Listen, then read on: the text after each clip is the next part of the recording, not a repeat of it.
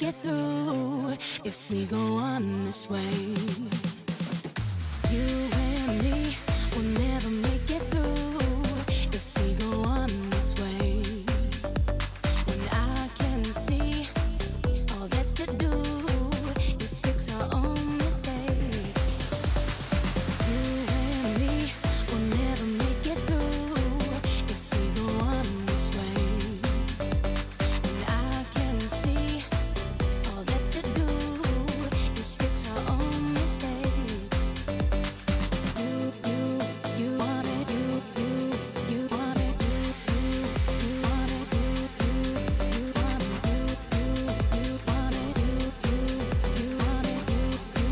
you want it,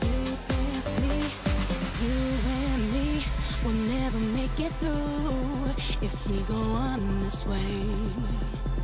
And I can see all that's to do is fix our own mistakes. You and me will never make it through if we go on this way. You and me will never make it through if we go on this way.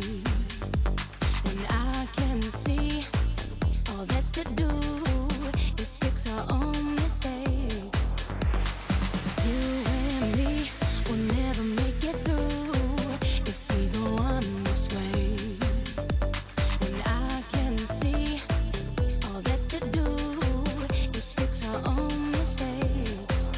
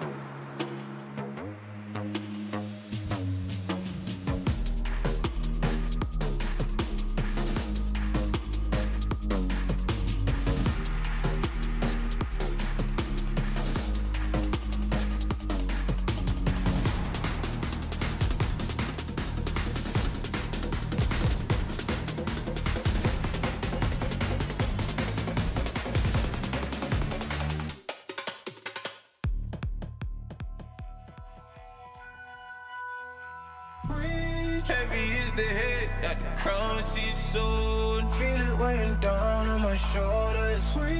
Rules are meant to break by the proudest ones. Money on my head cause I'm lawless. Taking no relate, walking down this road. I don't relate, being the same, ain't no debate. Cause rules are meant to break by the proudest ones. Didn't do recon, but they wanna lead him and guide him straight and tip him off axis. I was in the belly of the beast, meanwhile they was cutting man deep like sickle or mantis. I've been winning off practice, not clout or digital captions. World's in madness, how am I gonna manifest greatness if I don't make actions? I don't need reasons, I just need money and power and stat lift. I don't wanna do it like that, that method's too underhanded. The big man said it ain't landing, never gonna profit off badness. Never got a dollar off sadness, but I've been sunk so I don't do sanctions. Heavy is the head that the crown seats soon. Feel it weighing down on my shoulders. Rules are meant to break by the proudest ones. Money on my head cause I'm lawless. Taking no relate, walking down this road. I don't relate, being the same, ain't no debate. Cause rules are meant to break by the proudest ones. Came in this game with a serious killing instinct, man, I never did courses. Look at all the times in the past they rejected him, now they wanna imitate patterns and forces. Stone eye vision like Gorgons. Terrified look in his eye when he finally realised all of the weapons that he brought to the war ain't forming. I've been giving this heart and body and soul and mind and organs, knocked to my fingers bled. Now it's through skeleton keys and door kicks. Treading with means and caution, man, I had bellies to feed from morning. So if they start selling me dreams, I'm walking. Yeah. I was uncomfortable, man, I was scared. Looking for solace and they wasn't there. Now I'm a problem and they wouldn't dare. Yeah. Doubling down cause this game isn't fair. They loaded the dice, I came in prepared. Feeling it so out of body, I feel like I'm floating on air. How do you cope when they never gave you hope? Really left you in a coat, and it's weighing heavy on your soul. To be honest, I don't know. Either way, I had to grow. Get it together, whatever the weather, and carry that tribulation to the throne. Heavy is the head that the crown seats soon. Feel it weighing down on my shoulders. Rules are meant to break by the proudest ones. Money on my head cause I'm lawless. Taking no relate, walking down this road. I don't relate, being the same, ain't no debate. Cause rules are meant to break by the proudest ones.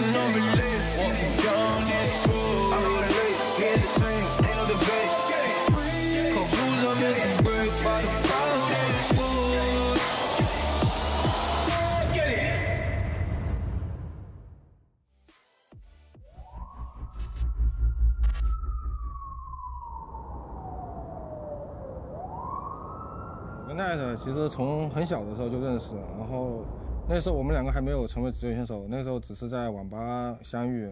我和瑶瑶也是就比赛上也会经常交流这种中单的细节吧，也是给他solo过很多次，就在游戏上也会互相帮助的，就都会进步。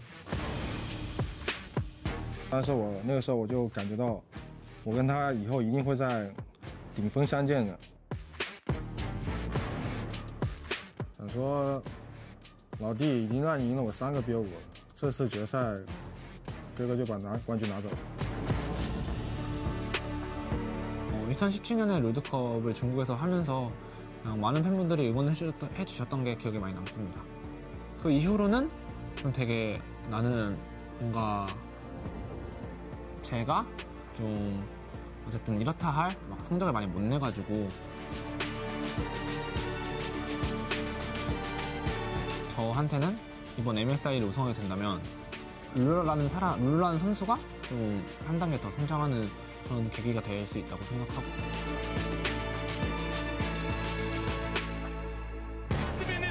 through Faker somehow manages to curve the anchor, and it's a double kill now for Zeus, but the re-engage is gigantic! It was supposed to be EDG, it was supposed to be Gen G, it was supposed to be T1, but here at MSI, BLG stands strong! 不能给金多多吧，但是我知道我们最后一天会击败他们。我觉得那一天就是今天。Bid going mega, finding one, he uses an R of his own! Oh, Giga Bid, don't miss! 左手将引领未来。My right hand will knock you out. 我们已经连续3次输给，我们连续输给3次京东 B5嘛，然后但是我觉得4不过3，这次我们一定赢。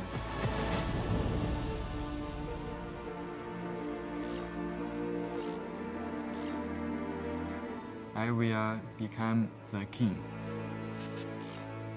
Are you ready for Giga Bin?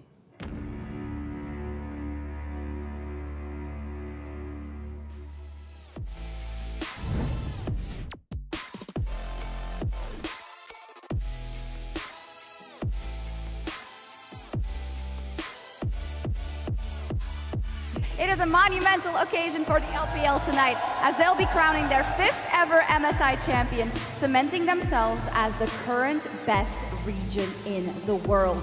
Who will take it home today, JDG or the Cinderella story of BLG? Today we're gonna find out. My name is Shox and I'm joined by Azael, by Dagda, and by Chronicler for one last day in the Copper Box Arena.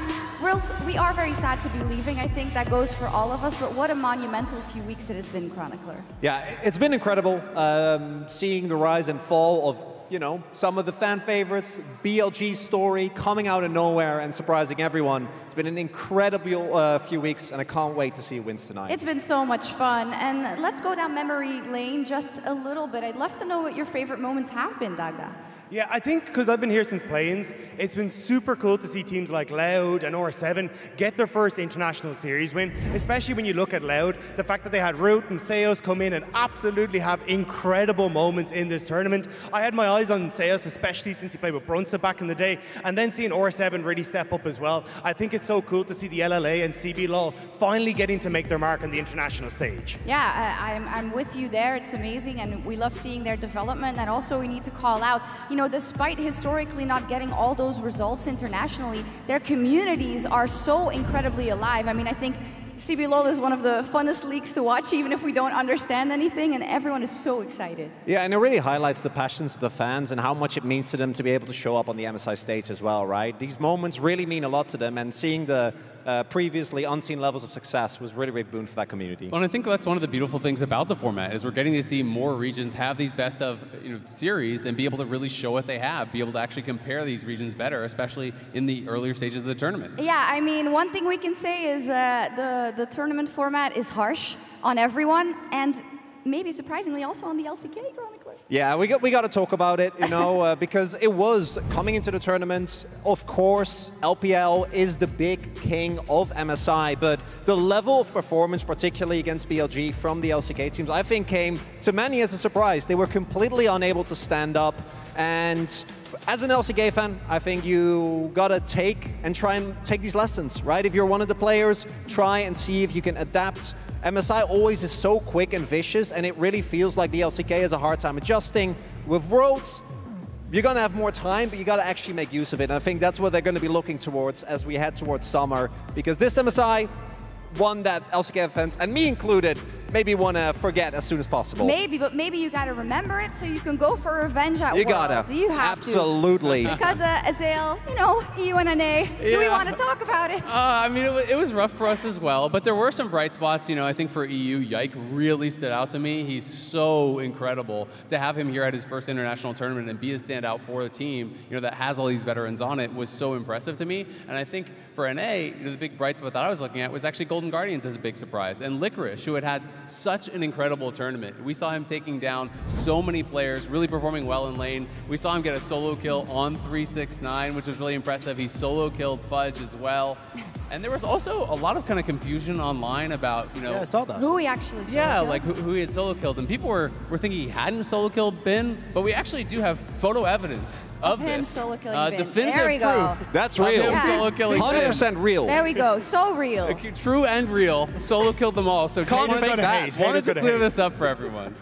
I also love it because it's become such a marker of if you're doing well. Have you solo killed Bin or not? And I've just loved everything about Bin in this tournament. It's been non-stop, right, Dagda? Such a big personality, not only on the Rift, but also next to it. Yeah, and I think it's been incredible to get him actually able to show that personality as well, right? Yeah. Like, we've seen it for so long in the LPL. The trash talk videos between him and 369 for finals were incredible, which was like, hey, look, I solo killed you in lane. I'm going to absolutely destroy you. And now we're getting to see that on the main stage as well. Even the fact he stepped up to do interviews in English as well. Like, he is really getting to show his personality, and it's fantastic to see. I mean, it's been amazing, and it's also good to remember that he's defending MSI champion on a different team, but he has a chance to actually repeat and become the first person to ever do that on 2 different teams, which is just insane. It's absolute insanity, and the last thing I want to bring up is just this is the first time we've seen this new MSI format in action.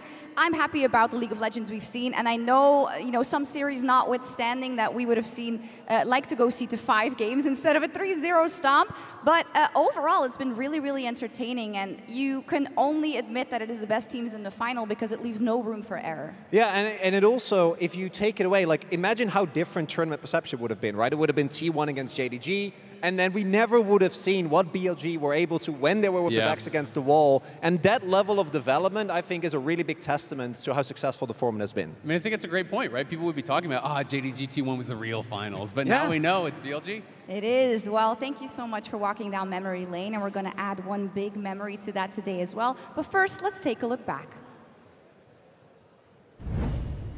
Pops the hammered path and will be able to escape, and in the end, the Super Mega Death Rocket finds the Gnar, finds the kill. It is a rule of League of Legends. Let's go the rules! Krokopa! Let's go, Krokopa! I kind of want Lucian on me. You want? Sounds fun, yeah. Does he have the bubble ready to go? It's EW sticks it instantly going in, and there it is. Sean has taken away these clips onto Bin. They're looking for an engage. Bin with the ultimate of the Aphelios means everybody is turned to dust. As you can see, the Aphelios, the Ari, they're all going crazy, and Rout will clean them all off. Loud are in London, and they're here to play. Gamma destroyed underneath their own nexus. Stixie with the Quadra. Stixie manages the pentakill. The chase going down. Caps flashes, Chovy flashes. And take a few caps, because Church is in session. FLICKR gets another. Niski uses the hourglasses to buy some time. But Guma has done it once again. Okay, guys, it's time to redeem ourselves. Let's get it, boys. Yet another reverse sweep. Maybe Niski can solo kill FLICKR for once. All out under the tower. The third proc in the queue. Flashed away from underneath the tower and flashed. 1-for-1 the mid lane. Oh, you managed to get the body slam down. First kill secured for both bot laners. M&S now running. M&S the chains have connected. They're trying to finish it off. Bin, snip, finds one. You know what? They want to try and get this turn soon, but the knock-up on Zeus, he's taking so much damage here from JDG. But it's a phenomenal ult from Ona, and they will secure the Baron. Now just trying to fight the Poppy. Chovy, though, is going to make his way through. Baker's still alive for the moment. He'll survive. We took really fast decisions. Let's think more. They found Ruler. They're going to go after more. And Golden Guardians just killed everybody. You beautiful bastards, you're doing it. Holy guys, we're doing it. JDG have to retreat. 369 giving his life, diving into trying to keep the rest of the team ready. But the charm is massive. Here to start using his dashes there on his ulti. Flashes away from the seismic shove. Gory is taken low. Berserker wins the fight. Ruler still untouching. Now gonna land the hook, but the ball isn't quite there. Bin finally leaping in. They're trying to kill him, but they can't do it. Ruler, are you kidding me? Just run. I can go. Go. Nice, go. There. Go flash. Go. Missing goes over the wall into the brush. He tries to get away. No! The grand entrance is shut down. Oh! Sludge gets a solo kill in the top lane. Right between the eyes. As Berserker beautifully spaces out Huhi and shows why he's the best AD carry in North America. Side the pit, G2 have secured a McCann. They finish the fight. Oh my God. Vigil has done so much damage. We'll go. Nice. Yeah, we win. Hey, Affiliates no team, we win. This is rougher. Knockback flights on two fronts. Elk! What was he doing there? Flank angle, and again, that is YT1. Oh, that's a flash. Tim is massive wombo combo, and immediately the Thresh is going to go down as well. Moonlight Vigil is kind of massive, but Roller's going to take down Faker. Zeus is huge, but he's dead, and it's a double kill for the Jinx. Zeus is massive in this fight. That's true. Faker somehow manages to curve the anchor, and it's a double kill now for Zeus, but the re-engage is gigantic. Owner into the backside. Owner fishing for an angle. The immediate knock with the immediate follow, but Elk is still standing for now. Elk just does so much damage. T1 shot their shot, but I don't think it's going to be enough because at the end of the day, BLG are taking the fight. They are too damn strong. BLG take care of both. LCKC. It was supposed to be EDG. It was supposed to be Gen G. It was supposed to be T1. But here at MSI, BLG stands strong in defiance of all expectations. They move to the final.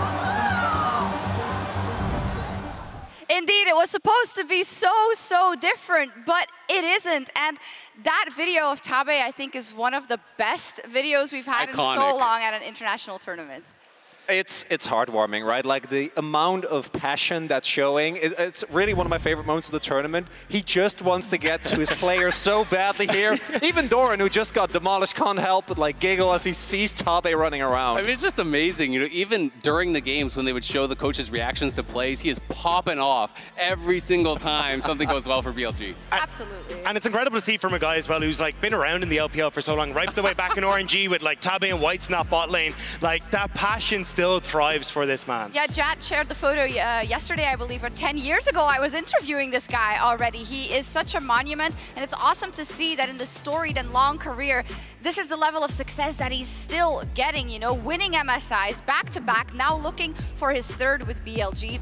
And I think when you take into account the story behind BLG, it's easy to see why Tabe would be so emotional and so emotive in that moment. They were not supposed to be here. None of this was supposed to happen. They've defied every single expectation about them in this tournament. But nothing about this entire roster is the way that it's supposed to be. When you think of BLG in the past, this was a team that was slow. They had Coach Kim who came over from T1. They had a very LCK-esque style was what we called it. But this time around, they're playing this hyper-aggressive style. They were the team that spent a boatload of money to get players like Uzi, like Fofo, to make these super teams. And this time around, they said, you know what, we're going to go with guys who got a fifth in their role. They're not going to be absolutely amazing. And they ended up fifth in the region as well. But then that was when the mega run started, when they ran right the way from fifth. They beat teams like EDG. They put themselves into finals. They got themselves to MSI. They've defied everyone the entire way along.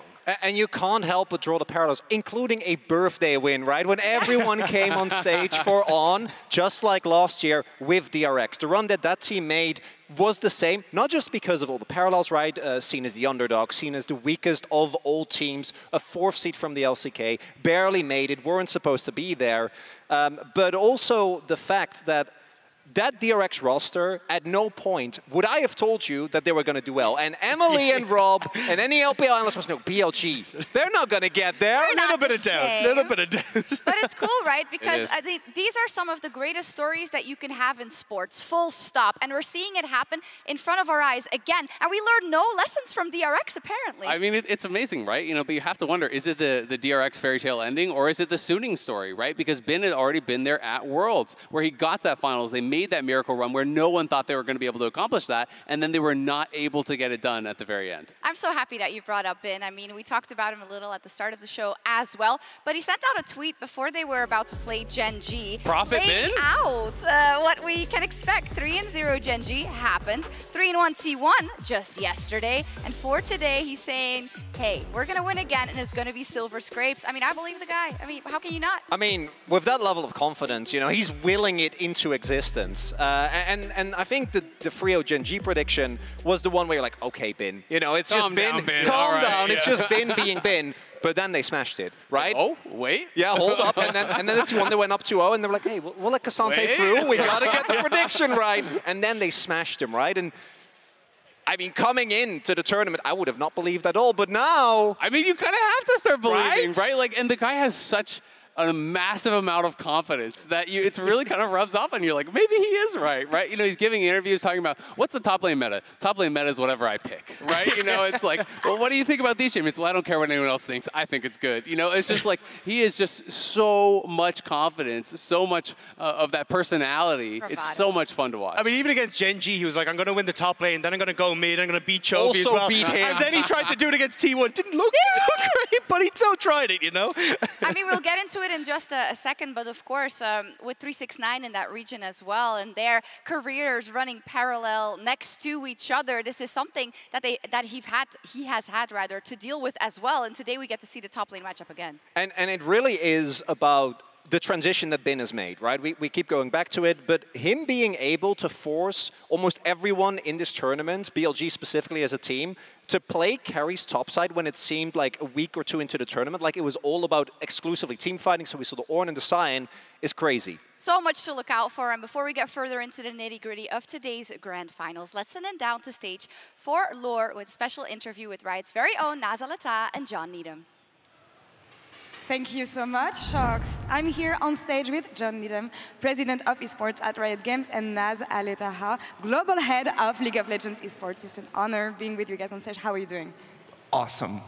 Happy Finals Day. Happy Finals Day. We're just so excited to be here on this stage in particular. It's great. It's been an amazing event so far, and we've been blessed with a new format after years of the same MSI format. How has it been for you guys enjoying having two teams for the main region and a different setting for MSI? Yeah, you know, we're really, really thrilled with the overall format. We wanted to make MSI more competitive. We wanted to bring more series play to the event. And we wanted to make sure every match was going to count. And I think this MSI has definitely done that. I think we've had some incredible series between the best teams in the world, and I think today's going to be one of those. Yeah, fans seem super happy.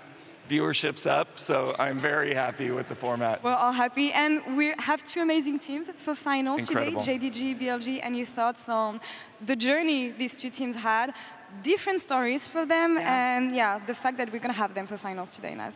Well, I mean, talk about defy overall, defy expectations, defy the limits. I think BLG's run has just been absolutely incredible, you know, to be 5th in the regular season and fight their way to the top of the LPL, coming here as their 2nd seed and fighting their way to this stage today. I think it's been an incredible story to follow. Yeah, we'll see if they can get their revenge today. That's right. Yeah, JDG has been so strong this tournament. I don't know. I think it's going to be JDG, but we'll see. For the 3rd time, I mean, these teams know each other. We'll see if they can. BLG can defy expectations once again here. I have to say, the stage looks amazing. I'm really glad to be here in Europe and especially in London. Any thoughts of having organized the MSI in London and in the UK, Naz? Well, our partners, the City of London has just been incredible. I think the crowd, the fans here have just been next level. You know, we've seen fans show up for CBLOL, for LLA, for NA, for EU, LCK, LPL. It's truly been amazing being here in London. I used to live in London for 2 years, and I haven't been back until this tournament, so it's been awesome to be back. Love this city. You forget how international this city is, and yesterday at the match, I was just really struck by it. The fans were just going crazy. There are tons of LPL and LCK fans. It's awesome. I mean, that's the thing. So often you have fans from all around the world coming here to enjoy these events. I did not expect to have such an insane crowd here, Naz. Have you been surprised by what the fans have given us so far? It's just the fans blow us away, I think, every single time. They never disappoint. They have brought so much energy and hype to every single match. I mean, it has been loud in here for the last couple of days especially, and I'm sure today is going to be the best yet. Wait until we have the win moments. That's right. End of the day. Any spoilers for the opening ceremony, maybe? I got a glimpse of the rehearsals earlier. I don't want to say too much, but anything you can share with the audience? Yeah, you know, all I will say is that it will be the ultimate expression of the event. So you can expect us to really bring together the sport, the players, Ink Shadow, the anthem, to really hype everyone who's watching and to really honor the moment. Nas has been so tight-lipped. I don't even know what's happening in the OC, so it's going to be a surprise for all of us. It's going to be amazing. Thank you so much for joining me on stage ahead of the series. Thank you. Happy Finals Day. Happy Finals Day. And that's all for us here on this side of the stage. We'll be right back for the rest of Countdown right after this.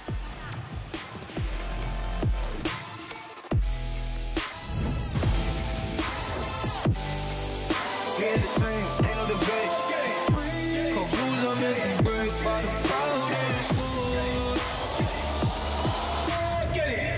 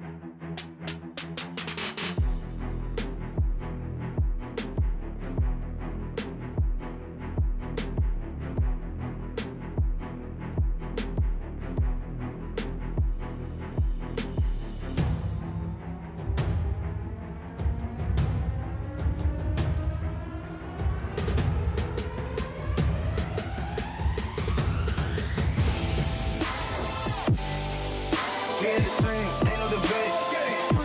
Conclusions are meant to break by the proudest. Get it.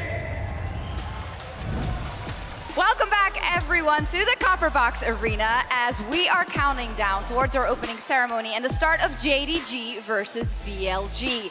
Maybe an unlikely road that they found themselves in these finals, but that doesn't make us any less excited. It is interesting, though, that they have played each other so much this year. Actually, JDG is 11-4 versus BLG, and it's their 4th best of 5. I mean, these teams are so familiar with each other, right? You know, it's 3 best of 5s they've already played. This will be their 4th today. They played a BO3 in the regular season as well, and JDG won every single one, and the best of 5s have gotten more and more one-sided. Started 3-2, went 3-1 in the finals, and then 3-1 3-0 here at MSI. Yeah, it actually got worse and worse, and JDG themselves talked to us well about the first round that they played in playoffs, where they were still getting a feel for the meta. They had also, up until that point, not played a series, and we often see that teams need some time to adjust, but then as they got more and more adjusted, it got harder and harder for BLG. Yeah, and I think that was the big thing, was that BLG actually felt the need to adjust. You talked about them, how they needed to change their draft strategies coming into MSI as a result of what JDG had done to them. So I'm very excited now to see today how they do actually manage to adjust in that draft to set themselves up for success against what's been such a big adversary for them. Yeah, you could see it any of two ways in terms of JDG, of course, coming in with a lot of confidence, knowing we know you like the back of our hand. But BLG saying, okay, well, we trained against you a lot, and this is the moment that we can prove that we can take you down. Now, what has been the name of the game this MSI? Team fighting. It's been so much fun, and it won't be different today. Yeah, absolutely. I mean, team fighting has been the name of the game, and to me, JDG have been the kings of team fighting. So I had a couple clips I wanted to go through just to talk about some of the things that have really, really impressed me. This is actually from a fight between JDG and BLG earlier at MSI. The key thing I really want you to pay attention to is how all the JDG members will mark and peel different members on the BLG side. So keep your eyes over here on Ruler. Ruler is going to be that key member pretty much as always in the team fight. It's an RE Vi here for BLG, and they're going to be looking to try to dive him. So as Shun goes forward, in comes the ulti. Now watch what the response is going to be here from JDG.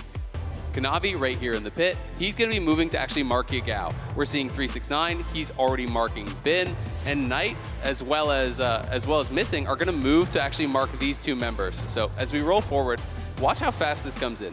Instant flash twisted advance here from the Maokai onto the RE, blocks the charm.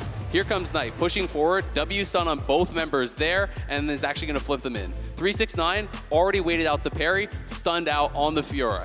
Everyone is getting marked simultaneously and completely shutting down the dive to build this space for Ruler. And we know what happens when Ruler gets space, he takes over the fight. And it's just so impressive to me how, whether they're going to be diving, whether they're going to be playing defensively, they're really setting up their AD for success incredibly, incredibly well. So I'm going to jump now into another clip. This is one where they're playing it out a little bit differently. You know, it's not always that they're peeling back for Ruler. They're really going to base it on the momentum of the fight and base it on those opportunities. In this one, you really want to keep your eyes here on 369. He's actually playing the Gragas. He's snuck around. He actually body slammed over the wall right here. And now he's trying to play around vision. They have an idea that there could be a ward here, and he's going to be looking to try to avoid it. So in this fight, it's really all about Guma Yushi. They're going to see this opportunity as 369 is sneaking around the side here to go for Guma. Notice as T1 is actually trying to engage, everyone peels back here on the JDG side, Ruler just avoiding the Maokai twisted advance, and in comes 369. And as soon as he sees his opportunity here to actually jump in on T1's AD, it is a body slam flash, and everyone is immediately going to be following up on it. Ruler stepping forward to fire here. Knight is actually coming in from the side as well. Missing is piling in. Everyone is going to be looking to jump in onto T1's AD and immediately burst him down. And then as soon as he's done, again, it's a swap in priorities. It's now, okay, we've killed the enemy AD. We're all going to have to move back and protect Ruler. Everyone peeling back to get onto Zeus, who's playing this Gwen, and really take him out. And I just think it's so interesting to watch how they team fight and how they're really just one cohesive unit. It feels like it's one mind playing 5 characters at times in these fights because they all know exactly what their role is at any given moment, and they perform it flawlessly.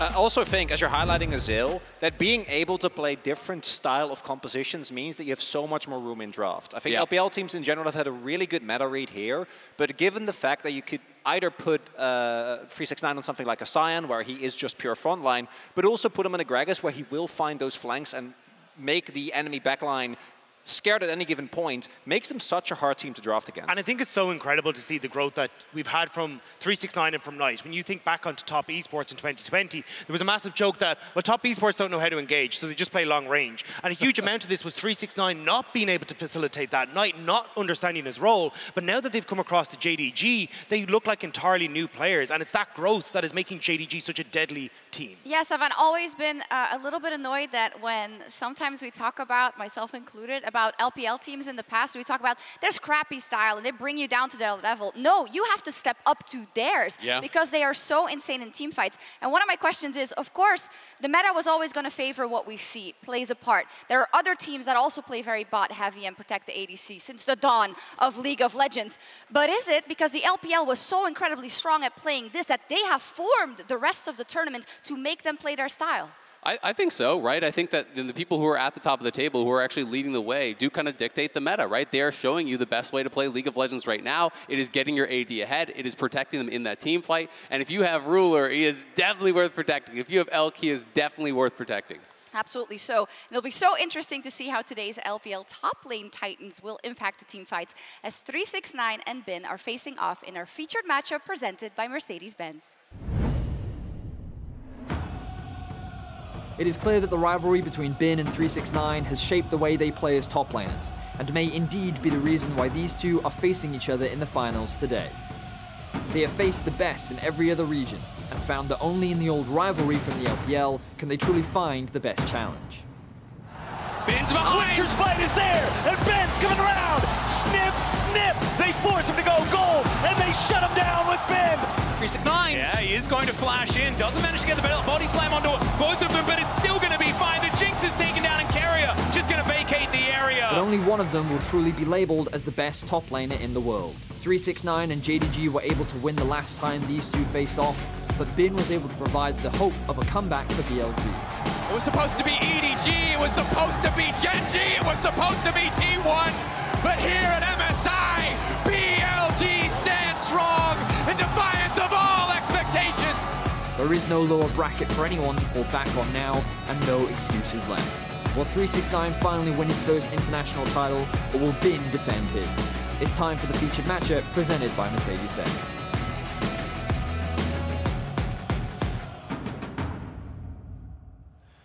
Let's get it. I mean, we've talked so much about bot lane prowess in general, but these are two teams that also just curb the meta to what they want to do. And since we're starting in the top lane, I think we have a visual aid. Yes. Me and Rob will do this together. Okay. There we go. All right.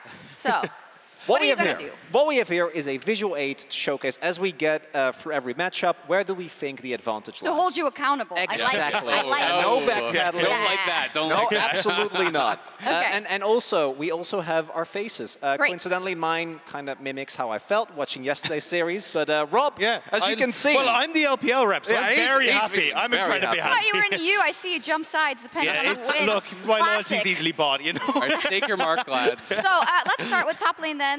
Where do you think it's going to go, and who has the best chances? You get to go first. Or actually, who's going to make the difference today? That's the context. This is where I think the most interesting conversation is, because I think when you look at like in lane, I would definitely give it to Bin. I think Bin has been absolutely incredible in actually getting these advantages and putting 369 in his place. But when it starts to teeter in towards the later team fights, that's where I think it starts to become a much bigger win for 369. But as Azale rightly pointed out, his team fighting has been absolutely impeccable. I mean, he's been on top. I'm not going to put it so far over on 369. I think it's actually pretty even, because I do think that Bin is just such a different style, right? You know, 369 is about playing weak side. Often they're not playing towards him. You know, Shun is going to be playing more heavily towards Bin, getting him ahead. I do think Bin is a monster on carries, but I think that the team fighting side, you know, is definitely to 369, and he has really been able to answer him well historically. So I do think it's a pretty even matchup. Yeah, I'm gonna echo. So I'm gonna nestle myself right beside him. Because I do agree. I also,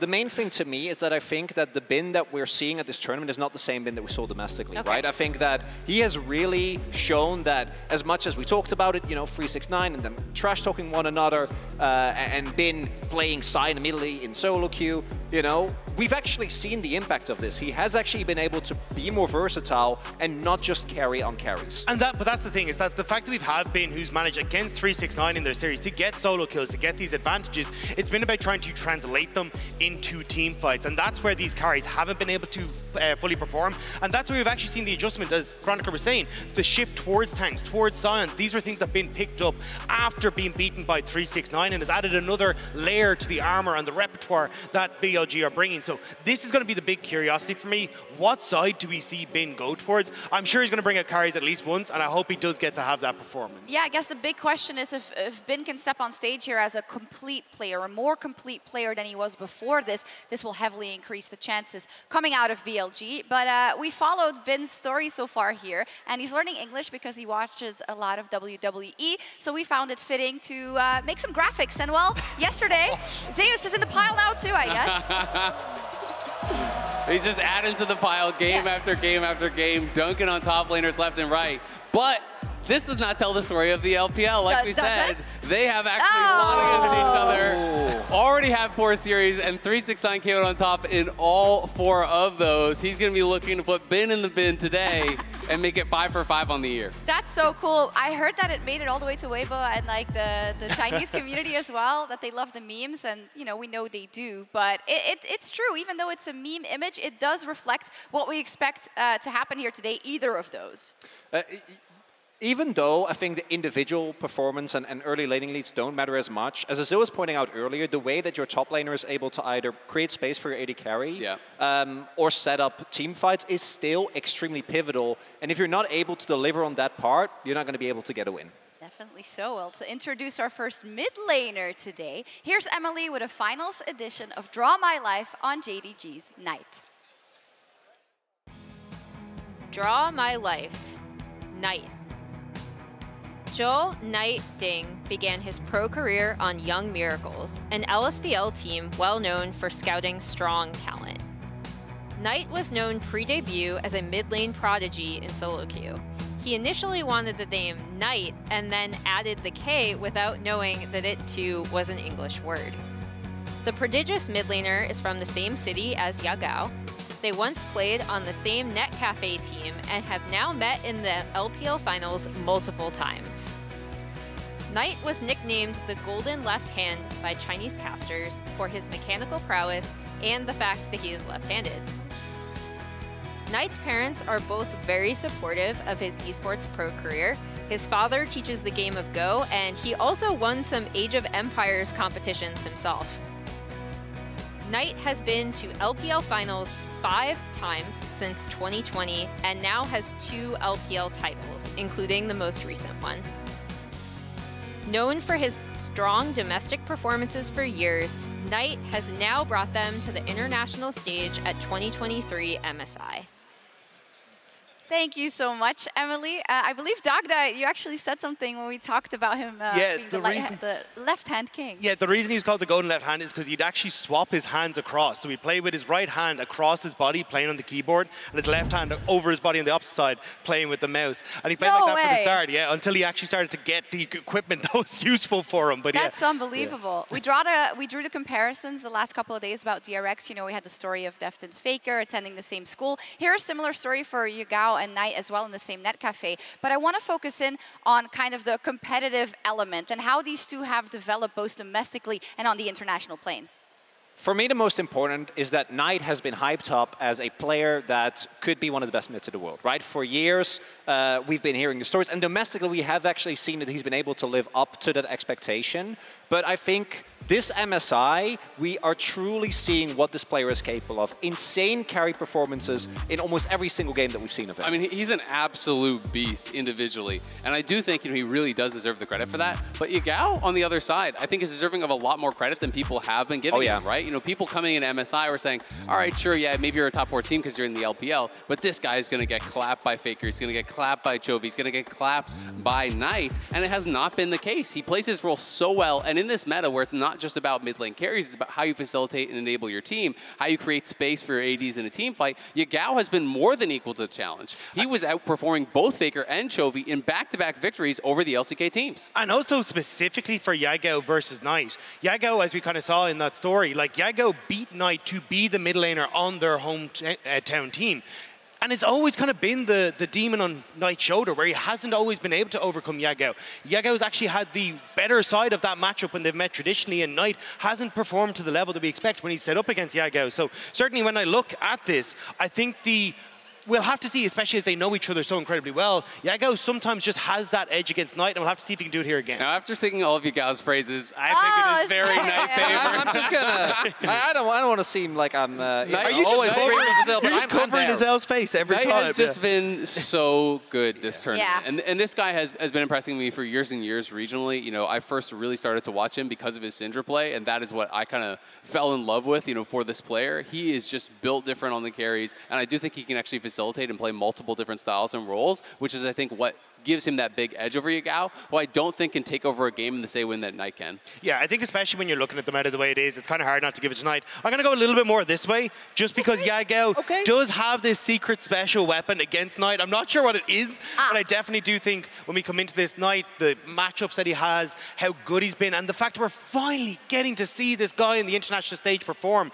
This is what people have been touting about in the LPL for so long, and finally we're getting to see it on the international I'm seeing a trend.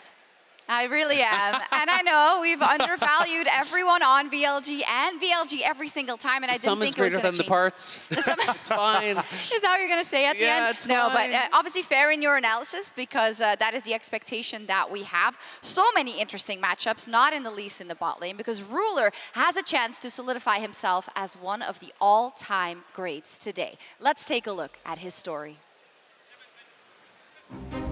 Of all the players in the world, few are as closely associated with one team than Ruler on Gen G, formerly known as Samsung Galaxy. Let's look back at the journey of one of the best players of all time.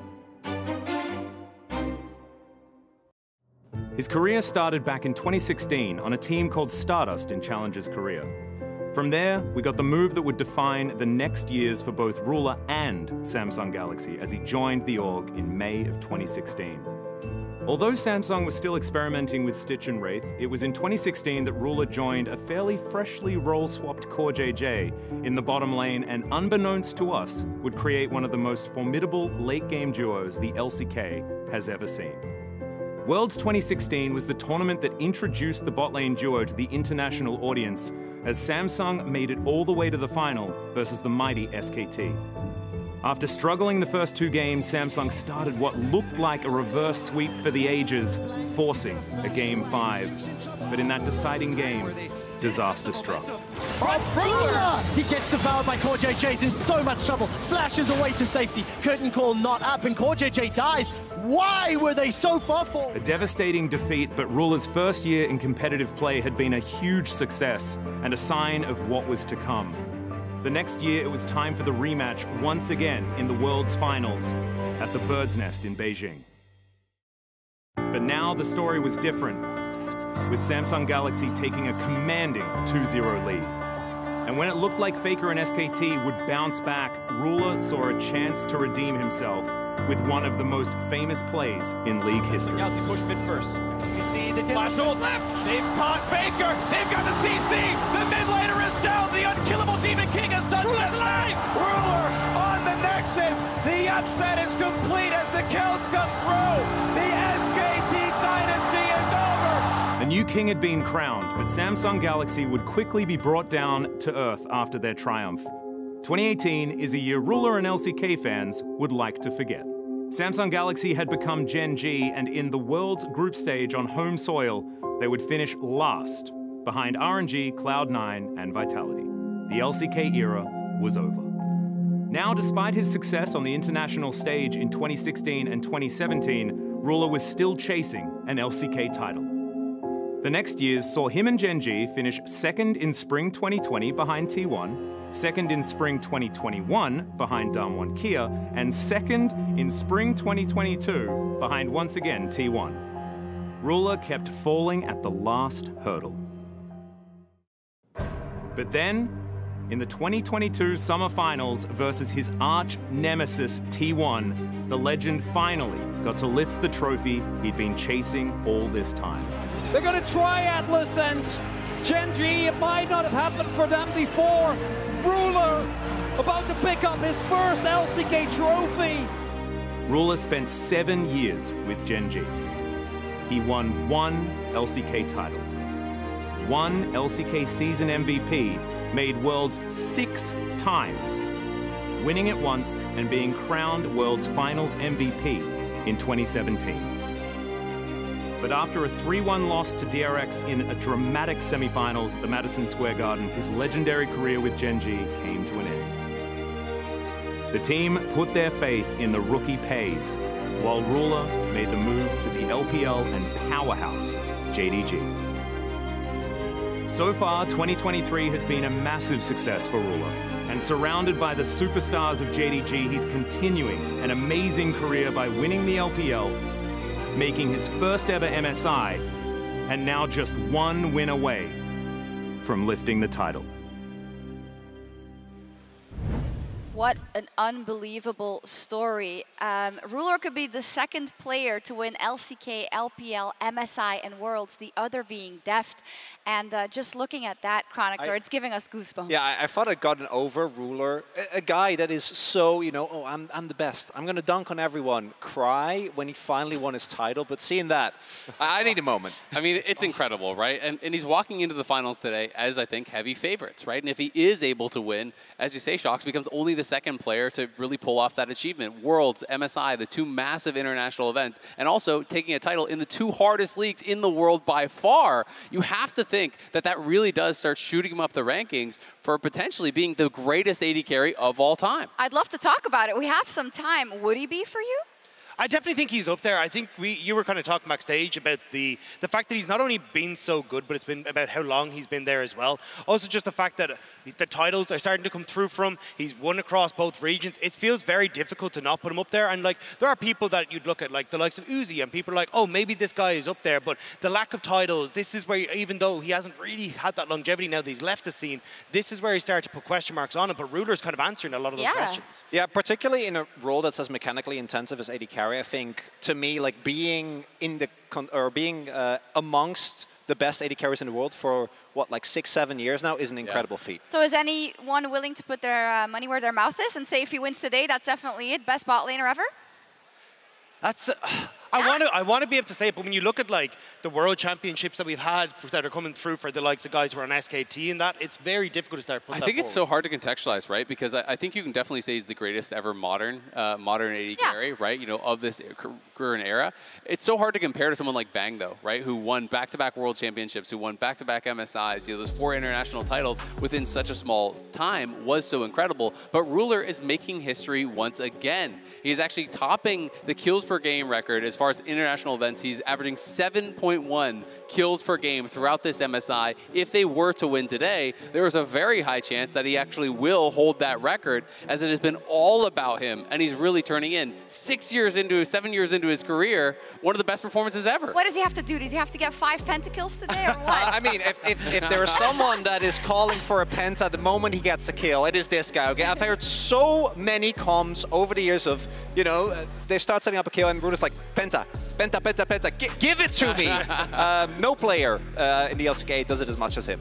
Yeah, but I think it is a very big story for Ruler about, and kind of a lot of guys that we see move across from the LCK and the AD carry road to the LPL, about how good they are at setting up those AD carries for success and turning them into nearly the best versions of themselves. Yeah, we've seen it with Deft, and we've even seen it with Elk, I think, this tournament, right? Elk came in and has, like many players, as we keep going back to for BLG, not necessarily been a guy that many were talking about, right? Gumayushi obviously was talked about a lot. Pace, even though he was a rookie, was at the forefront of the conversation. But when push comes to shove, Elk outperformed him so heavily, so aggressively, and I think he was a really big part of why BLG played as confidently as they played so many back-to-back best-of-5s. They played the most hard-to-play matchups the whole tournament. Surely that will be reflected in our board.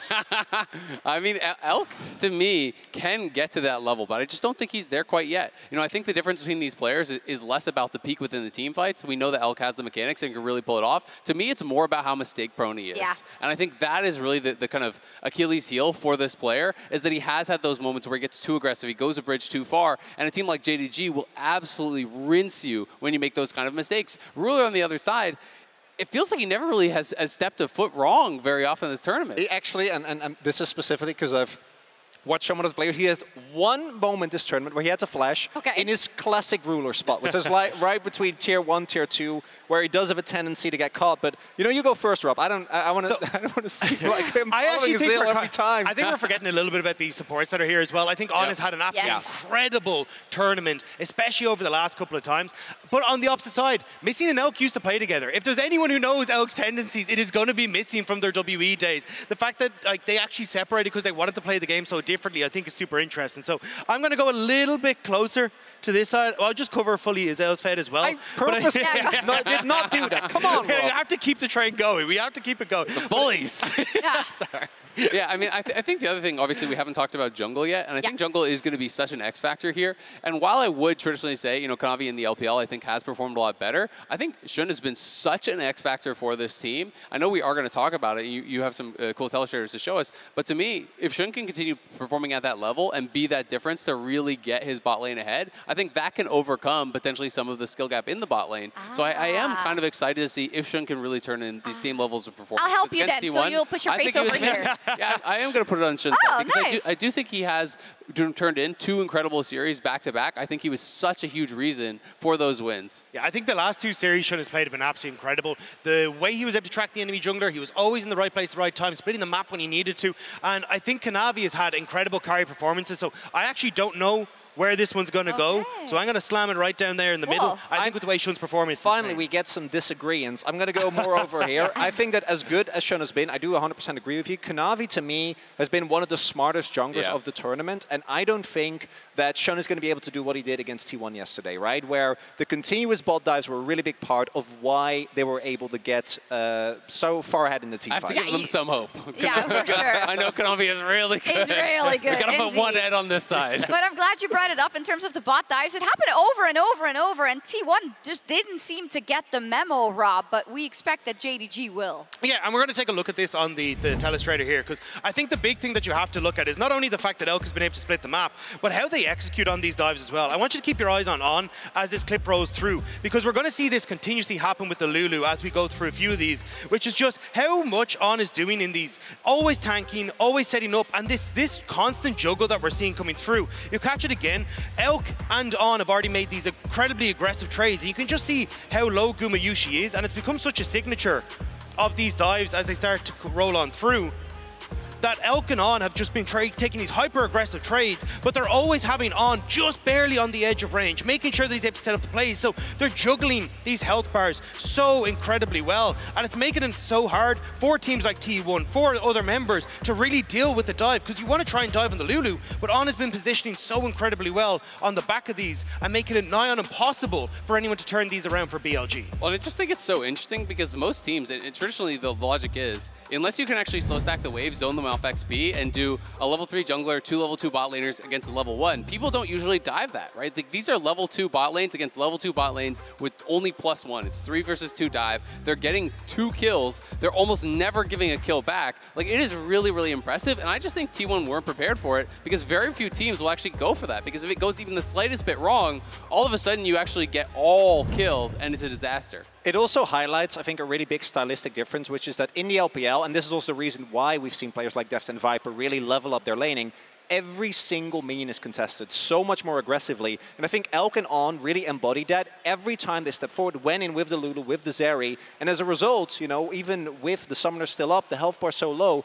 they can set up the dives. And we can be thankful to them that we don't see Jinx Aphelios every game, because Elk's actually phenomenal on Zeri and has not been afraid to pick that in the first game of a series. So much between these players and these two teams. So let's take a look at who the fans predicted to win in our MasterCard fan predictions. And I believe this may be the closest one. There was a similar one before, but here we go. The fans are starting to believe. Yes. I mean, Billy Gaming started to come out very close to JDG. And I mean, look, when you look at them in that first series that they played in the LPL, it was incredibly close. All 5 games, one fight away from maybe going the way of BLG. And with how BLG are performing at the moment, they definitely look like they're on form to go against JDG. We haven't seen JDG for a few days either, right? So maybe people are like, okay, well, how strong is this team actually? It can't be that bad. I mean, I just think it's one of those things where it's like, it's so easy to look at these last couple series from BLG where they weren't supposed to beat Gen G. That was supposed to be a 3-0 or a 3-1. Okay, they made that happen. Then you're like, well, maybe they could beat Team 1. They did pretty well against Gen G, and then they beat them too. And it starts to feel like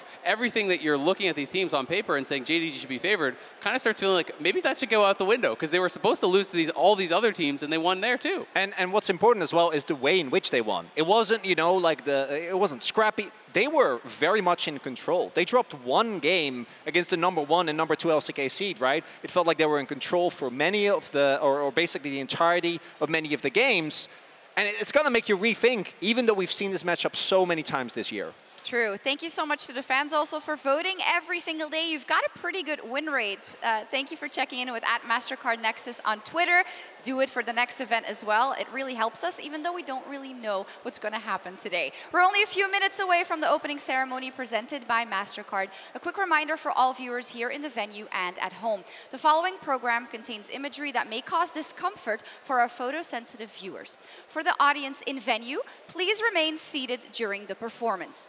Now, let's zoom out for the final few moments before the series. And when we look at the holistic picture, what has shaped our global esports for League of Legends internationally for so many years. We've seen a fair bit of LPL dominance, but it is the very first time we get LPL versus LPL in a final. Absolutely, and you know, it's never happened at Worlds. Obviously, this is the first time it ever could have happened at MSI, and immediately it does happen. You know, this has been the LPL's tournament from the very beginning. You know, EDG, you know, winning that first one all the way back with the famous Morgana counterpick on LeBlanc, who, when FLICKR was undefeated on this pick. They have had history with this tournament. RNG winning it 3 times. LPL has won 4 of the last 5 MSIs as well. They've already secured their Liga win, and now it is just up to these 2 teams trying to make history for themselves and for their teams and take that title. But still, some of that legacy does live on. Like, Tabe is still here with BLG. Bin is still here, the defending champion here. So I'm excited to see if they can grow that legacy once more for themselves,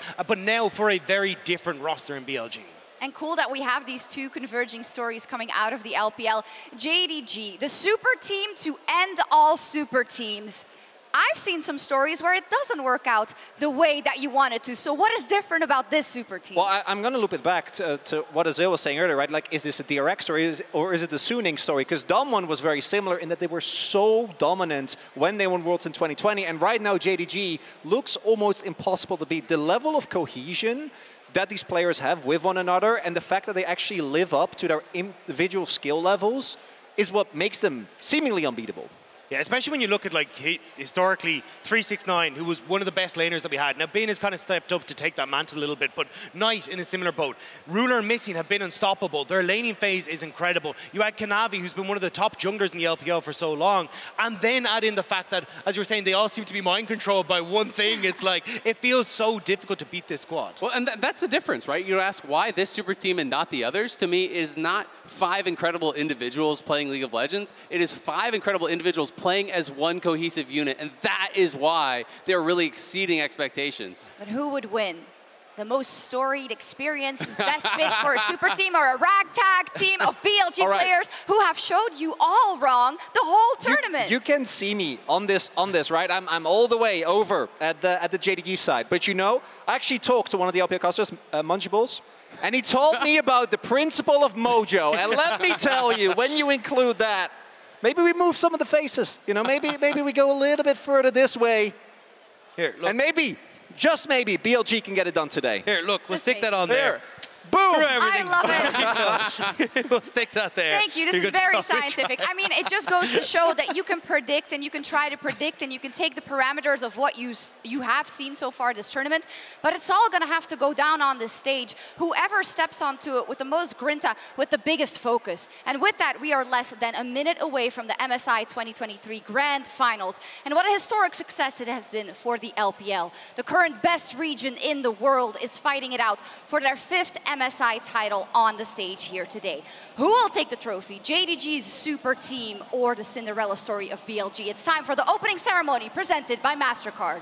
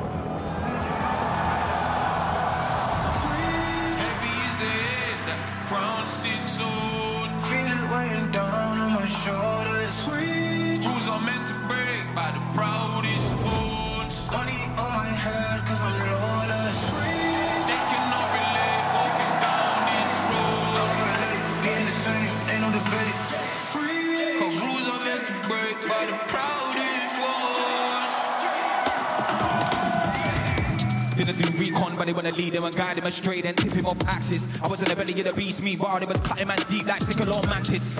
I've been winning off practice, not clout or digital captions. World's in madness, how am I gonna manifest greatness if I don't make actions? I don't need reasons, I just need money and power and stat lift. I don't wanna do it like that or like that or like that, that method's too underhanded. Big man said it ain't landing, never gonna profit off badness. Never got a dollar of sadness, but I've been sunk so I don't do sanctions. Everything that the crown sees soon. Feel it weighing down on my shoulders. Rules are meant to break, but proudest wood. Money on my head, cause I'm lawless. They cannot relate, walking down this road. Getting the same, ain't no debate. Rules are meant to break, by the proudest wood. Came in this game with a serious killer instinct, man, I never did courses. Look at all the times in the past they rejected him, now they wanna imitate patterns and forces. Caught him, stone eye vision like Gorgon's moving. Terrified look in his eye when he finally realised all of the weapons that he brought to the war ain't forming. I've been giving this heart and body and soul and mind and organs, not to my fingers bled. Now it's all skeleton keys and brokies. Treading with means and caution, man, I had bellies to feed for morning. So if they start sending me dreams, I'm walking. Yeah. I wasn't comfortable, man, I was scared. Looking for solace and they wasn't there. Now I'm a problem and they wouldn't dare. Yeah, yeah. Doubling down for this game isn't fair. They loaded the dice, I came in prepared. Beating this soul out of body, I feel like I'm floating on air. How do you cope when they never gave you hope? Really left you in the cold, and it's weighing heavy on your soul. To be honest, I don't know. Either way I had to grow, get it together, whatever the weather, and carry that tribulation to the... MSI 2023! Just like that, BLG come alive! Oh my god, JDG, how are they finding these moments? BLG combo in the middle lane, and they are dominating! Are you kidding me? This man refuses to lose! Can't keep getting away with this, Ruler! There's got so much damage! The Cyclone behind them! JDG find the win once more! Oh, beautifully done! The charm from Yakau's not done! Oh, now he's unstoppable! Knight both starts and ends the fight in one move. He's dead! Oh! Oh my god! Kanabi knows this is just free money, free food! Kill that dude! Kanabi! Oh, look at that damage! He'll be taken down by all! Oh, he flashed in! Ben puts him in the bin! But there's another fight with 369! Just can't touch this man. Just too damn good. JDG might just be the best damn team fighting team in the world. BLG!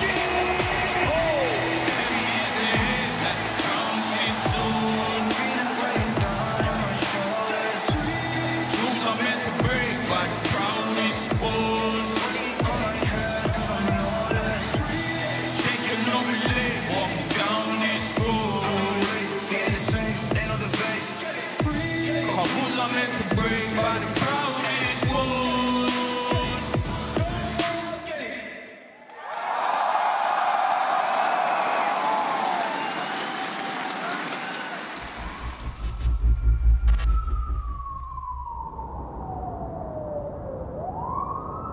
跟奈特其实从很小的时候就认识了，然后那时候我们两个还没有成为职业选手，那时候只是在网吧相遇。我和瑶瑶也是，就比赛上也会经常交流这种中单的细节吧，也是给他搜了过很多次，就在游戏上也会互相帮助的，就都会进步。但是那个时候我就感觉到，我跟他以后一定会在顶峰相见的。想说，老弟已經讓你贏了我3個 BO5了，這次決賽，哥哥就把冠軍拿走了。 2017년에 롤드컵을 중국에서 하면서 많은 팬분들이 응원을 해주셨던 게 기억에 많이 남습니다. 그 이후로는 좀 되게 나는 뭔가 제가 좀 어쨌든 이렇다 할 막 성적을 많이 못 내가지고 저한테는 이번 MSI를 우승하게 된다면 룰러라는 선수가 좀 한 단계 더 성장하는 그런 계기가 될 수 있다고 생각하고. In this fight, that's Rafika somehow manages to curve the anchor, and it's a double kill now for Zeus, but the re-engage is gigantic. It was supposed to be EDG, it was supposed to be Gen G, it was supposed to be T1, but here at MSI, BLG stands strong. 可能有点争夺狗吧，但是我们知道我们最后一天会击败他们。我觉得那一天就是今天。Bin going mega, finding one, he uses an R of his own. Oh, Giga Bin, don't miss. 左手将引领未来。My right hand will knock you out。我们已经连续3次输给，我们连续输给3次京东 B5了嘛，然后但是我觉得4不过3，这次我们一定赢。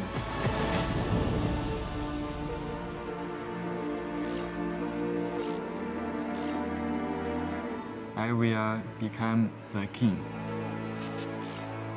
Are you ready for Giga Bin?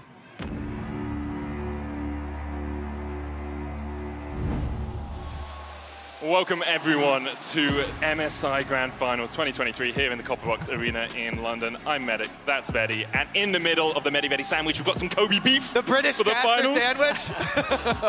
I love all the British casters. I'm so excited to be here. The energy in the arena is electric right now. We've got a grand finals between two brothers, the LPL finals, the first ever international LPL final. The rise to dominance of these LPL teams.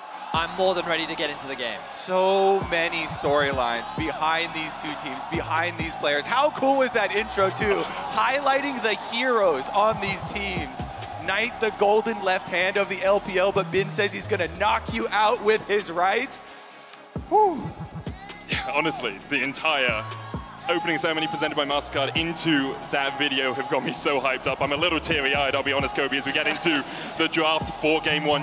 JDG elected the blue side. And everybody knows, BLG are massive underdogs here. JDG has beat them already this year in 3 best-of-5s and a best-of-3. But really, this story is about the growth of BLG over this tournament. I think one of the biggest things they've done in an AD carry meta is make that adjustment of banning away the Jinx to then spam either Zeri or Jinx and have Elkon a premier team fight carry for later, and really prioritizing that Lulu. JDG giving that respect to Bin, where they have been banning this Gwen.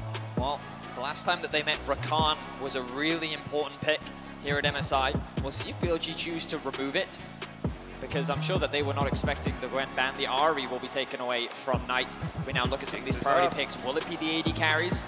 Will it be jungle? Maokai, of course, another jungle pick that has been very important in terms of when these two met and throughout the tournament. But Jinx is going to be locked in for Ruler. It's interesting because all of the hyper carries also want the Lulu to be paired with them, and then it kind of forces the other team to go for like a Blitzcrank, bottom lane support, kill lane into the Lulu. So that's why BLG, yes, they prioritize that Lulu over grabbing the other hyper carry first, so that they know they're going to have that late game in the bag. This is something that they have evolved throughout this tournament to do. JDG do have the Wukong available, though. Typically, it's paired very well with the Annie, but with the Rakan stop and available, I did wonder if they would consider the Blitzcrank, but missing and on, both are very proficient Rakan players. JDG will grab that for themselves. Now, expectations are that they'll try and match with the jungle, but wow, okay, taking a different direction, hovering the Jace right now. Yeah, because whenever you see Maokai jungle, you think about the 2 mid lane AD champions, the Tristana, the Jace, and so JDG going to presumably take this one away, maybe ban the other, as BLG should pick up AD carry. Yeah, I really want to look towards that Zeri, most likely alongside the Lulu. Elk has already shown us, but of course the Aphelios does a very similar thing. Jinx has been winning out on the Jinx-Aphelios matchup, though, over the last few days. I think the record is 20 wins to Jinx and only 12 wins in favor of the Aphelios. We'll see how things pan out today. Of course, both Ruler and Elk very proficient on both of the Aphelios and Jinx sides. The Jace early priority. I guess JDG expecting that the AD carry to come through means that they have a little bit of flexibility how they can even target ban even more. Remember that you can flex this Jace to both top and mid. Love that. When you have the Maokai, you're always worried about the ultimate getting stolen. They ban out the Sylas.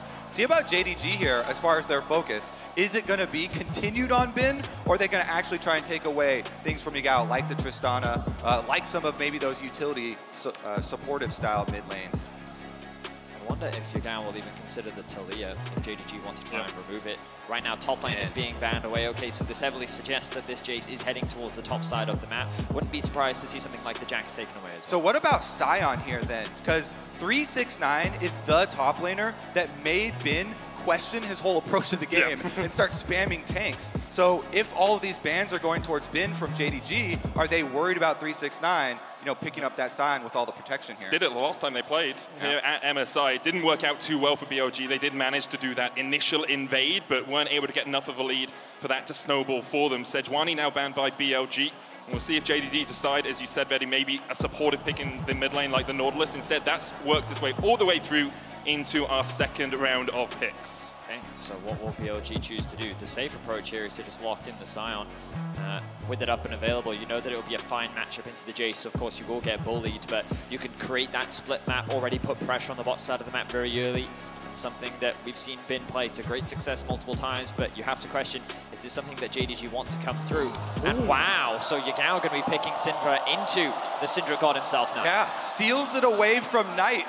Knight, the undefeated this year, Syndra player, 9-0. They yoink it away, and that means we're going to have to see 369 tank first. Gragas have it, of course. All right, locked in. Still a lot of flexibility on the side of JDG. Don't really know where everything is going, but if they lock this in, we'll get a pretty good idea. The damage on the side of JDG a little low, but I think that when you have the Jace and the Jinx, it should be fine overall. Expectations are that you would end up putting this Gragas in the jungle, and then you would end up putting this Nautilus mid. And a lot of the power of a composition like this from JDG comes from killing the first target. You get people poked down, Gragas goes in, or you get a good hook, and the Jinx starts to get excited, and that's when you can really run away with the game. When your AD carry is set up for success, it tends to win you games. Looks like, though, BLG with the Kennen going all the way through the draft might just be drafting an incredibly strong team fight composition for themselves. Last time they met, Kennen was perma-banned, always removed, but we also know that Bin is an incredibly confident Jax player. This is the champion that, well, everyone really knows him for, and he's going to be locking it in. So comfort for BLG in the top lane. I wonder how, of course, we'll wait to see exactly where everything goes from JDG. Expectations are that this Gragas will be going into the jungle, the Jace will be going top, and then the Nautilus mid. But are JDG going to surprise us? Are they going to do something completely different? Again, we'll wait for the timer to run out before we confirm. But for BLG, kind of stock stand of what we've been seeing at this tournament. A lot of great peel from both the Syndra and the Lulu. The engage is very strong with the Maokai. And of course, Bin's Jax will always find ways into the fight. Exactly. They stay true to themselves here. At least in game number 1 of a best-of-5 series. Gents, they didn't swap. I like this. That is a Nautilus jungle for Kanavi. One of the reasons that people don't like jungling the Nautilus is because the move speed is one of the lowest base move speeds in the entire game. But the way in pro play where it's all about jungle, playing 4 lanes and kind of being a follower to the rest of them, he's just looking to peel for Ruler and Knight. Obviously, you can use your dredge line to get onto terrain. It refunds some of the cooldown on it and gives you some of the mana back, but what a surprise. In game 1, we thought the Naut was a two-way flex between support and mid lane. Instead, JDG show us that they can play it whatever they damn well please. Nautilus jungle to kick off the MSI 2023 Grand Finals. I love it. The trick's coming out already. Let's get into it. Continuing the rivalry here. JDG versus BLG all year long. And now the battle between Knight and Yagao again. They made their way all the way here to London. 5,664 miles from their home city, where they grew up together, playing in the same PC cafe. They will now fight for an international title. And it was Yagao who used to win those battles when they were playing in that PC cafe. He was the king of Pingshong. And we'll see if perhaps the Knight can dethrone him here in London. Not too much happening in the early game. We see both teams setting up a bit of a line of scrimmage. A ward from BLG over towards this blue buff. We'll see where Kanavi decides to start. And I think BLG will probably be as surprised as the rest of us with the fact that this Nautilus is being piloted in the jungle. Curious as to where he starts, and BLG very interested in knowing that information. Wards dropped on both red and blue. We'll see what direction he chooses to go. Looks like that he's likely to start on the Raptors. Gragas going to make his way up or 369 rather, through the blue to see if anything sneaky is going on. Bin should get a good trade. Nice bot back from 369. Taking advantage of the AoE here on Nautilus. Love it from Kanavi already. Of course, starting the E on Raptors. You know everybody's going to want to try and copy this. I apologize for solo queue immediately after. As soon as you see something like this, I mean, the one benefit is solo queue is on 13.10, right? So you can't really bring out these strategies as easily. I mean, Kobe, you've been casting for, well, forever. Do you remember when Nautilus Jungle used to be the meta? It's very old school. It's been a while since we saw it, but... I mean, Kobe was probably there the last time it was played, actually, because it was 2015 by Xsmithy in the NALCS, the last time we saw it in a Tier 1 region. Yeah, Jake performing quite well with it. Meanwhile, Kanavi here, he is just going for the red side clear down towards bottom. After Krugs, kind of leaning, he's leaning towards bottom side here. So presumably you're going to play off of your bottom lane. Missing and Ruler do have the advantage as far as minions. They have the, as you rightly said, Kobe, push, which means that Kanavi, I mean, Elk and On should be suspicious of this Nautilus being on the bot side of the map. He's looking for it. On flashes away. Void's missing. Missing takes a chunk in return. Look at Libram, long-range headshot there. Takes the Rakan down to 100 HP, but he'll be able to recall, and with the wave pushing in, they shouldn't lose too much in that bottom lane. Kanavi here on the Nautilus is super supportive as well, by the way. He's gone Font of Life in his runes to try and get that extra little bit of healing. Ruler's in trouble. Missing has left. BLG stepping forward, the heal, the flash. Twisted advance in from Shun, the knock back with Bramble Smash. Ruler will escape under his tower. Yeah, really good cleanse there from Ruler. You have to get to the other side of that Bramble Smash, or else it's going to push you towards Elf, towards On, and you go down. So Ruler spends both of his summoner spells. Well done, but also now he's going to be a huge target. And BLG, Elf hits the snipe there. They have done such a good job of targeting bottom lane in all of their previous series, bringing down Shun, going for tower dives on bottom lane, ganking over and over. Guess who's back? Yeah, I mean, there's no reason not to. The wave state is in a fantastic spot for BLG. Shun is just hovering around. Ruler feels very uncomfortable right now, and he knows that his jungler's on the top side of the map. There's no way that Kanavi can really support, so Shun's happy to spend all the time Flash in the world. forward from Elk. The heal coming out from Ruler puts the Flame Chompers down as well. They'll land the knock-up, they'll land the zap, and even though the root goes down onto Missing, he should be able to walk away. Bit of an ambitious play from Elk, but still able to force them back, and now he should be able to push the wave underneath the tower. I see what he's trying to do there. He wanted to use up the rest of his bullets to get his purple gun out, but he couldn't use them all up in time, so the purple gun came a little late. Kanavi sees a window to steal away enemy Raptors because of the amount of time that Shun has been hovering around bot. Those top camps from Kanavi haven't been cleared. Same for the bot camps from Shun, but Kanavi with a small advantage being able to find that steal. The bot lane, though, from JDG struggling in this early game. And it all comes off the back of JDG trying to find that early pick. Kanavi doing a full bot side clear into that early gank meant that Shun, already pathing bot, had a very clear window where he could actually find that punish. And the fact that they knew Missing, given his low health, was forced to go back to base, they saw that Ruler was alone, and they did a great job of looking for those plays. So BLG have really set up their bot lane for success. Ruler has now been able to find a base, but that deficit is something they'll have to find a way back from. Yeah. The net gain is only about a minion wave, right? In terms of summoners, BLG have burnt all of theirs in the bot lane. Missing still has his flash, but you can see a slight gold lead, about 100 in advantage for Elk. And you always have to point out, yes, it's one minion wave, but a minion wave on the bottom side of the map can balloon into an entire game now. Especially when you have a low mobility AD carry like the Jinx. Before she gets Gale Force, no real escape tools. It'll be very tricky to navigate the early game. Bing going in as the top laners butt heads, but not really too much expected to happen here as 369 trades back in, but Shun is looking for the gank. 369 has the flash, uses it to escape, and will survive the gank. All right, summoner spells on top side. Contrary to popular belief, they actually do matter. Okay. Especially, you know, we're almost at 6 minutes here, so you start thinking about Rift Herald since your flashes that are blown now will not be back for that 8-minute timer. Kanavi, though. With the gank down towards the bottom lane, knock up onto Elk, but he's behind the tower. The Flame Chompers coming out, Missing almost dies to the turret shots. Ruler takes 2. He will not fall, but Missing will. Another hook coming in from Kanavi. He's going to tank another tower shot as On begins to chase him down. I don't think he can really go too much further. Missing went back in there, and he did not respect the power of the Lulu going down, giving the trade kill there. Could have been a little bit smoother for JDG. Still, a well-executed play from JDG. Kanavi's back will be interrupted. Oh! Not quite able to interrupt that of Rulers. But in an ideal world, you'd love for Ruler to get that kill. Knight has found Shun, but I don't think he wants to go for this trade, knowing that Yagao is right there.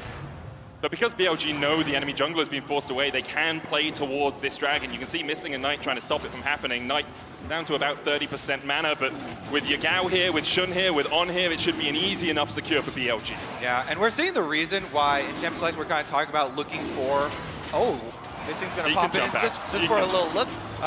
In Champions League we're talking about why you usually want to focus towards attack damage mid laners to be paired with that Maokai. We've had a easy rush on Mercbeds for Knight, and that combined with the phase rush, he's so slippery, they're not able to lock him down. Still though, BLG, they stay true to their game plan. Go bottom, get the early dragon stacking for you.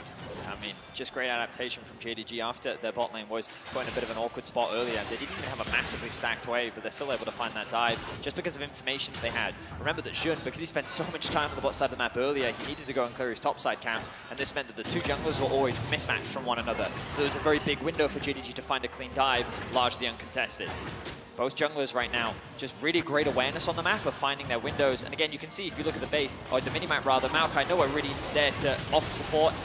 The initial knock-up from Missing means that he can tank the tower, then the follow-up from Kanavi means that Ruler actually takes the aggro, which is better setup.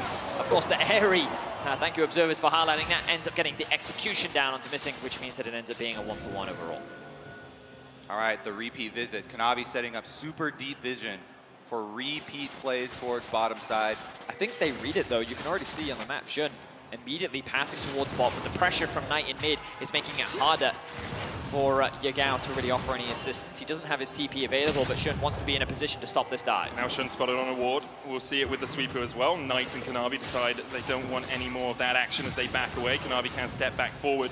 Not the best guns if you want to try and tower dive an Aphelios. The Severum Crescendum, probably the most powerful combination in short range that the Aphelios can muster. But JDG do get themselves a play, so overall still a win.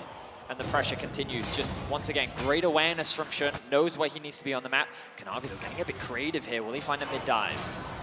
Could look for it. He's out. Does have that scatter the weak. Kanavi's going to try and walk up, get the auto down. Knight now on the chase. Kanavi tanking the tower. Scatter the weak has been used, but it won't be enough as JDG secure a kill and a plate in the mid lane. Jungle Nautilus coming to a solo queue game near you, courtesy of Kanavi. The auto attack still goes off because unless you flash out of vision into the pocket of Fog of War, still going to complete it. We do have 369 getting the ultimate, but it just knocks him directly in place against that wall, so Bin shrugs it off.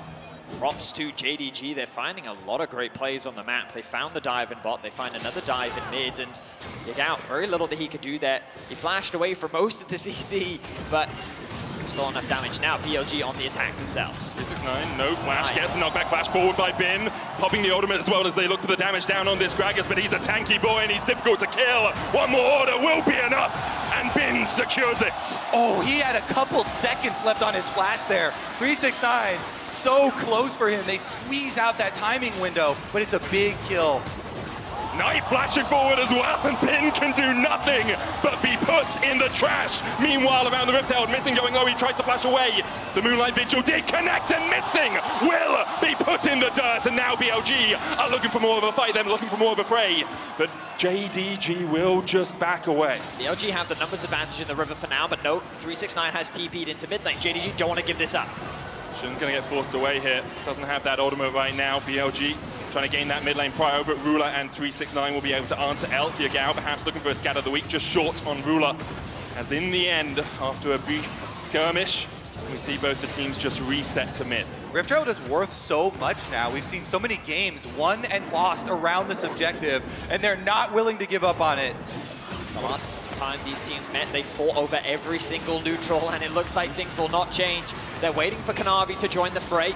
JDG, though, they're not in a great position right now. They will force their way into the river. BLG don't have that many ultimates either. Jun looking forward as he pops his own, but Elk caught up towards the bottom side. 369 flashing off the back line as well, and now Bin has to deal with three members of JDG as they start to collapse. Elk looking for the damage on 369, but already one member of BLG is put in his grave. Follow it with two more as JDG win the fight. How good is Ruler? He baits him. He walks up. He knows he has Cleanse plus Flash, double Summoner spells Jinx. He gets Shun to W in on him, and he takes him into the rest of the team. Even with the Maokai ultimates, they draw him in. The rest of JDG pounce and they destroy BLG at that Rift Herald. These rewards are so big, mid and top turret plates, and the Rift Herald Vedius. What more could you ask for? I mean, JDG have ballooned this gold lead, and they're in such a commanding spot. You can see the gold at the bottom, 1.8k lead for Knight. He's sitting at a 4-0-1 scoreline, and the domestic Knight showing up internationally at long last. Oh my goodness, that's an eclipse already. That is quite early. Knight is a monster right now. JDG, they executed the fight to perfection. The claim was made, are they the best team fighting team in the world? Well, we're going to see back in this fight why they're given that moniker. Yeah, just look at this. Okay, so Knight goes for some poke, and then Ruler walks up just a couple steps in front of him because he knows he's got the safety there. And Shun goes for the combo on him with the ultimate going down. Once Bin gets locked in on the front side, 369 you can see on the top side too.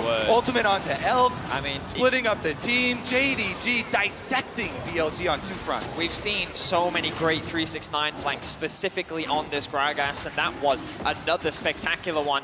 Separating Elk from the fight. That choke point in an ideal world for an Aphelios. Oh, maybe you can get that massive Moonlight Vigil. But because he was so distracted, he couldn't really contribute to the fight. And one at a time, JDG could mow down the BLG members. A healthy gold lead now, early game in their control. And tracking this jungle Nautilus, it is going super supportive to the surprise of nobody. It's full support with the extra damage amp just for Ruler and Knight here. Let's see what he can do on the bottom side. The ult is ready for Kanavi. The flash is ready. So much CC available. Kanavi, flash hook on, has to burn a summoner of his own to make sure that he escapes. But yeah, this Nautilus Emax does so much damage just by himself, especially if you can get all three procs of that Riptide to hit. And now with On having burnt his flash, JDG know where their bread is buttered. It's can we put more gold onto Ruler? Can we get this Jinx into a position where later on he'll carry? They'll give him a couple of plates. Shun trying to re-engage as BLG are looking for a fight. They get the knockback on there as well as Elk continues to put the damage down, but the Moonlight Vigil comes out and Elk finds one. If Burnham doing a lot of work in this fight. Shun low, Ruler trying to get excited. You just can't hide it right now as JDG try to re-engage, but they can't find purchase. So Knight has been consistently getting pushed in mid, and as they were threatening this bot tower, he started moving into the river, recognized Yagao wasn't on the mid wave, and said, hey, if Yagao goes bot, I can actually get more plates in mid. But because BLG recognized that Knight showed mid, they knew that they had a numbers advantage and could force the fight bot. So you look on the minimap, Knight is slowly moving back towards mid. Once the Herald drops, BLG sees a window with the arrival of Yagao that they can start a fight. And that window, BLG know, because Ruler used both summoner spells in that Rift Herald fight. He's got nothing left. So the other two members of JDG have to block that Maokai ultimate for him, and BLG can just go through the front line. That being said, Ruler almost took down Shun. A lot of damage there. Rest of BLG blocked the shock blast there from Knight, so no return kill. But nice little answer from BLG. You can see this damage on the mid tier 1 though. Knight consistently forcing Yagao underneath the tower. Has a whole level advantage. Is a near 2k gold lead. You gonna pick my Syndra against me? Most iconic champ. I mean, we talk so much about how the Nautilus can be flexed between mid and support, and now Kanavi's added the extra dimension of what about jungle? What are you gonna do? And it's definitely, I think, caught BLG off guard, especially with how present Kanavi has been on the map. Dive bot, dive mid, in the team fights as well. He's been such a strong front line. Still going for that supportive itemization as well to give his team more damage. I love it because throughout this tournament, people have had these preconceived notions about the meta, and they believe it is so rigid. But this game, look at it. We've diverted from the supportive mid laners back to carry mid laners, and so super supportive junglers here. Going to the extremes for Kanavi. Meanwhile, Shun, of course, on the Maokai, going with the first strike, get rich as quick as possible so you can, futures market in your early demonic, and he does have that, but it might be a little bit too late here because while BLG have the two dragons going for them, the third will be very difficult to get given the gold lead for JDG. JDG 4,000 gold ahead right now. They are very much in the driver's seat of this game. You can see the Gale Force already complete for Rulo, and they're starting to try and spread that gold out a little bit. Really no lane for BLG has been able to find an avenue to get ahead in this game. Perhaps only Elk is even with his lane opponent. And JDG smart with how they're playing the map right now. They've sent 369 to the weak side, which is bot lane, and they've allowed Knight, where the big power is sitting, to chip away at this top tower that they want to secure for themselves. They've made it very safe for him as well. You look at the minimap once more, and you can see all of this vision highlighted. Kanavi very deep into the enemy jungle. They may even look for a pick onto Bin. Perhaps it's a little too ambitious, and they would be overstepping their bounds, but this does give the safety for Knight to push in this wave. And now JDG can set the rights on this mid-tier 1. Yeah, honestly, you feel like a god. When you have Eclipse speed, plus you have phase rush for you, plus you have flash, and you're the richest person in the game, Knight right now is actually just running Summoner's Rift, and he's coming down towards mid lane. So you know this tower is going to fall. It's so low. Oh, and obviously knowing the Rangers very well, played against a bunch of Nautilus in his time as BLG look through and engage. They'll catch Kanavi, the depth charge comes down, and that will knock up Elk for a second. Ruler is nowhere near this fight as of yet, had to position over the wall to make sure he couldn't get caught out. And in the end, as Elk dashes forward with the Gale Force, both teams will just disengage. Yeah, Kanavi there makes a heads-up play. You know, he blocks the Maokai ultimate, turns around, gets his ultimate onto Elk, makes sure he's not going to go down. Make sure Knight doesn't have anything getting even close to him. So JDG have a pretty, well, I say pretty good position with the Dragons running about 10 seconds. BLG, after using a TP from Yagao, they do have that TP advantage with Knight's TP coming up relatively soon, but they want to be in position to contest this Drake. Ruler continues to push in mid, he needs to be careful. Heal comes out from Elk, but Ruler going forward with the Gale Force. The Megadeth Rocket doesn't quite live up to its name, but we start to see perhaps signs of how that matchup's gonna go. Yep, forces the flash out of the Aphelios. He's so much more vulnerable now. BLG, they've got no real tank. Because Maokai, like we said, is going for the poke Maokai build, they don't have a front line for BLG. So Knight poke really, really stings, and it does not get healed back up here. So him being the only person with 2 items, they bully on through. Ruler going to shove them off that turret. They get the turret, they get the dragon. They do get a consolation prize on the other side of the map, as observers highlighted there in the split screen. BLG at least picking up the Rift Herald while they know JDG will be busy on dragon. But now, JDG's presence on the map, look at how powerful they are on these side lanes once again. Knight can push all the way up into the tier 2, and I expect them to continue this level of pressure. Push in mid, then play through bot. You leave 369 to catch waves, and if you want to really commit to that tower, you can actually bring him from top into mid, then commit your 4 members down to that bot tier 2. But they're going to start maintaining this level of pressure, waiting for next Dragons, and maybe even the Baron, but I think they're mainly going to wait for a pick before they can really commit to that objective. BLG, it becomes trickier and trickier to find plays, because if you look at it, they have one form of engage. They have the Maokai, and if you have Kanavi standing in your face, and even if you get past Kanavi, you've got 369 with an explosive cask, and even if you get past 369, you have Missing sitting there being like, okay, I'll just charm you guys now. It's so difficult to ever get onto Knight and Ruler, who have such a large range advantage, especially when you have the lethal tempo stacked up on Ruler. And then if they say, all right, fine, we don't want a team fight, we look at the side lanes. Oh, wait. Knight, if you even compare Knight versus Bin, he is massively ahead, almost 3K here. 300 more gold to go, and that is going to be untenable in the side lanes. JDG in a fantastic position right now. We kind of take a look at this map once again. They've sent Knight down to the bot lane, who does have TP. Yagao's TP actually coming in relatively soon, the ultimate from Kanavi. I think used just as a zoning tool to give JDG the presence to push in mid. They're slowly moving their vision deeper. The game has slowed down a little bit. In an ideal world, JDG want to keep pressing this advantage. And BLG, the more time that they're given, at least they're given more opportunities to scale. Ideally, they'd love for Elk to be able to get that Infinity Edge before forcing a fight, because once they get that second item, they'll hit a really strong spike. And maybe that's a window where they can win out. And there's a small bit of power in the Aphelios' kit. You don't really need to build too much attack speed, because obviously you get it from your passive. So getting the IE gives you a little bit more of a spike than perhaps if Ruler goes towards a Zeal item second, although it looks like Ruler might just be sitting on the Zeal for now as the trade happens in the top lane, 369. Sandwich between Shun and Bin, but can just dash across the wall. Yeah, I love the stories that have emerged around the Zeal second, starting from Ruler, where Berserker was tweeting out that he DM'd Guma Yushi, and he was like, why do you build Zeal second? And Guma was just like, I don't know, Ruler does it, so, you know, he's the GOAT. Follow Ruler. He's definitely going to sit on that, build his Infinity Edge, and we shall see some crits flying through.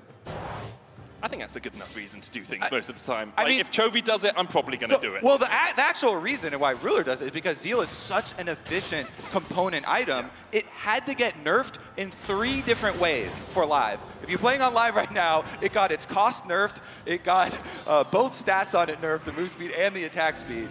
So he's trying to take advantage while he still can on the MSI meta here on 13-8. So you'll notice once again, we talked about how JDG wanted to keep the pace of the game going, but they haven't really been able to push towards these tier 2s. I think that they were strong enough to do so. When you have like a near 5-6k gold lead, you really can start to threaten, but for now they've just taken their time. They want to hit spikes of their own. Big purchase just completed once again for Knight. Getting very, very close to his 3rd item as his tier continues to stack. And I guess they're waiting for the next dragon. Spawning in about a minute and a half. A lot of their vision right now is invested towards the top side river. They'll likely translate this down towards the bot side. They're actually sending Knight up towards top. I guess they want to keep him pressuring Yagao as the Herald now drops for BLG. Shirelli has been used by Missing here. They want to try and close the gap onto Bin because they know he'll try and push him with this Rift Herald, and they have read him like a book. Kanavi's going to dive in here. Bin trying to do what he can, but in the midst of 3, there is nothing left but back to the fountain. The sweet release of Grayscale for Bin. JDG in full control of the map. The Rift Herald does end up getting the tower, but it kind of sucks when no one's around to get local gold, especially on the outer ones. And Bin going down there, an easy pick for JDG. Still has 25 more seconds here for JDG to be able to rotate on up and control the rest of the map. So much so is the lead that the objective bounties are already here. JDG only have 3 currently. They do have their teleports ready for their side laners though, so BLG better be careful who they're messing with. I feel like JDG can use this window to actually start off the Dragon, but right now they're posturing around the Baron. They're saying, oh, maybe you go and contest us for that Drake. Hey, look, you can be at Soul Point. Meanwhile, we'll sneak away this Baron. As they continue to clear out vision. JDG just taking their time, don't want to rush anything. They know the lead that they have, they know that they don't need to overforce. They've pushed in bot wave. They want Ruler to go back to base, spend some of that gold, and then come back out on the map stronger, and then look to contest his objectives. There's that Infinity Edge for Ruler, likely what they were waiting for. Could be waiting on a Knight finishing up his next item as well. He is only the recipe cost short of finalizing his 3rd item. We've all been there in the game in the domino effect where one person recalls, oh, I got to finish. Oh, I only need 300 gold for mine. I only have 100 gold for mine. And you get the chain reaction, but he's also about to transform his Muramana here. So not only can you get more lethality, you also get your transform of your Muramana, and holy moly, that poke from Knight is going to leave a mark. And as you already stated, having the Infinity Edge come in just means Ruler's job of cleaning up will be simplistic. Dragon taken away. With the dive here, perhaps Knight is going to have to invest the flash to make sure he wasn't knocked against the wall with that Scatter the Weak. Bin trading in the bottom lane, but it's been quite a quiet game for Bin, more on the receiving end of punishment than dishing it out as JDG now start to push in mid, unhooked, the TP immediately, the Flame Chomper's down, and that Lulu is not long for the world. JDG will secure it, and they'll look to continue pushing mid. Just like that, JDG find themselves a pick and they're storming down the mid lane. The TP has come through from Knight and they're looking to secure an inhibitor. Reminiscent of how T1 were able to take some wins against JDG earlier in the week. A single kill, a single team fight can absolutely open up your base, and that's exactly what JDG have done now. Now with Super Minions pushing in mid, securing the rest of the objectives on the map becomes a lot simpler. And you can just see how comfortable JDG are, how calm they are with this lead. They know BLG like the back of their hands. Knight though, no flash, no okay? Flash, the TP coming in, gonna be another second channel time. Gets knocked back, no stun connects. Jun still looking for the chase, flash forward, twisted advance, and now Knight is surrounded by BLG, the explosive cast, and Knight will not be found healed in the final moments to keep him alive through the unleashed power, and now Elk is just standing with a massive Gragas in his face, and JDG punish the over-eagerness of BLG. It's a massacre as JDG will chase down on. None will be left alive as JDG will tear BLG apart. Knight will not fall. He will remain deathless in this game, and they're just looking to end it. Oh my, I was afraid of this, fellas. In every best of 5 this year, JDG have faced BLG. They've improved. 3-2, 3-1, 3-0, and now starting out with another one. In the battle to be the king of Ping Sheng, it is Knight who strikes first. 5-0-4 on the Jace. An immaculate performance from JDG from start to finish. And we didn't really talk about it much, but Bin has felt so confident on his jacks in so much of this tournament. And this is the first time where I really felt like we saw what the Gragas can do in this matchup. 369, just from start to finish, really had Bin's number. And it's what we saw in the LPL finals as well. The reason Bin went home and started practicing tanks was because when he played carries into 369, he did not succeed. And I think we just see here how well coordinated 369 is with his team, but how well coordinated JDG is as a 5-man roster. It's insane. Been able to conquer so many opponents, but not 369. You know, the one to block you, the one to make you question everything about your approach to the game. Now, of course, Bin did predict a 3-2 in this final, so dropping a game is all nothing right, all unexpected according to plan. for him. Yeah, he's fine. He's just downloading the data. And, of course, BLG. In terms of the start, they weren't expecting probably this Nautilus to go into the jungle. Bit of a curveball, and I think the Kanavi had a lot of presence in the early game, finding a lot of successful dives. And I will say that what we've seen BLG be super successful is actually their presence bot. And their first few levels, 1 to 4, where they were getting those advantages, getting those summoners out of Ruler, is where we see them kind of play to their comfort, play to their success, but we couldn't really see them capitalize on it moving forward. It's been said so many times, but JDG are so good at playing defense for their carries. And they've got some of the best carries in the world in Knight and Ruler, so it's a hard thing to siege. And for BLG, they have to find a way to crack through that defense. They have to find a way to get onto that backline. We'll see if they can do it, and we'll see what our analysts think of Game 1 of the Grand Finals. Thank you so much, Medic. I think we expected to see a little bit more fight out of BLG with the trajectory they have had at MSI, but they're running into a foe they know very well, and unfortunately for them, their foe knows them very well. And it just looks like a completely different game when you see other teams floundering versus BLG. JDG never give them an inch. And that, I think, is really set up both from the draft and the way that they were able to be very flexible with this Nautilus. Also, the fact that Knight was so incredible on this chase. Like, it felt like the whole team understood exactly how they wanted to try and achieve their goal, and they smacked BLG in those fights. I also saw Nautilus for Kanavi. I think nobody would have expected that. Yeah, and I think Kanavi, even going us back, I remember in 2021, when Udyr was debuting in the LCK, they actually credited Kanavi for coming up with this pick, right? So even way back, a lot of LCK pros held him in very high regard with the amount of creativity that he showed. And this draft, up until the very end, you have no idea who goes where, which makes preparing your early game really hard. Yeah, it makes it incredibly difficult. I mean, they said it on the cast, but I think the last time it was played in a major region was Xmithie in 2016. So it's been a very long time since we've seen Nautilus jungle. And it is cool to actually see that come out. And especially when we've seen Nautilus so much, but every time it has been mid lane, as you say, you can't really predict where the lanes are going to go. And it's actually, I think it was Aura7's jungler in like Plains had it as like a pocket pick, so now to actually see him make it all the way to the finals on the opposite side is sick. But I think it was so cool to see how he was able to use this Nautilus. I was talking to my brother as I watched the games. You constantly saw him just toss out an ultimate, see if it would work. Like, they were never actually committing with this Nautilus so often. They were waiting to see if they could find a play, then follow up, and it was so cool to see.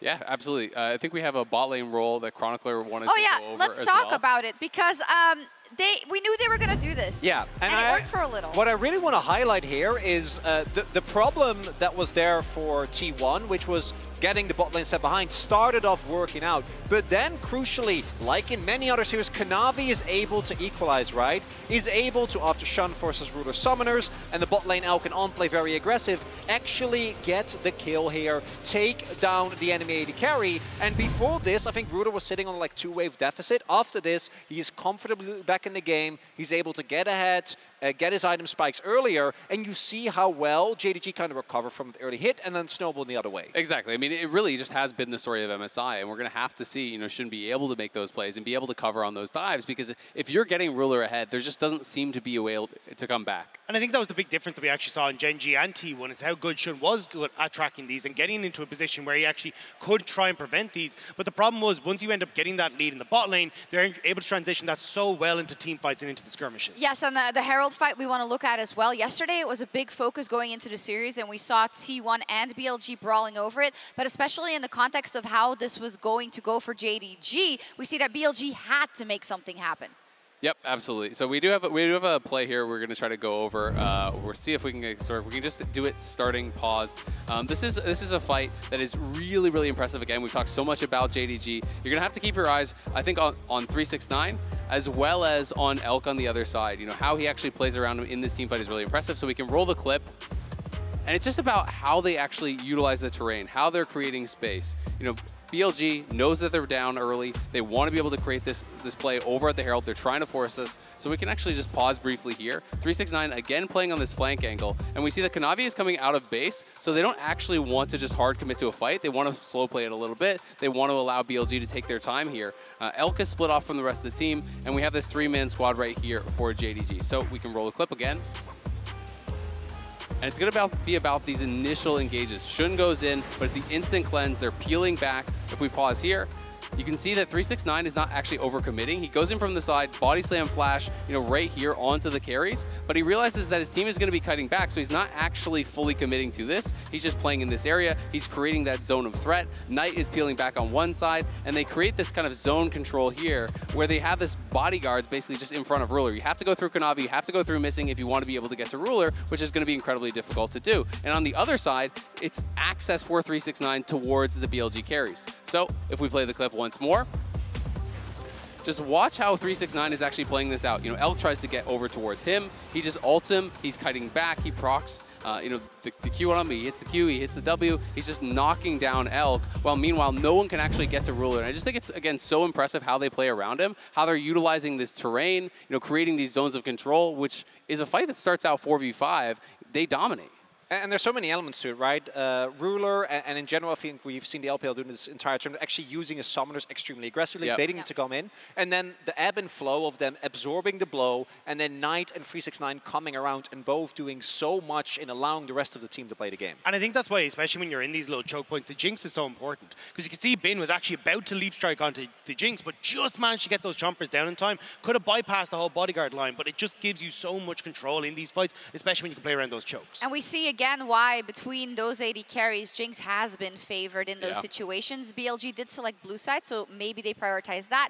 But we also have to crown our 1+ player of the game, and it was Knight. He had a phenomenal start. We talked so much about Yagao versus Knight in this series, but the first blow goes to Knight. And I love the fact that they end up getting the Jace from him. He has always been incredible on these long-range picks. We had the Zoe in the past, now we're getting to see him on the Jace, and he was everywhere that he needed to be, picking up all these kills, getting that pressure in the mid lane, and then being able to allow that control from the mid lane to bleed into bot, and also when it got into these skirmishes as well. Absolutely, and I think it's so big for the game state because you can't even then say, all right, well, we'll just play side lanes with Jax, because Jax doesn't even win side lane anymore because Knight was 3,000-4,000 gold ahead of his counterpart. So all BLG had as an answer there is a 5v5 when you're way down in gold and you're not really equipped to take it.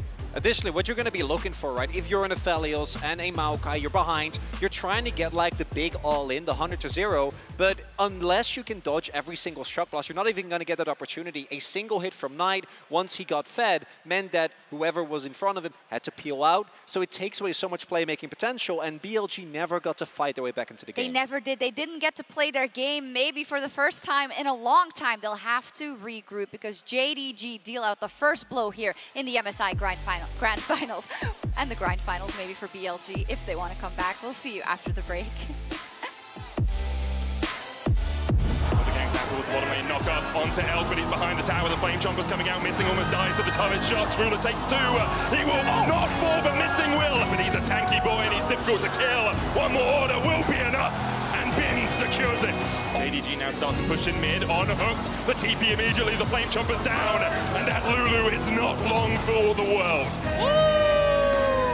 Twisted advance, and now Knight is surrounded by BLG, the explosive cast, and Knight will not be found healed in the final moments to keep him alive through the unleashed power, and now Elk is just standing with a massive Gragas in his face, and JDG punish the over-eagerness of BLG.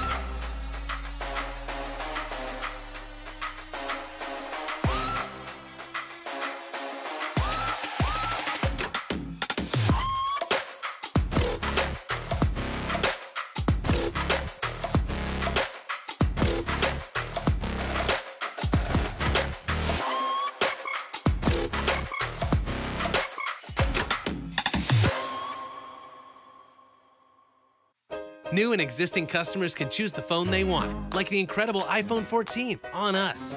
Not to brag, but I'm on Verizon now. And I got to choose the phone I wanted for free. Not that you're bragging. Choose the phone you want on us. Verizon. Welcome to London, and welcome to Red Bull Solo Queue. We're here to witness 16 players from all across the globe. For a chance at a title of 1v1 champion of League of Legends. It's all about the one-of-a-kind experience. And creating unforgettable memories. This is Red Bull Solo Queue.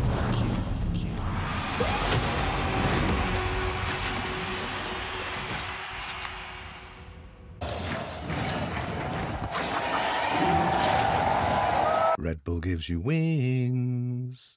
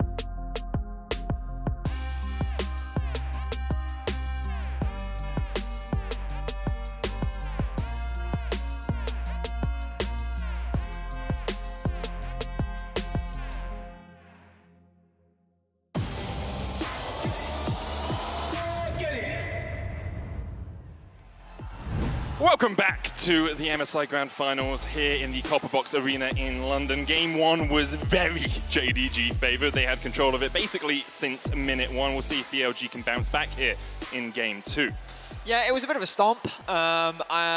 I mean, it was you that told me, and LPL that told me, that like this is pretty normal for an LPL finals. Game 1 is super dominant. Game 2 is where, you know, they shake the nerves off, you know, they get the fists ready, and then we get to see a little bit more action. So I'm optimistic. Last time that these two teams played, it was, again, very one-sided for JDG Game 1. Then Game 2 is where we saw BLG really come alive. They didn't win that game, but they were very close to.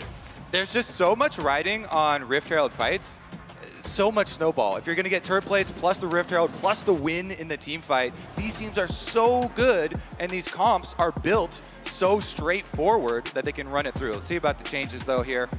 And we see the Gragas being removed by BLG. Adaptation from Game 1. They stay with the Cassante and the Ahri bans. Lucian, Vi, and Gwen were JDG bans in Game 1.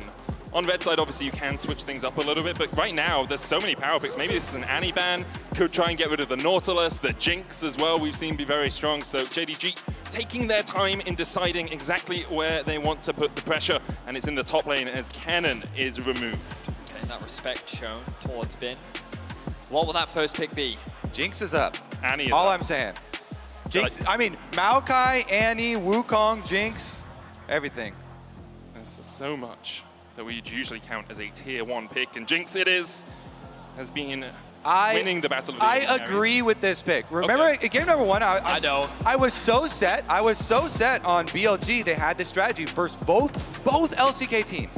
They only played either Zeri or Jinx. They threw away the Aphelios, and then game 1 here versus JDG, they brought it back. But JDG get Annie Wukong. This was the combo that created devastation to T1. Kanavi's Wukong. He has like an 80% win rate over 26 games this year. The only good news is that in his 5 losses, 2 of them were to BLG. Knight as well, 75% win rate on his Annie out of 8 games. So very, very powerful first rotation here for JDG. Ooh, so my question is going to be, because one thing that we have seen as a very good counter engage had been Braum, but it's so early in the draft, and Rakan and Lulu are both up here, so they have to go for that. It is interesting to see BLG prioritize the Rakan over the Lulu. Obviously, it does give you good engage, gives you good disengage as well, but you don't have as many steroids for your AD carry as something like a Lulu would give you. However, if JDG try and burst the Lulu, it's a little bit easier to catch her out than it is to catch out a Rakan. Rakan definitely one of the slipperiest supports in the game. Wow, they blinded the Gwen. I mean, as 369, yeah, Bin is throwing it down. He's like, fine. You know, what are you gonna counter me with? I feel like 369 will have something, Kobe. Sion's still an option, something we've seen play very well over the last few days here at MSI, but JDG will likely want to go for their AD carry here to make sure that pool isn't pinched too much, and Zeri, the probable option for them. Oh. Instead. Okay. The hover. Okay, so what JDG is saying is that, well, you know what? We actually have AD carry options, because what you want to do right now is ban away top laners. Yeah. You want to ban away things like the Jax, you want to ban away things that do well into my Gwen, so you're actually going to leave all my AD carries up. I'm going to get Aphelios, or I'm going to get Zeri. Both should be fine. Or we're going to get the Jax in the top lane, depending on how the bans go out. I think BLG should ban bottom lane. Bottom lane is the way you win the game here. What do you think? Zeri, Aphelios probably is the bans if you're trying to pinch that pool a little bit. JDG looking towards the jungle as they'll remove the Kha'Zix. Of course, Shun, very famous for his Kindred and his Nidalee.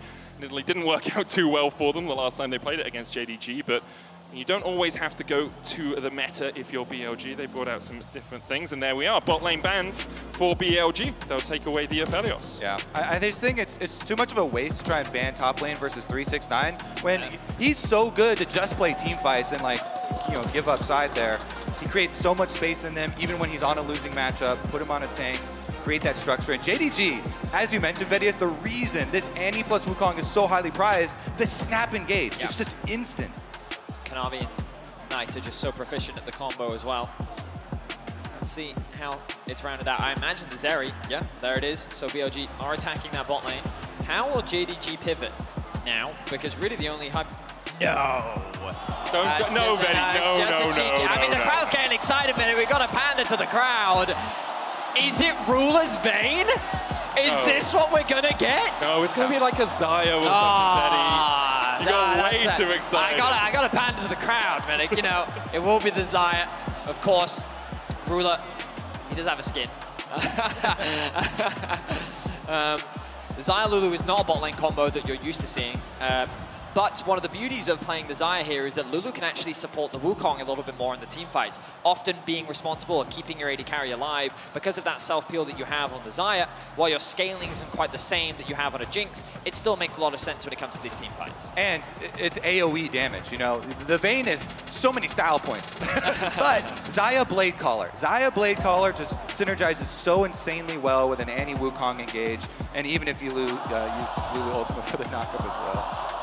Maokai logged in for BLG. Shen will take that into the jungle. Jace the likely option here. We talked a little bit about either the Jace or the Tristana alongside the Maokai to make sure you split that damage, and especially with an AP top laner, you need to make sure you have a bit of physical damage on the top side of the map. Sion here for JDG, very likely locked in for 369. All right, so no real surprises thrown out in game number 2. So the surprises have to come from the in-game play.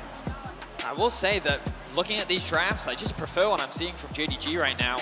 In terms of when we think about how the game is currently played, which is things like bot lane dives, whether it be playing around dragons, playing for heralds, it's just that JDG should spike harder earlier, and like their ability to execute should be easy, especially when you look at BLG. They kind of want to play more towards side lanes, you know, play more of the 1-3-1, but then they drafted this Maokai that also offers this team fight engage. They have a little bit of poke, they also have a bit of frontline. Like, their comp kind of wants to do a lot of different things that I think just makes it harder to execute versus JDG. I completely agree, and especially since you've got Sion on red side for JDG, we will see, you know, looks for the level 1, and then how do you punish that side lane? You have snap engages. Vedius, guess what? We've got the best snap engage in the game.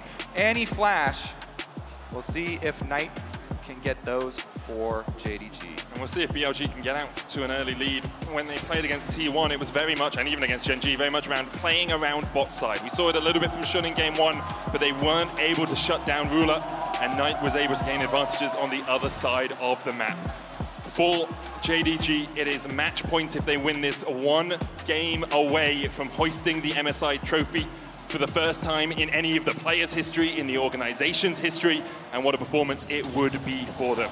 Over the last few years, they have leveled up as an organization. The introduction of Knight, the introduction of 369, and now the introduction of Ruler as well, putting them in a position to challenge the best in the world. All right, so we just have the line of scrimmage watching entrances here.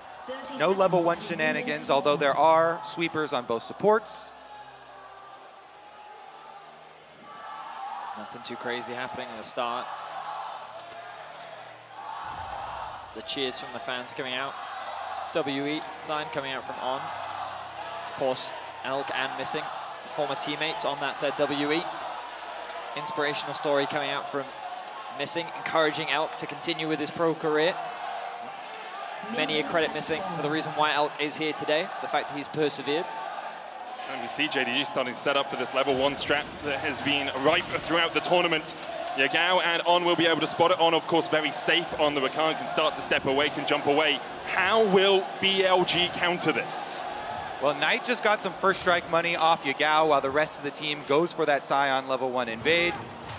On and Elk poking around on bottom side. This has been the agreed upon answer now, is that your jungler, when you're facing the level 1 Sion invade, starts on Wolves, gets his level 2 off of Wolves, and we'll see if Shun heads down here to try and support once he gets level 2 on Maokai. So the problem that BLG have is, look at Ruler, already gone to bot lane. He's gonna get an advantage. It's just gonna be a smite fight. Shun has the smite ready. 1,400 3v3 around this red buff. On stepping in to try and get vision. Decimating Smash dodge with a twisted advance, but I think it was Kanavi who got it. In fact, it was 369 who steals away the red, and then first blood to Kanavi. Well, we got the Sion level 1 death, but it wasn't even a tower dive, and the red buff in the end is traded over because Elk takes down 369 after he stole it. So now you've got a Jinx coming to lane for the minion wave with the red buff. So there is good news for both sides.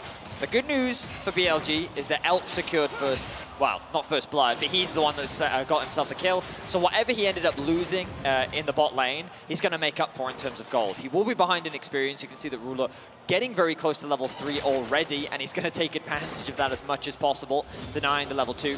The good news for JDG is that they made Shun's pathing very awkward. They delayed his pathing pretty significantly, and Kanavi, who has soloed many AD carry on this champion, is very far ahead. Missing still only level 1 here. Elk can look at the red buff slow. Shun can go in, ghost away from Ruler, flash forward, not in range for the Twisted Advance, but now missing. He's Alcove gaming, but he doesn't want to be. The Twisted Advance for the lockup, the knockback, and that is another kill over to BLG. Elk stampeding over them as now Kanavi tries to join the fray. Shun trying to get away, but he's only level 2, and Ruler will take him out. Kanavi chasing onto On, but in the end, it's a 1-for-1 in the bottom lane. Oh, it's a bot lane party, all right. And JDG have the experience advantage in 2 areas, jungle and AD carry. Early on in the games, levels mean so much more than gold, and they're able to leverage it. They kite him through the alcove. You think at first, missing, what are you doing? You're dead, just don't flash, resign yourself to death. But a little bit of time bot even just allows Kanavi to get down there for the counter kill for JDG, and the Ruler again gets to push in. Exactly that, Kobe. The play here is good from BLG. They're trying to punish the awkward wave state for Ruler, who's trying to get this underneath the tower. He does pop the ghost. The flash means that he can't quite get in range, so they say, you know what, let's focus the level 1 support instead. Forces the flash out, forces the W from Jun on him as well, which means a lot of cooldowns invested onto the support. The root comes through from Ruler. He's not hesitating to get into the thick of things. And remember, Shun only level 2 means that the moment that Kanavi arrives, he's either forcing them back or he's getting a kill. And at the end of the day, it works out in favor of JDG. Yep, good wards there from JDG in the side lane brush and behind the alcove as well to ensure that they don't lose any DPS in the fight. Bin, meanwhile, in his Gwen matchup on top side, again, this is the sacrifice that BLG made to go to have him on his Gwen in a very, very favorable matchup. And for Bin, a very favorable champion as well. 12-2 internationally on the Gwen. 3 games at last year's MSI finals that took him to the championship alongside RNG. And here he's getting the push onto 369 again. I love that he does stay to his style, but we have seen 369 be so incredibly good. Even if he's going to level 1 sacrifice his top lane to be on the bottom side of the map with the rest of the team, he still performs so well in these team fights. And often it's because he doesn't actually tank the damage, even though he is a tank. He uses the threat of his CC to zone off the damage dealers of the enemy team, so he doesn't actually have to soak it at all and just creates so much space. We've also, though, seen Bin 1v9 on this champion. We saw it throughout this tournament, and I'm excited to see if he can do it again. The responsibility will fall on his shoulders, where the side lanes should be very important for BLG, but right now we see a lot of the gold invested into Elk. Part of it not through his own volition, just circumstances. I'm pretty sure he'll be happy with it, though. Yeah, he's not too upset about that. Does have a bit of a gold bounty, but I'm taking a quick look at the gold. He does have a 200 gold, well, about 150 gold lead over Ruler right now, and even if he is behind in XP. So overall, things dead even in this early game. First dragon on the board available. Let's see if JDG will get out and secure this one for free. I'm expecting that BLG will try to contest. They do like fighting over objectives, don't they, Vetti? BLG stepping forward. Tibber's used in the mid lane. We see this quite commonly with the Annie mid. You just get so much pressure, and it's so hard for Yagao to work his way through that health pass. Shun coming down from the top side of this, looking for the dragon. But in the end, BLG don't take the fight. Instead, just let Elk push in that bot lane wave. Surprised that Shun actually tried to enter the river from the top side, because that is where Yagao got chunked out. Really nice trade from Knight, but unlikely to secure a kill.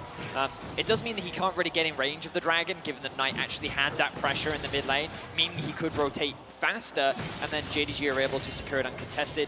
Elk is able to get a pretty safe push into the bot side of the map. Ruler and Missing had to go the long way around, but overall, another advantage gain for JDG. Yeah, JDG really nicely timed there.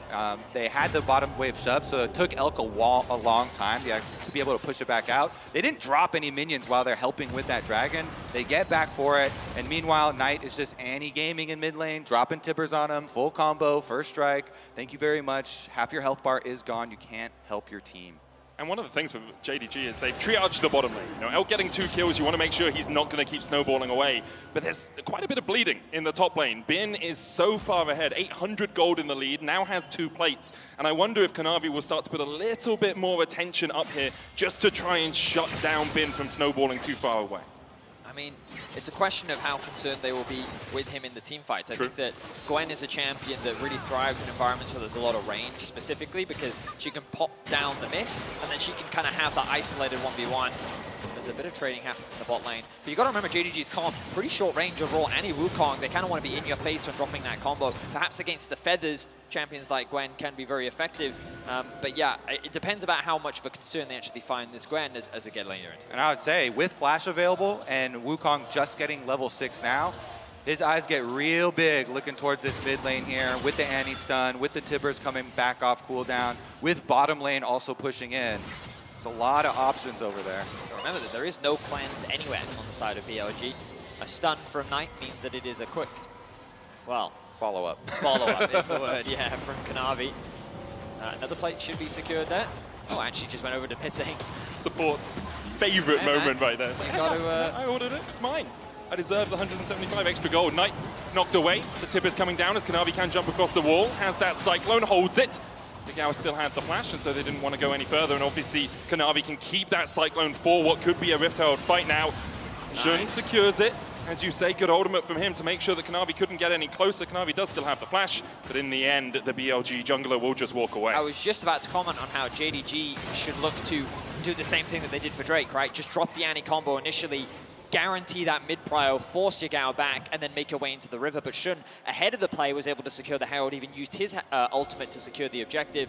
And BLG, at the very least, lost early Dragon, but will exchange it for the Herald. Yeah, because Bin has so much control on top side with his Gwen matchup, with the way that JDG sacrificed Sion level 1 as well. Off of top lane, Shun, he got the Scuttle Crab for his escape as well, and he was able to get something back here for BLG. So the hope for BLG, they do have the gold lead now, they do have the Rift Herald in hand, and they have been scaling away on the top side of the map. We will see 1 minute, 40 seconds towards the next Dragon. Both the junglers on the bottom side of the map as well. Perhaps we'll see this Herald invested into Elk. He is 2 kills to the good, has a bounty on his head as well as he forces Ruler away.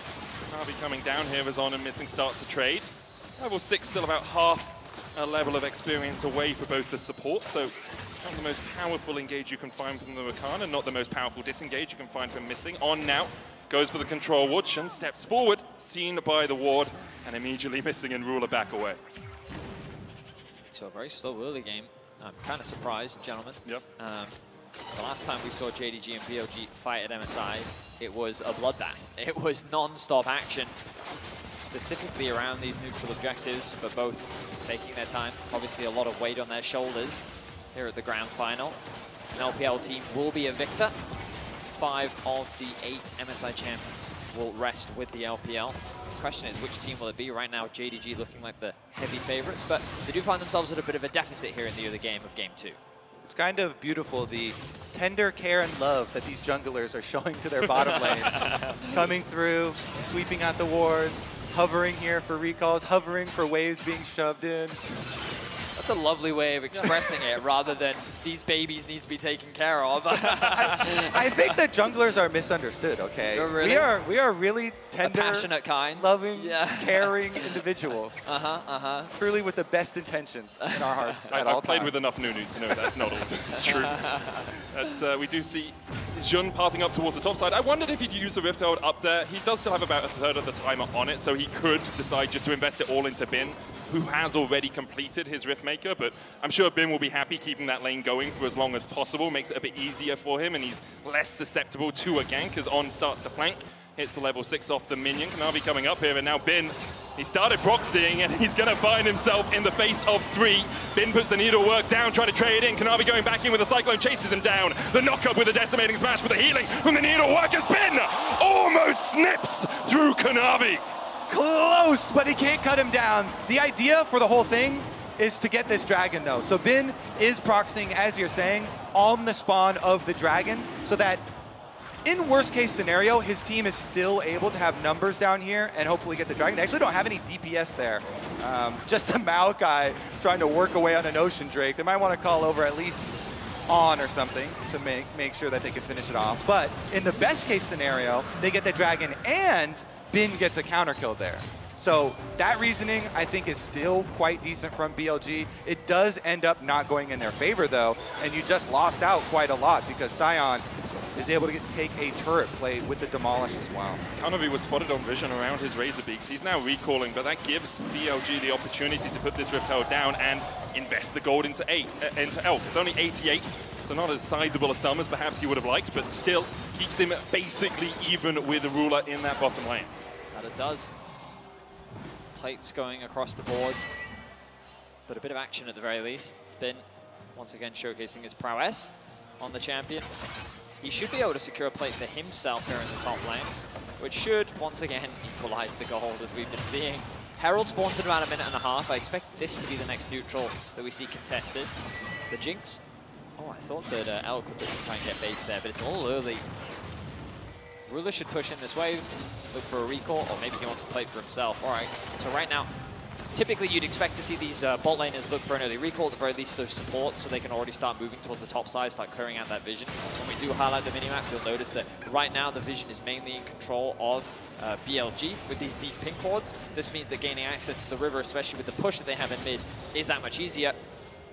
And again, you expect this to be the next neutral objective that both these teams fight for. For the moment, both the teams just happy to farm up towards those first mythics. See Riftmaker on bin, Shun goes Demonic, something we have been seeing a little bit more from the Maokais recently. There was a brief window where it was Radiant Virtue first, you just went full tank, and Yagao is building his way up to that Eclipse. And I'm actually still a way bigger fan of the full tank Maokai with the nerfs that came through to the damage of the AP build. Plus, you already have been your AP threat on your team. So we'll see if it pays off, though. The saplings will be even more annoying. Knight now 3 members coming from behind. Where are you going to go, Knight? Stopwatch burst, does still have the flash. The knock-up, he flashes it, but Shun chases him with the twisted advance, and even Tibbers can't help Knight survive. Yagao takes him, and BLG secure the kill in the bottom lane. Beautiful move from BLG to take advantage of that opening in the rotation. They get 3 members down behind the turret. Nothing Knight can do. Maokai ultimate comes through. They do leave a power deficit in mid lane, allowing JDG to push in on this turret, but Elk is able to quickly clear out that wave. Also a power deficit around the Herald, because that's why JDG moved their bot lane to mid lane, was to try and protect this. BLG accept that they're not going to be able to get the second Herald of the game. They were happy enough with the first, but they should be able to secure the first turret of this matchup. And it might be overlooked, but blowing the stopwatch is really big for these critical mid-game team fights as well for the Annies. So another small little advantage for BLG, although you rightly point out, it is going to be that consolation prize top side. Second Rift Herald, incredibly decreased value, but still very good at knocking down the remnants of these turrets. As you can see on screen, thank you very much, observers. That one would get one shot. Props to JDG, though, having a much better early game than last game. BLG. BLG, yeah, of course. As they look to the engage, Meshling has to put the wild growth on himself. 369 running in as well, and Shun already falls. Bet he wishes he was tankier now, as BLG have to disengage. It looked like they just thought they could catch Missing, but didn't have the damage to work through him. A bit of an overeager play there from Shun. I felt like that he went in a little too early, but he saw his opportunity, and the rest of BLG really couldn't follow up. It means that he does end up losing his life. Of course, in the grand scheme of things, not going to result in a huge amount for JDG, other than a kill. But yeah, a bit of a blunder there. Of course, Shun losing his flash could prove vital as we get closer to the next dragon. Yeah, got to be careful about handing over kills to this team that has such an explosive wombo combo available to them with all of the AoE that they do have. Meanwhile, as you said, Medic, yeah, a lot squishier there on the Maokai. You have to play more careful. Can't just go in like that, and of course, we talked about squishiness. Well, Elk is pretty squishy, Yagao is pretty squishy. If Kanavi can get onto them, he already has 1.5 items complete. When that Black Cleaver is there, we have seen our fair share of Wukongs just 1v1 the enemy AD carry in fights, and it can become very tricky for Elk, but Yagao starts to assert a little bit of dominance there as he forces Kanavi away from his Grom. Nice trade from Yagao. We'll push in this bot wave, sets them up nicely for this. Can't interrupt the base there. Nevercon had his passive shield. That he did. But they right now are in a pretty good position. Been drawing a lot of pressure top side. They have the wave pushed in bot. They don't have control over mid just yet as Ruler makes his way to the top lane. 369 going to charge in. Bin trying to get away from this one. No ghost on him. Dashes away from the decimating smash and he turns it back onto Ruler. But Ruler still has the ult. Doesn't even need it. In the end, 369 will get paid. Riddler's actually stopping on Krugs. I thought he would run down to the Dragon because it's the same play from BLG. They have been split push super deep when the Dragon spawns so that they can take it up, but they're not even going to rush down to the Dragon. They're just going to give it over to BLG. It's fine. We'll take another kill on Bin in exchange for your Dragon because they can also shove the top side of the map. 369 now on the side. Keeps getting so much every time Bin sacrifices himself, and we have an ult. Onto Missing. Flash heal still available for the Lulu, and in the end, it's all for naught in the mid lane, as Missing's just able to walk out of vision. Kanavi stealing away the blue buff. Ruler and Missing just protecting their jungler by stepping a little bit further forward. On an Elk now starting to collapse, and no Flash, but does have the ultimate. They're trying to defend this top tier 1, and in the end, Kanavi and 369 will just retreat to the safety of their own jungle. Ultimately, BLG are playing around their side lanes very well. They are down in kills, of course, but in terms of pressure, on with a good knock up there. And dash to Shun as well. The thing is, okay, we're going to have a big confrontation in mid as Yagao finds Knight. Wins. Yagao used to win when they were playing in the PC bunk together, and he already takes half of Knight's health, and Knight really can't do much. The super mega death rocket comes out from Elk, and BLG continue to find picks. All right, it's about how much can they get. BLG already had the split push advantage. You see Yagao immediately after the kill onto Annie. He goes bottom side. They push that one in. Everybody else pressuring around mid. But the defense is here for JDG. I mean, again, BLG side laners are just continuing to get stronger while Elk himself receives a lot of the kills and gold. The Herald about to wear off. Will end up dropping in mid lane. I really don't think JDG is going to get much value off of this. BLG will get some as they can just take it as it tries to walk forward. JDG will escort it, but it's so far back right now. They clear the way pretty quickly. Escort mission! Gets the knock-up as well. It's down to 5,000. You can see Yagao trying to join up with his team. But the red tail will fall before it even gets a charge off. You said the second one wasn't as valuable as the first. I think we see why there, Kobe. Yeah, escort mission failed. They're the worst in this game, especially when your running speed is just quicker than their walking speed, but your walking speed is slower than their speed, as we see Elk trying to look for Ruler! You can jump over a rocket, it seems. I've seen that happen in Valorant before. Ruler's running speed was pretty high there. He had to run away from the damage from Elk. The chip damage is good, though. Unfortunately for BLG, they don't have a wave to play on, but this is the objective that they want to secure. We've seen them a few times now push in those sides, try to collapse in mid, but Ruler's done a great job of just continuously thinning out this wave. Could this be the window, though, that BLG have been looking for to finally unlock the map? And they send Bin to go down, find 369 for a 1v1 in the river. He gets 369's flash. 369 forced away, uses the ultimate as well, but will escape. The risk for BLG is whenever you step up, flash tippers. Flash tippers can happen over and over. It looks like Knight actually flashed. Maybe that was slightly off screen. I didn't quite catch it. I think BLG doing such a good job of containing JDG here by pushing out side waves and then going to collapse on them. Bin is now the one getting advantages out of 369. No ult, no flash. Then they can just collapse on mid and get the objective for themselves without any bloodshed. The risk always is the Nature's Grasp from the Maokai from one side, the Rakan from the other side, and you're just locked in a pincer maneuver from BLG. And we'll get the mid lane tier 1. They are now 1,000 gold in the lead as we crest the 21-minute mark. All right, every time we see this, where one team with a big range advantage is facing another team that has to get those engages off. You're always looking at the flank wards, always looking at that 1 second that could be the difference of JDG closing the gap, getting to the Jinx, getting to the Jace there for Knight. But BLG so far, those carries have kept them at range. They've stayed safe. They've pushed JDG in. BLG have done the correct thing here. They've pushed out their sideways. I was expecting he had Gao to go back to base, but right now he's hovering around top. We're going to get a look back at what happened to 369. He will run into Bin, as you highlighted during the action. He flashes away. On blocks uses the ultimate, and then, yeah, there's the block from On, but he was just like, well, hello, and then they just pass on each other, continue with their day. Yeah, I was like, you're not even getting within a screen of Elk. Stop here, do not pass go. And that's exactly what you have to do. It's what worked so well for JDG in game 1, was their ability just to act as a bodyguard. On's going to try and stop the recall here, but the shield from Missing means that Kanavi will be able to get back to base. And look at this priority on range. Even more than just sitting on the Zeal, he actually fully upgraded this time to the rapid fire, even before Infinity Edge. So Elk investing so heavily in the range. And when Elk is in this position, we have seen him pop off. That's the reason, really, that they were able to take down Gen G, that they were able to take down T1, was the power of Elk in later game team fights and the power of his team playing around him, obviously, in those later game fights. In game 1, it never materialized. Perhaps in game 2, it will for BLG. And he has no cleanse. There's no Mikhails yet for him, so he knows he really has to play far back. Can't let Knight get on top. Position is very good right now for BLG in terms of their Dragon control. JDG trying to hold on to this mid-wave, though. They're not going to start on the objective. BLG just continue to chip away at the HP bars of JDG.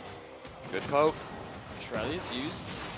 Look at Bin in the bot lane as well, forcing 369 underneath his tower. The poke continues from Getting the now. minion wave. Oh, JDG just looked for the engage. BLG are doing such a good job. They're not giving them room to commit. They're poking them down, denying the mid minion wave, and allowing the split push plus Dragon to go on all at the same time here. Really, really big stuff. Yeah, very patient play overall for BLG. Uncontested Dragon. They now find themselves at Soul Point. And aside from the first one, it's just been, as you highlighted, just a great utilization of their side lanes. We always saw Bin heavily committing to the trades, and this was an example of where Bin doesn't lose his life, but it's the same principle, right? Just constant pressure. 369, that front line for JDG can't really get involved in the fight, and the rest of the BLG members concerned about this potential collapse just use their range to keep JDG arm's length. The rapid fire cannon, the Jace poke, all these things from BLG just making it awkward for JDG to approach the objective. Yeah, BLG this time around, really good job utilizing the tools that they have drafted for themselves.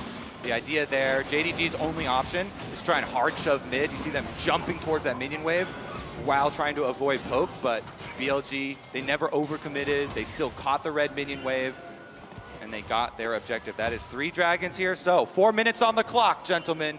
Infernal Soul up for BLG in 4 minutes time, as you say, Kobe, but I do want to draw attention to the fact that it's still only 1.5k between these teams. We still have Ruler at 2.5 items. We still have Knight at 2 items. And although BLG have played very well against that threat, it ever looms in the distance that a Wukong Annie engage will just shred through BLG.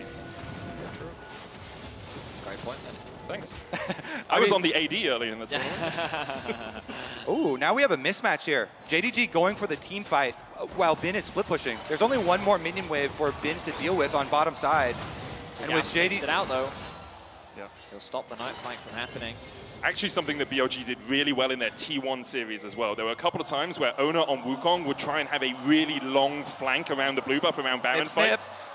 As we see Bin getting caught out towards this top lane. He's just drawing pressure, yeah, right? He's caught out because he wants to be caught out. They're not locked in there with him. He's locked in there with them as he gets the knockup and gets away from Kanavi. The Neodor work, no blast cone, but the healing from the Riftmaker not enough. BLG will start up the Baron, and now JDG have to call for a fight. Knight, no TP yet, about to come off cooldown. Unstoppable Onslaught goes wide from 369. The Baron down to 1,000 HP, insecure by BLG. On trying to act as the bodyguard. 369 trying to get on the back line. Knight coming in from the side as well. That flank could be deadly, but BLG disengage. And JDG continue to step forward, continue to look for more. Ruler pulls the feathers back, but he just can't find his mark. Twisted advance in from Shun. Ruler wild growth, and Shun will fall. Knight flashing forward, trying to kill off. Yagao going in fact, as the stopwatch comes out underneath the tower. Yagao trying to do everything he can. But in the end, JDG are just too damn strong. They will take from them everything except for on here. Only one Baron buff lives. It's the same strat we've seen all game long. BLG, they try and sacrifice Bin, split pushing. They say, take your chances in your 2v1. Go for it. And he got the solo turret. They did get the Baron, but the chase down kills there for JDG. We'll see if that makes the difference. On the next fight, on that Dragon Soul, critically, Knight did not flash here. He saved his flash for this. Kanavi saved his flash for the Soul fight as well. We'll see if they can actually make it happen. Ruler, though, used everything. We'll be a little bit more vulnerable on the Xayah. Everything's going to come down to the next explosive team fight. I'm pretty sure Kanavi is still deathless at MSI, by the way, on this Wukong.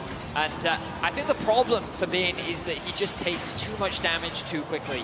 The amount of time that he actually buys isn't great because they're even moving in the direction of the Baron. You look at the rate at which it's dying too. This isn't a super fast Baron. The Scion goes in, and while they don't secure it, BLG think that they can move back to the safety of their tier 1 turrets, but in the face of 369, that is not a turret, okay? That is just a light tickle on a Sunday, or a breeze, I don't know, whatever it is, it doesn't matter to him, right? And so he's the one that initially tanks that engage. It's Jun that kind of gets zoned off and killed by Ruler, and then the dive comes through. Good CC comes out from Knight, he buys a lot of time. Elk can't get the peel that he needs. And while Ruler does die to the tower, Bin is now in danger. Ruler, no flash, does have the Featherstorm, will use it early. Those needleworks doing a lot of work from Bin, and that's the AD carries ultimate out, and BLG call for the engage. Stepping forward, Knight locked up. He does still have the flash to get away. He can get to the blast cone as well. The twisted advance will lock him down, and Knight, once again, the Zonya's buying him a second, but is it enough? It's not. Shut down by Yagao. And now BLG with a member advantage can push in 2 lanes. Knight is holding on to that flash with dear life. He knows how important it is, and he will even give his life for it. But this should be the soul for BLG. BLG, are they going to follow Bowson's law to victory here? This is the scariest 0-3 Gwen I have seen in a long time. 3 items up there. You can't 2v1 him even anymore. And BLG, the rest of the team, takes advantage. The teleport comes in, though. Knight is on 15 seconds. 369 going in, On's gonna dash forward, dash out, Cyclone knocked up, knocked back, and Kanavi doesn't find the engage that he was looking for, and now Yagao can really open up. Kanavi going back in with the Cyclone, but Bin just keeping the rest of JDG distracted because the Infernal Soul has been secured, and look at what it does! BLG wipe away JDG! They're gonna come for more than that. 369 is slowed. Flash stun, knock-up coming out, Elk will fall, but now the chase is really on for BLG as Knight tries to escape. 369 goes down into the zombie mode, and Knight has nowhere to go. BLG may have lost their Elk, but they find the win in the fight. Bin shouting, you gotta send 2 for me, you gotta send 3 for me. Doesn't matter, my team, my objectives, they will win. BLG playing with confidence in game 2. They have bounced back with a vengeance. They will take their first inhibitor of the game. And with the soul, with this split-pushing approach, JDG have found no answers. And Yagao on this Jace, cleaning up so much damage. Here's another look at it. So they're rushing in, they know they don't have the Annie, and so BLG just turn on them. Big chunk there onto Kanavi, Bin moves in, pops his W, hits his ultimates here. All of his ultimates on Ruler. Ruler just got needlework to death. He used his ultimate in the top lane when they were trying to catch out Bin. That's just ultimate 3 times from Bin, lights out for the AD carry. The flash finally comes through from Knight. It results in the execution of Elk, but it does not matter. BLG, they know they've won the fight. They take down 369. They get revenge for their AD carry, and the elation from the BLG coaching staff. Why wouldn't they be excited? You talked about it in game 1, Kobe. Every time these 2 teams have met, JDG have just gotten more efficient at taking down BLG. 3-2, 3-1, 3-0 was their most recent performance at MSI. But BLG have evolved as a team, and Bin believes in the 3-2. Here in game 2, BLG are looking to equalize the score. Jun's looking for a final engage. The TP coming in as well. Look at the damage onto Ruler already. He tries to get away, but the charm will lock him up. The twisted advance chases him. There is no escape from BLG. They'll find another. Kanavi tries to get onto the back line, but he just does not have the damage. BLG find 5. 4, in fact, as Missing survives, but he'll go down as well. A 5-for-1 exchange for BLG. BLG strike back, and they're going to go straight to the Nexus with that one. 3-2, 3-1, 3-0 for JDG, but in Bin's eyes, it's a 3-2 victory, and they've taken the first step towards glory. JDG gave BLG the Jinx and the Gwen. They made them pay. Really, really big stuff here. Bouncing back. BLG, they have defied expectations all tournament long. Had to get one, didn't you? Get a bonus. But that they have. BLG with a composition that I wasn't entirely sold on after seeing it, but their execution was truly flawless. Multiple times you were highlighting it, Kobe, how Bin, it looked like that he was into, right? But that wasn't the play. He was drawing pressure. He was deliberately proxying waves. He was going for all ins, and he was saying, listen, either you let me kill 369 or you come and stop me. Because one of these two things is happening, and the second that they tried to stop him, that was when the dragon was secured. And every single time, BLG, they wouldn't go for the fights that they knew that they couldn't win outside of that one Baron one, where it really kind of looked like it was falling apart a little bit, but then the scaling was far too strong from the side laners for BLG. Yeah, great stuff from BLG all around, and we have a series on our hand. I get paid for that one as well. We're going to hand it over to the analyst desk. Do you now? I know you're happy. Also, your voice, I mean, you needed it a lot in those last two games, but it took a lot longer for Medic to have to scream in that one, and I think that is a big sign of an adaptation coming out of BLG. They were not so crazy in going for those early game dives continuously of those skirmishes. In fact, it was much more cool, calm, and collected from them. Yeah, I was really impressed to see how BLG were playing this one out. I was a little bit nervous when I saw the draft coming through initially because I thought, look, JDG have got so much of what they want, especially when you look at that mid-jungle, but the way that BLG were able to operate through, well, the Jace, Yago, looking so much better on this Jace. If you think back to play-ins, I mean, he ran it. He was really bad at play-ins. But this time around, the Chase looked fantastic. I want to highlight as well, I actually think that what BLG did was get a draft where if they get ahead, if they get a lead, and particularly because the Annie was set so far behind, Ruler doesn't get to play the game, right? Like, if you're getting this severely outranged, it becomes really hard for him to really have a big impact. I was very nervous, though, when I saw the Jinx first pick, because I think not taking the Annie was a massive mistake. You do open up for this Annie Wukong, which Kanavi has been phenomenal on it. And also, as well, it then forces you to take the Rakan in the next pick. You don't want to have a Rakan playing into this Jinx, but then opens up perfectly for the Lulu. So the first three picks from JDG worked out fantastically for them, but I think they were caught off guard by the fact that Yaga was willing to bring out this Jace Maokai combo again and actually try and play through it. Absolutely, and it is on getting his Rakan, right? This is his career best champion. He has an over 70% win rate on it. It's his most played champion all time. So, you know, this is ultimate comfort for him on the other side. It is, and there was a lot in terms of comfort. We looked at the top lane as being a win condition, possibly, and it was interesting how they used it this time. Bin said, I'm going to die for you. That's how much I love you. I mean, maybe he could have died a couple of times. Maybe. But we can watch it. I mean, Bin just was such a pressure point for this team. You know, this has not been a tournament about playing side lanes at all. Generally, all people are doing in top lane is they push and they move, right? They're not actually looking to threaten towers. They're not actually looking to threaten 1v1 kills. Bin was posturing so aggressively that he was demanding a response. And yes, he's dying here. Yes, this can look a little bit silly, but every single time he was dying, it was with an objective up. It was with counterplay available on the other side of the map, and that is the key thing.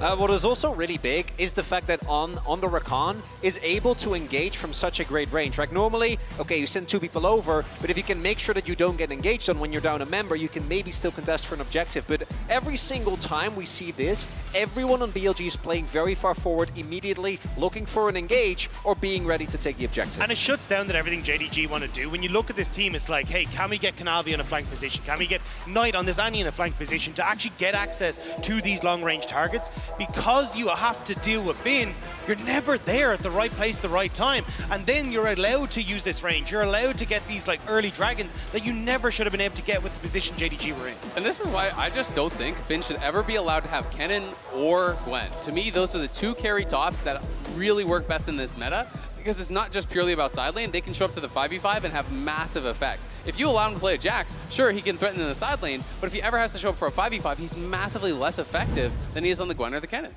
As you saw there as well, like even though they only got the Baron buff on, just denying it from JDG is really big, because if JDG doesn't get to actually play their front-to-back team fights, or at the very least look for flanks, look for 5v5s, due to the position of the sides, they're never going to be able to contest. Yeah, it was interesting though, because you're like, okay, but if everyone on BLG dies, they still denied it from JDG, but it becomes maybe a different ball game.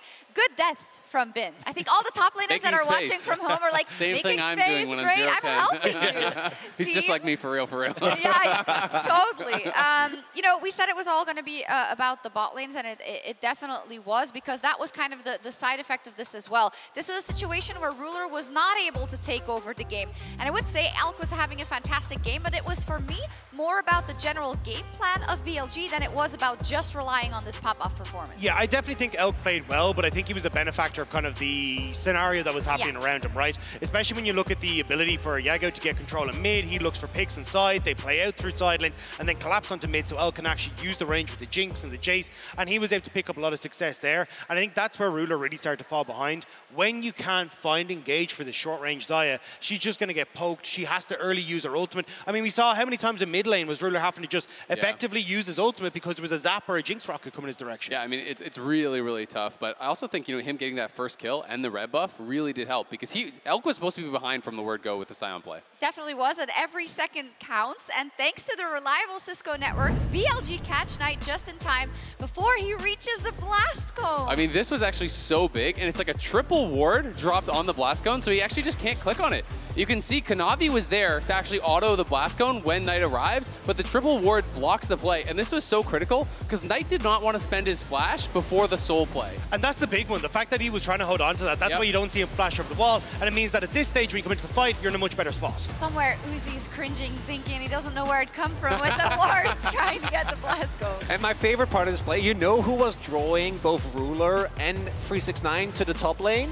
It was Bin, right? He was the one who set up the space, and the rest of his team capitalizes so incredibly well. And it's this, what I think, if BLG, and I'm going to echo what Asil said, is able to put Bin in this position and play around him that way, you can get a win. So the Gwen, to me particularly, I'm a little bit more on the fence on the Kennen, but Gwen, you can't do it. And I think the big one is the fact that we couldn't see Bin get control of really in this top lane matchup because of these tanks before. Now the Gwen is giving him the opportunity to play the carry matchup, still play his style, but now come out on top against 369. And that's a very worrying call if you're JDG. It is JDG selecting blue side, and I like how in a best of 5, always all the priorities are shifting as we continue. Now, when it comes to replicating something like this for BLG, obviously you said it already, maybe the Gwen won't be on the table. I do think it's a good sign that they played this out as they most likely have planned, because that's what it looked like. Because it's not because you have that plan that it's going to go perfectly. You can still make the mistakes in the team fights, etc. But is this something you want to see them replicate in order to get these wins, or do you have faith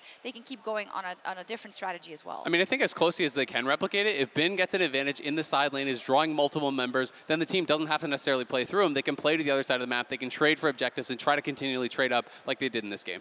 We'll see if it happens. And as the teams prepare for Game 3 of the Grand Finals, we're celebrating the upcoming launch of Convergence, a League of Legends story, this Tuesday on May 23rd with a special world premiere music video.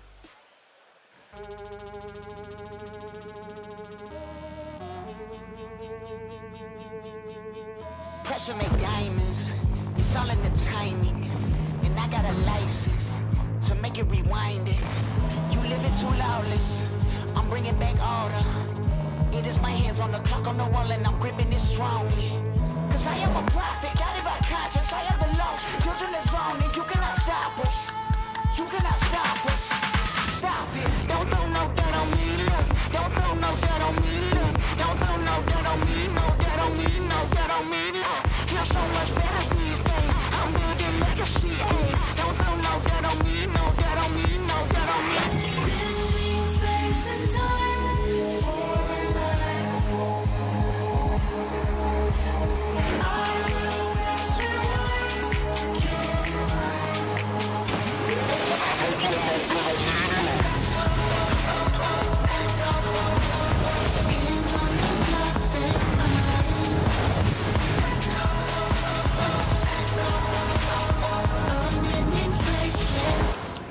The pressure gets heightened when I hit rewinding, but now I'm enlightened.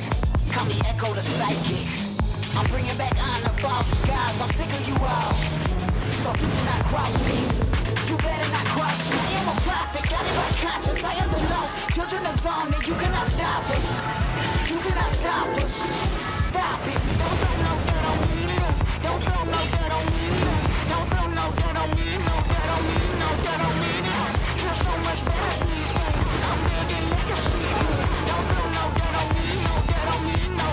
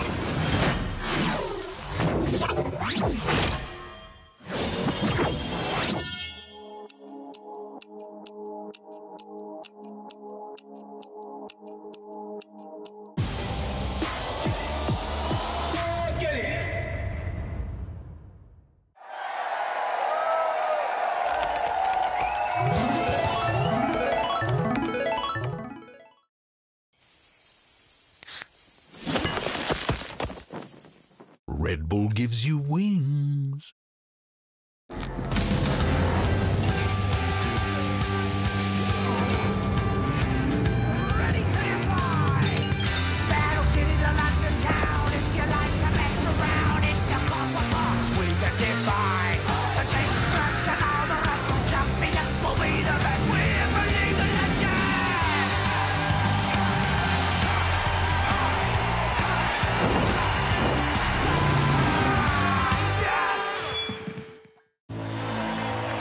A team against a king.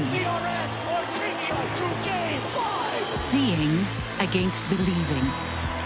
A moment against a moment for the ages.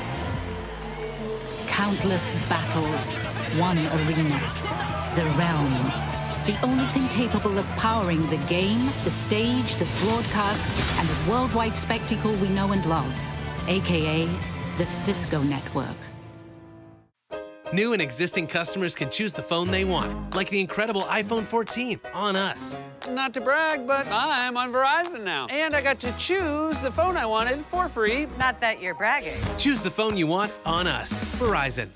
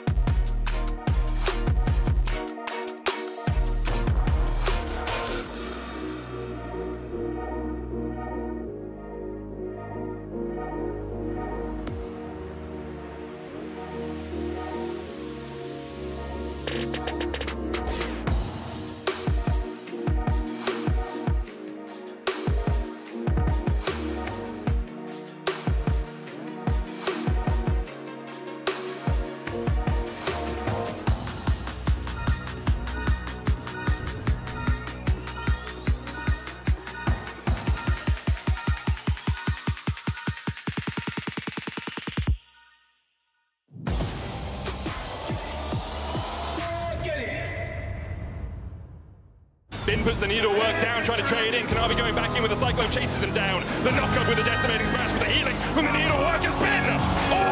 nets through Kanabi. Twisted advance in from Shun, Ruler Wild Growth, and Shun will fall. Knight flashing forward, trying to kill off. Yagao going in fact, as the stopwatch comes out underneath the tower. Yagao trying to do everything he can, but in the end, JDG are just too damn strong. Just keeping the rest of JDG distracted because the Infernal Soul has been secured. And look at what it does! BLG wipe away JDG. Welcome back to Game 3 of the MSI 2023 Grand Finals between BLG and JDG. We saw BLG fight back in Game 2, and we'll see if they can continue that run of form here. JDG now on the blue side again, though, does give them a few extra options in draft. Yeah, blue side's so powerful. BLG using it to get their Jinx as well as the Gwen. Really, really nice draft from them. And you just know all top laners are going to be insufferable now, because that was the dream, is when they split push and they die, and they're like, team, why were you doing anything? Are you doing something? BLG was doing something. They were. Because he was split pushing at the right time. That's the missing link. Yeah. Like, this is gonna be guys, I'm just inspired by Bin. Like, well, you can't flame me, okay? I mean, it's awesome to see as well, especially when in Game 1 it felt like that he got his signature Jax. It was then shut down as a result of his Gragas. Then they banned the Gragas. The Gwen was left open. And obviously, he had a lot of impact on it. A back and forth between 369 and Bin, very much what we wanted to see. Yagao having an impressive bounce back as well against his brother in the mid lane. And I'm excited to see how this series develops. My expectations are that JDG will likely ban away the Gwen, as they did in Game 1.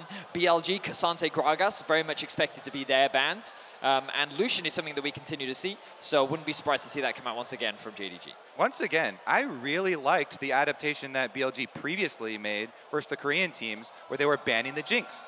And then they were going to force the trade, and they would just go to the Zeri instead. But a lot of evolution here so far in the bans. And again, since you're on blue side for JDG, you are afforded the extra luxury of banning away the Gwen. Well, there's the Jinx ban that you really like, Kermit. So we'll see where JDG go with their first pick. Annie and Maokai, both of the priority picks that we usually see here.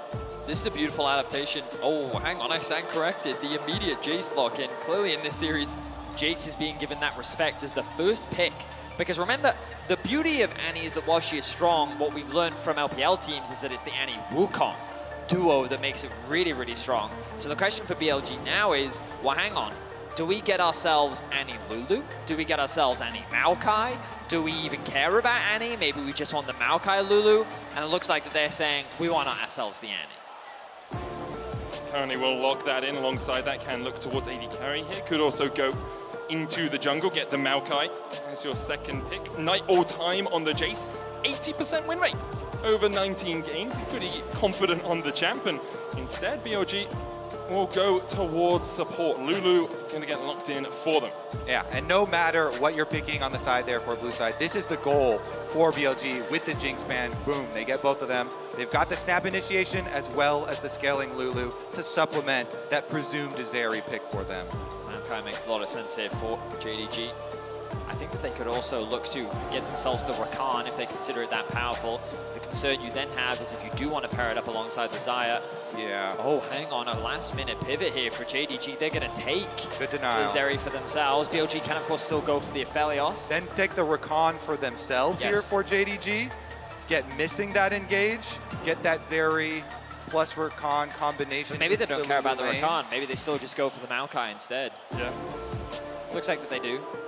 It's just so good right now. Medic knows he's a support player. He's a Rakan one trick. He's a Rakan Not one anymore. trick. Nautilus one trick now. Yeah. Rakan incredibly strong, especially when you have a primary engage to team it up alongside. Does cede a lot of time in the lane, though. You really don't have the pressure to push up into a Lulu because you just get auto attack from range. The Q buffs that happened a few patches ago do help Rakan sustain through it, but the expectation is that BLG should be able to get the push in the bottom lane early on. So how will BLG round out their draft? Expectations are AD carry hit. Aphelios is something that you would kind of expect, but how confident do they feel in that? Wow, they're going to leave AD carry up? The Kennen locked in for BLG. I mean, we saw this from them last game, right? Where they literally said, you know what? We don't care about AD carry. You can do whatever you want. And you talked about the power of Annie Wukong. Annie Cannon is similarly powerful when it comes to late game team fights. You have so much lockdown. You have the ability for the Annie to chase up any stuns or even the Cannon to come in after the initial tibbers engage. Also, I have to correct myself. I did misspeak there because I said that it was BLG that didn't care about the AD carry, but last run they did early prioritize the Jinx. And then it was JDG who actually let the AD carry through and said, you can ban away AD carries, we're fine. We'll go for the Xayah. Admittedly, Ruler, while having a solid performance on the Xayah, we didn't quite see the impact that we normally see from him. And this Kennen pick is big, especially for Bin. There's a reason it gets banned against him so frequently. 11-1 on the champion this year. Has been able to utilize it so effectively. We're going to see so many of these jungle bans coming through here, though. Shen also getting respect on his Kindred, but they want to cover the bases. Of course, Aphelios has been the go-to to pair with it. Show us something different, Al. Show us a different hyper carry that we've all forgotten. Could also go jungle here and then leave a Kog'Maw or a Vayne for last pick. There's the Kha'Zix in the jungle, gives you more burst potential alongside the Annie and the Kennen. JDG could look towards the Sion here, something that 369 has a huge amount of experience on. Not as easy to do the level 1 strat when you're on the blue side, obviously, because you want to be playing towards your bottom lane and it's harder to get into the red side blue jungle, but you can still lock the Sion just for its presence in the laning phase. Yeah, what you want most when you give up the Kennen pick is somebody to mark the Kennen for those team fights, keep him out. You've got the Sion plus the Rakan now here for JDG. JDG, they have to go into games with a front line, and they get 369. I wonder if JDG will consider this Sejuani here. I know obviously they're lacking a little bit in terms of AP damage, but if they want a little bit more engage, a little bit more frontline, no, they really want to make sure they get some AP damage out. Lawless again for Kanavi, I don't see anything wrong with it really. Again, like you are lacking a little bit in terms of magic damage. Of course, Zeri does do a little bit of magic damage, and Lawless, yeah, all right. So it will be what we originally talked about, less Sejuani. Oh, nice! Elk Vayne with the Lulu! Let's go! You wanted to see another hyper carry with the Lulu. He just locked in Vayne in the MSI finals. Woo! What? Elk has been a player at this MSI that's really come into his own. You know, the next LPL AD carry. But there have been times when he's Gale forced into a Howling Gale, when he's dashed forward into the entire enemy CC. And on something like Vayne, you cannot do that. But let's see if Elk can channel his inner Uzi. Obviously Uzi on BLG last year. Elk, I'm sure, will have had a little bit of time watching him and learning exactly what to do with this Vayne. Oh, this is so exciting. You got to have your juke boots on when you're playing the Vayne. You have to have your condemned timings on Rakan. Picture perfect to be able to stuff those engages before they start, because BLG, they are not running any frontline, baby. BLG are all gas, no brakes, full damage, full CC. You can only dodge skills. You cannot soak them. And I mean, wow. Yep. Wow. Elk. Oh, he is very quickly becoming a name that across the world, coming into this tournament in the old format, you would never have heard of this man. You would not know about this player. But Elk is looking to make a name for himself. Game 3 of the Grand Finals, and we've got a Vayne in the bot lane.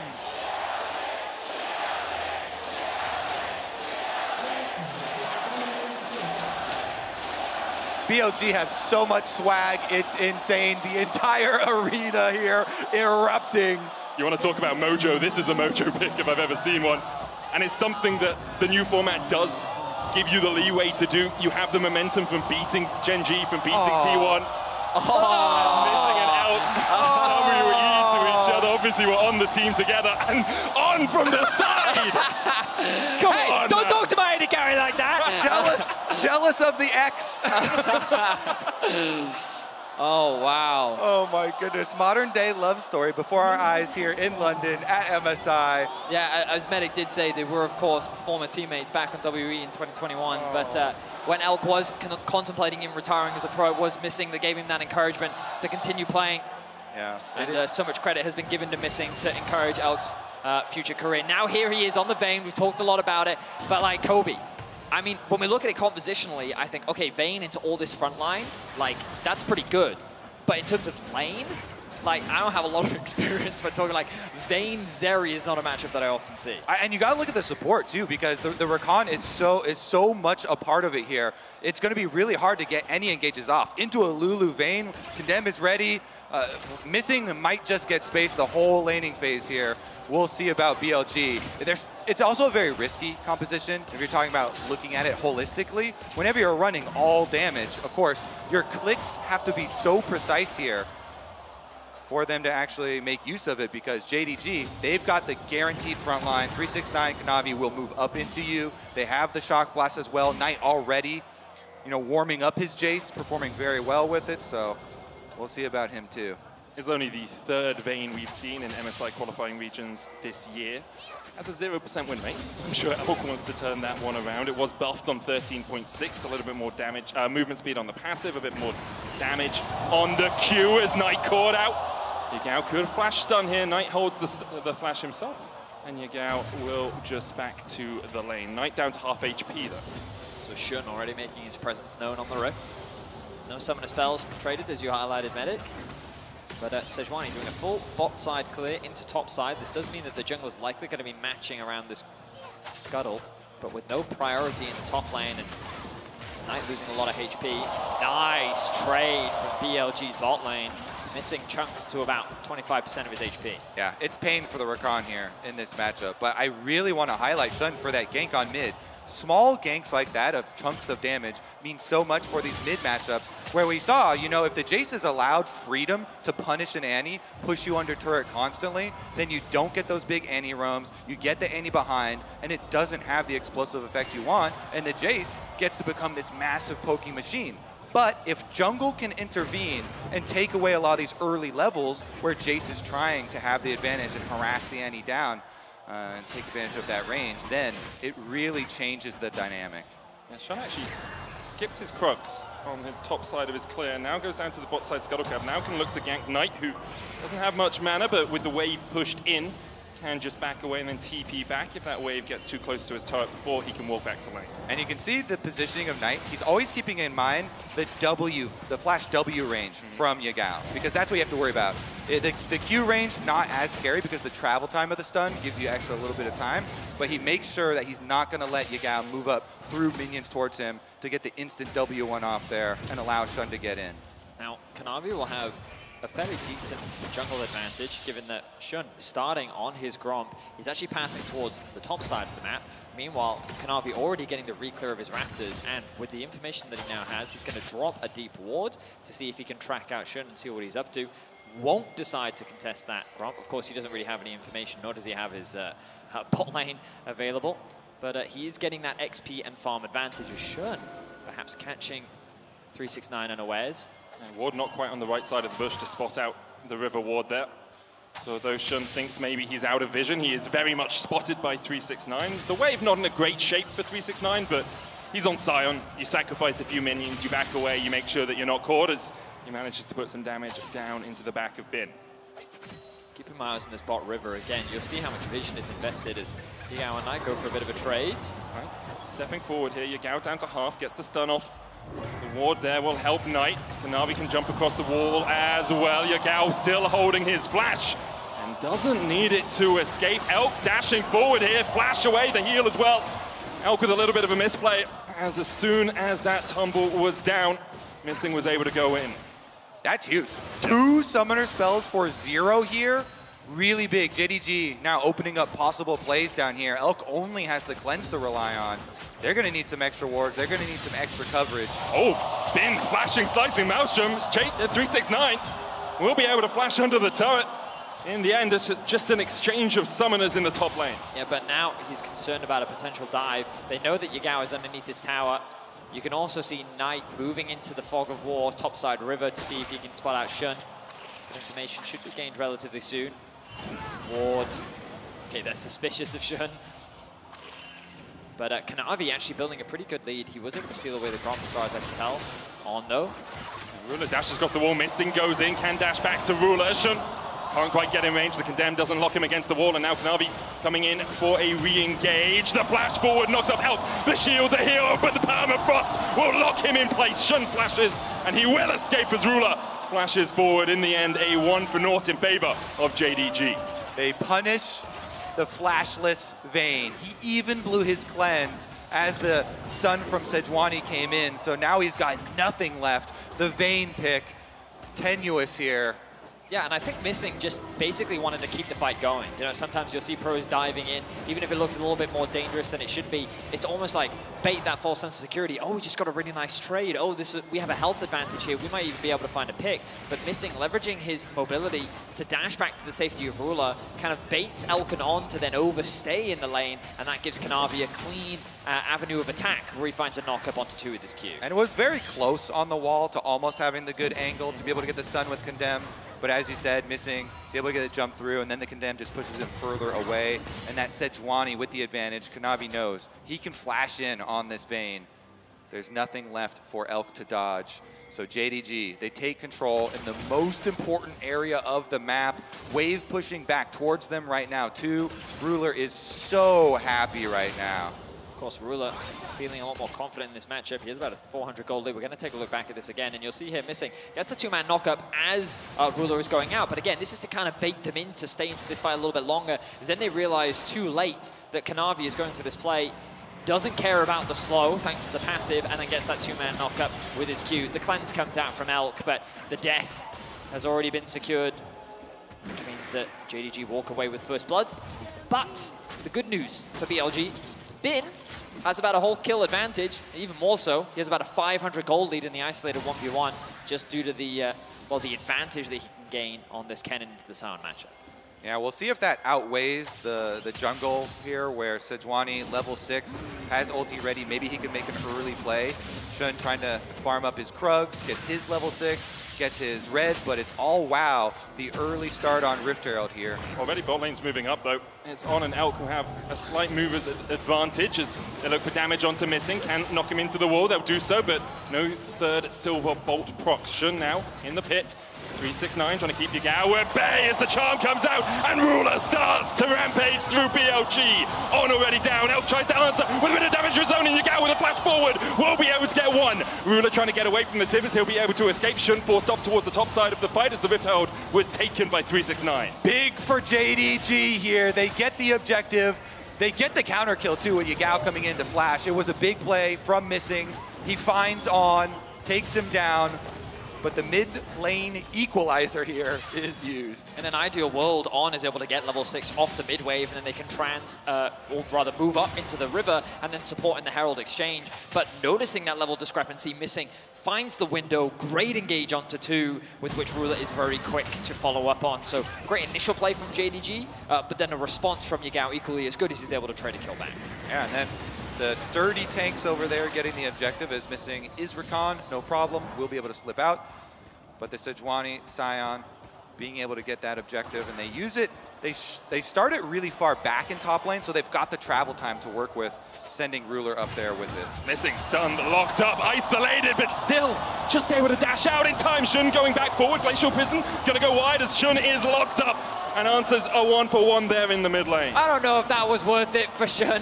He'd missed out on a kill on Missing earlier. He was committed to it this time, but with no ulti and no flash, it means that Knight picks himself up his first kill of the game. It lets JDG know that the jungler here is going to be in base, so this Rift Herald will get shoved all the way in for Ruler. Kanavi even comes through to try and help. Does split a little bit here as Elk is going to be able to secure the rest of the cannon wave. So it is just 2 plates. Could have been a lot worse there for BLG. And I imagine that they will head straight towards this bot Drake. But with the push that Knight and Missing have secured, they can move into the bot river. And again, I want to highlight this vision in a second. I want to highlight that when you look at some of the wards that have been invested from the side of JDG, they've got great control wards littered around all of the entrances. They're also sweeping out any potential vision that BLG might have. And so even though a potential cross-map was there, because Shun ended up losing his life, they are very delayed in actually setting up for this objective, meaning Kanavi can now actually respond. All right, JDG just got to go face first into this team. Sion ultimate is ready, 369. Just get down here and try and mark the cannon. Bin does have ultimate and flash ready. He's still sitting top. Oh, he's walking back top, yeah. No teleport, he's walking back top. Looks like they're making the call to give it. Only the first dragon of the game, so not too consequential in the long term, and it's a little bit late as well, not a pre-10-minute one. So JDG, even if they started stacking up from here, would still have to wait 20 minutes before they found Soul. I also think they really just want Elk to get some farm, right? Vayne, very low range, wants to get that first item, Shield Bow or Blade of the Ruin King as well, possibly.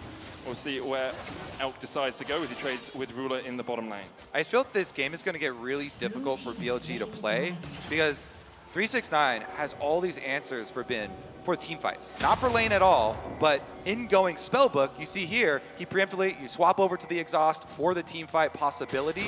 Once he saw Bin walking back on lane on the minions, he was like, okay, great. They decided to give it up. I know he doesn't have teleport. I'll go back to lane as well. So JDG, Dragon #1, they start their momentum building now. Jun just very happily stealing away these camps. About 1,000 gold lead for JDG. Double exhaust for them as well, as you say, with a spellbook exhaust for 369 and missing having one. So if ever 369 is trying to deal with, you know, Yagao or with Elk, you can still have that extra tool to isolate Bin in the fight later on. Yep, since BLG are all damage, anybody's pretty good target for exhaust. Be able to shut Or perhaps that's the plan, down. Kobe. There are too many targets. So who do you exhaust? Well, I'd say Kennen one, and then I'd probably say either the Annie or the Kennen Vayne. two sometimes. Yeah, use both. Good interrupt. Ulti from Kanavi. Glacial Prison finds his mark, and now Yagao caught out by Knight. Another kill over to the JDG mid laner, and with that pressure, should be able to get at least one more plate out of this mid lane tower. Kanavi stepping forward into Shun's jungle. Does have the support of missing, and this might just be a blue buff steal. Yeah, beautiful stuff from JDG. They know these tanks, this front line, just go face first into the BLG member. And if you hit your skill shot, if you hit the stun, job's done. There's no way Yagao wants to waste his flash, though. He's saving it. It's a chase. Lightning Crash coming out from Ruler. The damage already down onto Elk. Kanavi is around the corner here, and Elk perhaps just trying to chunk out Ruler so that the dive really couldn't materialize. Elk at half HP though, and an Immortal Shield Bow for Ruler, a flash and a cleanse for him, as well as Knight continues to chip away at this mid lane turret. Yagao has the TP, not yet unleashed, 5 seconds on that, maybe saving it in case he needed to get down towards this bottom lane. Ruler has such nice trading against the Vayne. Typically, it can be quite challenging for many AD carries to go toe-to-toe with the Vayne because of that 3-hit passive, especially when you can reset your auto attack with the tumble. But Ruler, it just knows the ins and outs of the matchup, leverages his range, and just chips away at the HP bar. You already highlighted Medic. He has such a big item advantage. He's going to get himself the first tower of the game. Knight is very close to securing that mid-tier 1 as well. And just bot mid going very favorably for JDG. If we contrast this to last game, while we did see JDG finding a couple of advantages, they were struggling in terms of control around this Dragon in particular, which gave BLG a huge win condition later. But this time around, it's only Bin that's finding leads in the early game. And is that not the most iconic, you know, JDG graph right there? They sacrifice 369, tank on top side. He doesn't care. He's still going to provide so much value to the team in these team fights. And having a fed Zeri, a fed Jace, has been such a strong recipe for success here. Kanavi leading the way on the Sejuani. Rift Trail #2 is available. So another chance for JDG to force BLG's hand. Probably should just call it. BLG do like to take a skirmish when they can, but 3,000 gold down, I think it might not be the best of situations for them to try and fight. Crown now finished on Yagao. Realizes that there's quite a lot of damage coming out from JDG, although Crown, when it's going to be procced by Knight relatively easily, not always the most efficient item when you can be poked down. Let's help reduce a little bit of that poke, at least. Now, BLG's whole hope is to be able to just surprise and flash onto the back line of JDG with all of their damage, but it's so difficult to do, and that's why people get so hyped for these types of team comps when BLG pull this out. It's because it's so risky. It's so hard to pull off. Especially when we think about how so many of the fights of this tournament have just been very traditional front-to-backs, you know. Oh, tank press R. Oh, other tank press R. Did the carries get caught? Yes. Ooh. Well, BLG don't have that conventional approach. So far, they've conceded all of the early neutrals. Both Heralds have gone in favor of JDG. Next Dragon spawning in about 40 seconds. It is, of course, the Cloud. I wonder if BLG is saying we want to fight this, mainly because the Vayne is still quite weak. First item now completed. When you kind of look at their counterparts, JDG's carries are in such a great position. Someone's Kanavi here, missing, falling low as well as Tibbers will chase them out, just trying to chunk them before the Dragon really kicks off. In the end, it's just Yigao's ultimate invested there.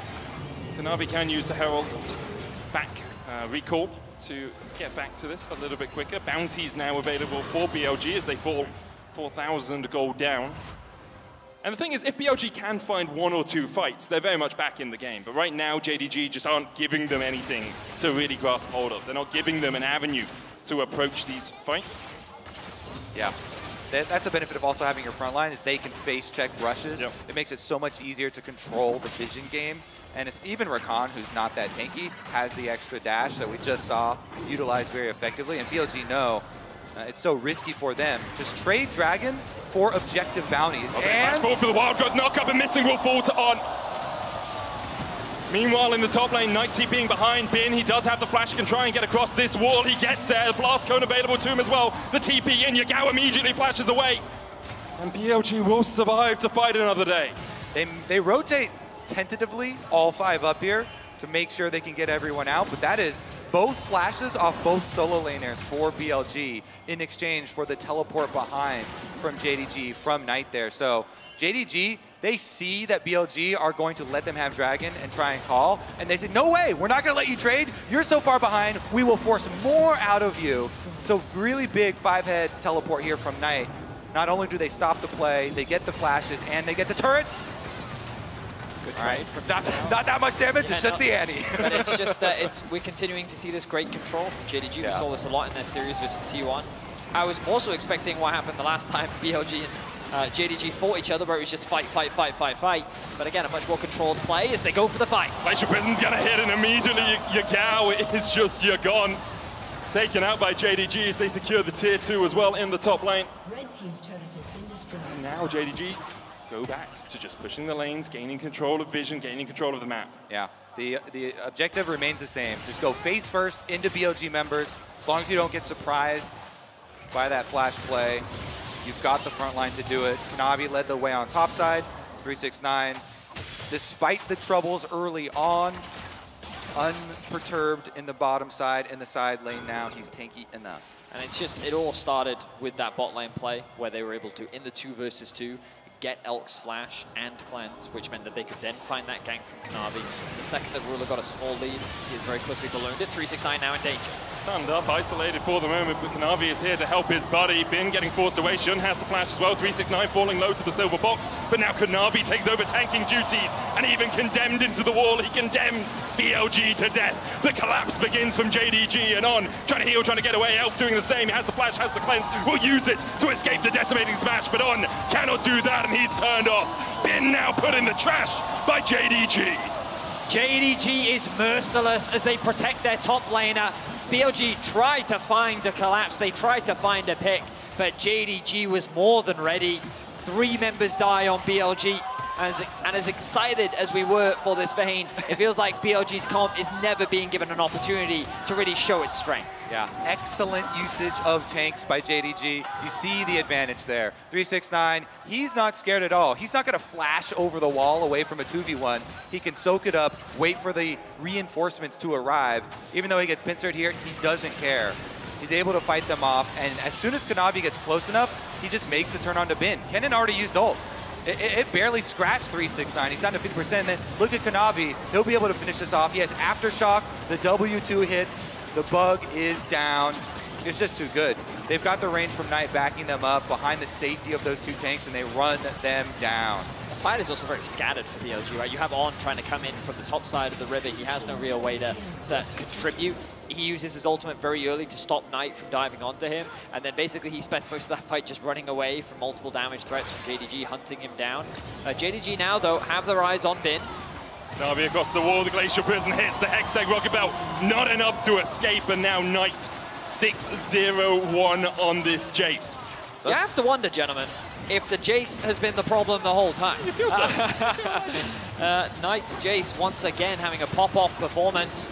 The Baron will be started, the Baron will be uncontested, and JDG in clinical and dominant fashion are looking to secure game 3. And for BLG, 9,000 gold down. There's only scraps to be picked up from aside the table. 369 charging down towards this bottom lane to try and answer. The Ginsu's finished for Elk. Maybe it's enough, but I very much doubt it. As Shun caught out hit. The Tibbers used just to stop the decimating smash. As 369 may have been able to win out that 2v1. Yeah. BLG in this game, I think, have just strayed a little bit too far from the light.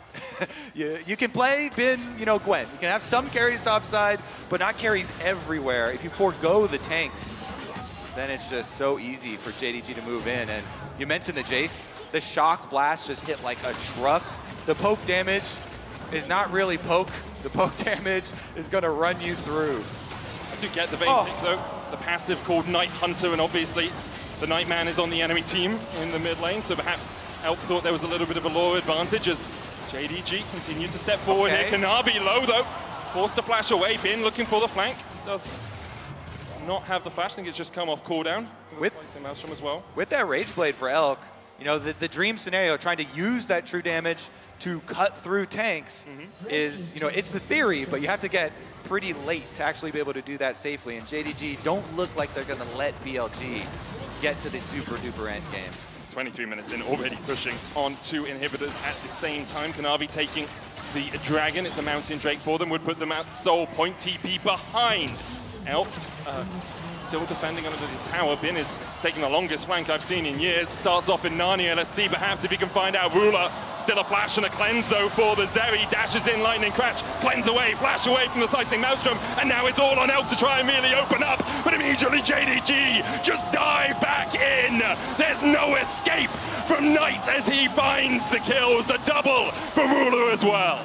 BLG's backs are completely against the wall, and in a last hope of desperation, Bin tries to find the flank, but it is the flanker that is crushed. JDG, with a near-perfect game, will stomp BLG. And put themselves on match point, title point for JDG, for Knight and Ruler, who have waited so long for the sweet, sweet victory. They are now just 1 game away.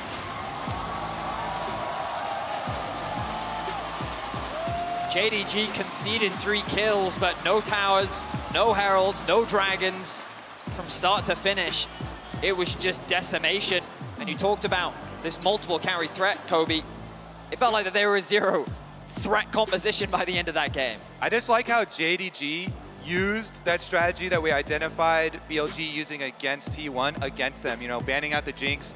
They are not going to let you choose the Zeri. They will have the Zeri, and they will build a fortress around it. In the end, the Zeri doesn't even really matter, and it's the Jace that does a lot of the carrying and the tanks.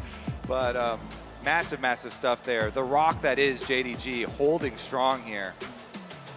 And we continue to see just how good they are at suffocating their opponent when they get an early lead. I just have to look back to Elk's tumble forward into missing jumping in, and that flash being burned and that cleanse being burned. After that, the Vayne was totally neutralized by JDG. Well, also remember, Shun diving over the wall to get a kill onto missing, to then giving a kill back tonight. Like, all these little things just very quickly built up, and getting those 2 heralds as well meant that JDG could very quickly open up the map. They started funneling plates into Ruler very early on. They used it to break down these towers, and overall, it just felt like BLG had no presence in the early game. I do trust this team to be able to find drafts and ways back. He's saying he predicted the 3-2, and so this is where the pressure will be on. They will likely move back onto the blue side, and I do wonder where this Jace priority will fall, because Jace has been a very powerful pick so far in this series. All according to Bin's master plan. Just 1-1, 2-2, and then 3-2. I actually feel way more comfortable now, I trust. Now that Bin has promised it to us, it's definitely going to happen. We'll be back in a couple of minutes for what could be the final game of MSI 2023. Don't you go anywhere.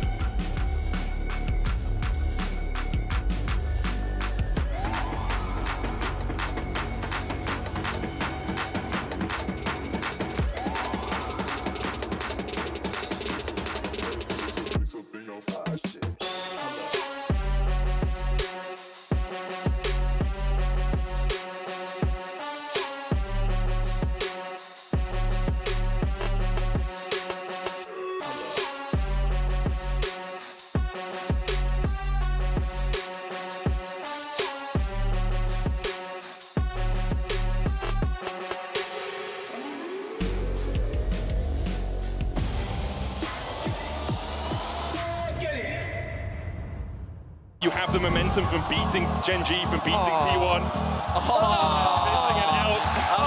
WE to each other. Obviously, we're on the team together. Sending Ruler up there with it. Missing stun, locked up, isolated, but still just able to dash out in time. Shun going back forward. Glacial Prison gonna go wide as Shun is locked up.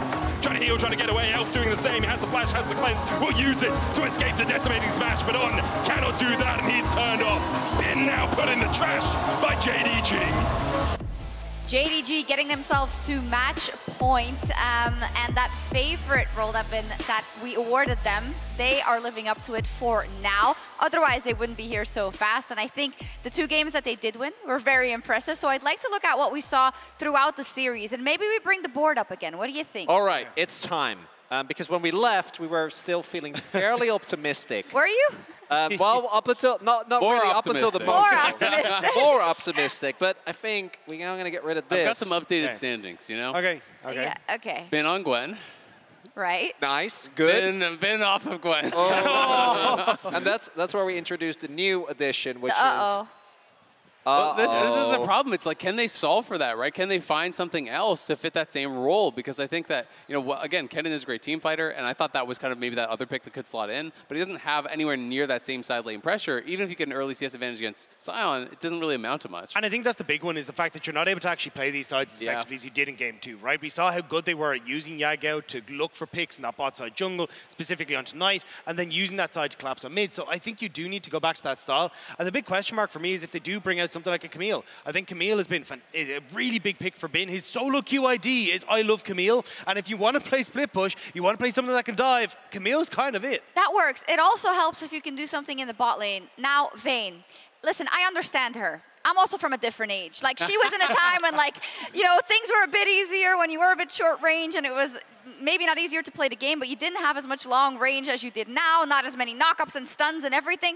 I think I love it, you know. I love that he went out there and picked it, but it wasn't helping the situation. I love the idea of Vayne. You know, as a concept, I think it's great. When it comes to actually executing on it, we see the problem is, so good in theory it's great, but then in practice what happens is you get set behind early and you are not able to play the game at all because you are extremely short range and dependent of the rest of your team to set up for you, which then never happens. Yeah, and I think that's the problem here, is that there is no real setup for the Vayne in this, right? You're heavily reliant on like an Annie or a Kennen, right? But I think if you're going to take the Kazakhs, don't take Vayne, or vice versa, right? Yeah. I would have loved to see something that was a bit more tank oriented, because like Vayne got a ton of buffs on 13.6. Like, her tumble lasts longer, she gets the increased damage against tanks. There's a bunch of beefcakes on the opposite side. It could have worked out fantastically, but they're just not quite able to get that setup. And Kanavi did such a good job of shutting them down in the early stages. There's just no hope for Elk. Yeah, absolutely. I mean, Kanavi was taking over the early game, and you know, when you're going up against something like the Kazakhs on this edge one, you already kind of have an easier to execute game plan later on. So this was, you know, such a high barrier to entrance, it feels like, for BLG's comp.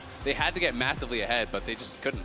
And this is something that I think has been the biggest difference maker in not just this series, but all of the wins that JDG have had. Yeah. If Kanavi can get going, there is nothing you can do, right? The moment that JDG get true control of the game, he will keep diving, he will keep making plays, he will keep snowballing everyone.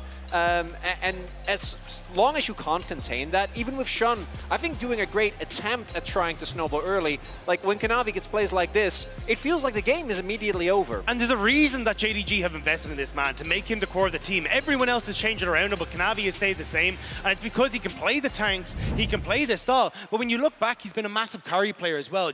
Kanavi can do it all. He looks great, and the team is able to rally around him so effectively when the chips are down. I like that you brought that in. He is the longest standing member, of course. He's been there for so long after his Griffin days, and also jonesing for that international success time and time again. Another pick that has come up in this series, which maybe didn't have as high priority, I want to say, in the series we've seen, is the Jace, particularly for Knight, who's been fantastic with it. Yagao also in game 2, but that is definitely a surprise to me. Absolutely. I mean, it's won all 3 games so far, right? And it's been mid Jace. It has not been top. It has not been, you know, flexed thus far. Knight really is known for a lot of these carry picks. Jace is definitely one of them that he was really good with on the LPL, and it does give them a lot of that early game power. It's something that I think can also move and skirmish really well with the junglers, which has been so impactful. And I also think it's extra good here for JDG because it gives them a side lane answer if they wants to play something split push, right? So when you look back to game 1 as well, where it was that Jax, you have Knight who can actually play sides against it. So I feel like it really fits the bill in a lot of different ways. What I think also has been important is that, which is in line with a lot of what JDG has been able to do, Kanavi ganks mid lane like once or twice, and after that, Knight, you can leave him alone. He actually is so consistent in then taking a small lead, and then as soon as he gets his Eclipse, he goes for the aggressive plays, and the damage output is crazy. Knight has been watching Bin, because Bin also gestured a 3-2 earlier on. Look at this. Look at this. It's a bit disgusting. Oh, that's actually 41% damage. That's more insane than I thought that it was going to be. It's crazy. What a power pick Jace is becoming, and what a fantastic series Knight is having so far. We previewed the mid lane matchup at the start of the day, but overall, Knight's surge for international success, trying to replicate everything he's shown on the domestic floor for so long, Rob, is also one of those big stories for today. Yeah, I think the fact that we've been able to get him for so long in the LPL looking good, especially when we got to 2020, picking up his first win, his first title in summer with top Esports, but it felt like he kind of had to shed that behind and come across, join 369, the person that he won that title with on JDG JDG to get himself to the international stage, not only to get there, but to look as good as he is. It feels like Knight is someone who, for so long, has kind of been, I don't want to say like a vibe player, but he, like when you look at him domestically, when he has these really good moments, when he's playing and having fun, when he's smiling on the stage like you're seeing now, that's what makes a difference for Knight. And I think that's why on this squad, he's really thriving. And he's doing so well. BLG are up against it. Bin promised us 5 games. So what is our road to Silver Scrapes look like? Or our road to kind of the Bin script? Well, I guess the 3 keys to success I would have for BLG is 1, get you out a stable 1v1 matchup, actually, you know, in the mid lane. Get him something they can actually go toe-to-toe with Knight on. Obviously, the Jace worked really well in game 2. I would say Shun needs to get the bot lane ahead because I think that is just a must. Kanavi has been having more of an effect in that bot lane. And then third and final thing I would say is Bin needs to have individual agency to pressure through side lanes because if he can actually take his early laning lead that he's been able to quickly build and make pressure through the side lanes, that opens up the map so much more for BLG to find plays, find 4v4s, and really kind of avoid the 5v5 where I feel like JDG has been running it. It's interesting because that's a lot. Looks like a lot to me, Chronicler. Yeah, it's also more easily said than done, and it also goes into the draft, right? JDG has seemingly such a good grasp. They tried leaving up the Gwen. They're definitely not going to do that. And without the Gwen, it really does feel like we were saying, what do you do? Cannon clearly didn't work out. Is it Camille? Is it Fiora? Fiora obviously doesn't team fight nearly as well, so doesn't seem like there's an easy answer. Interesting one, but BLG is on the blue side again. That's also where they got their victory in game 2, so the Silver Scrapes dream is alive, but it could also be JDG closing it out here. Over to you.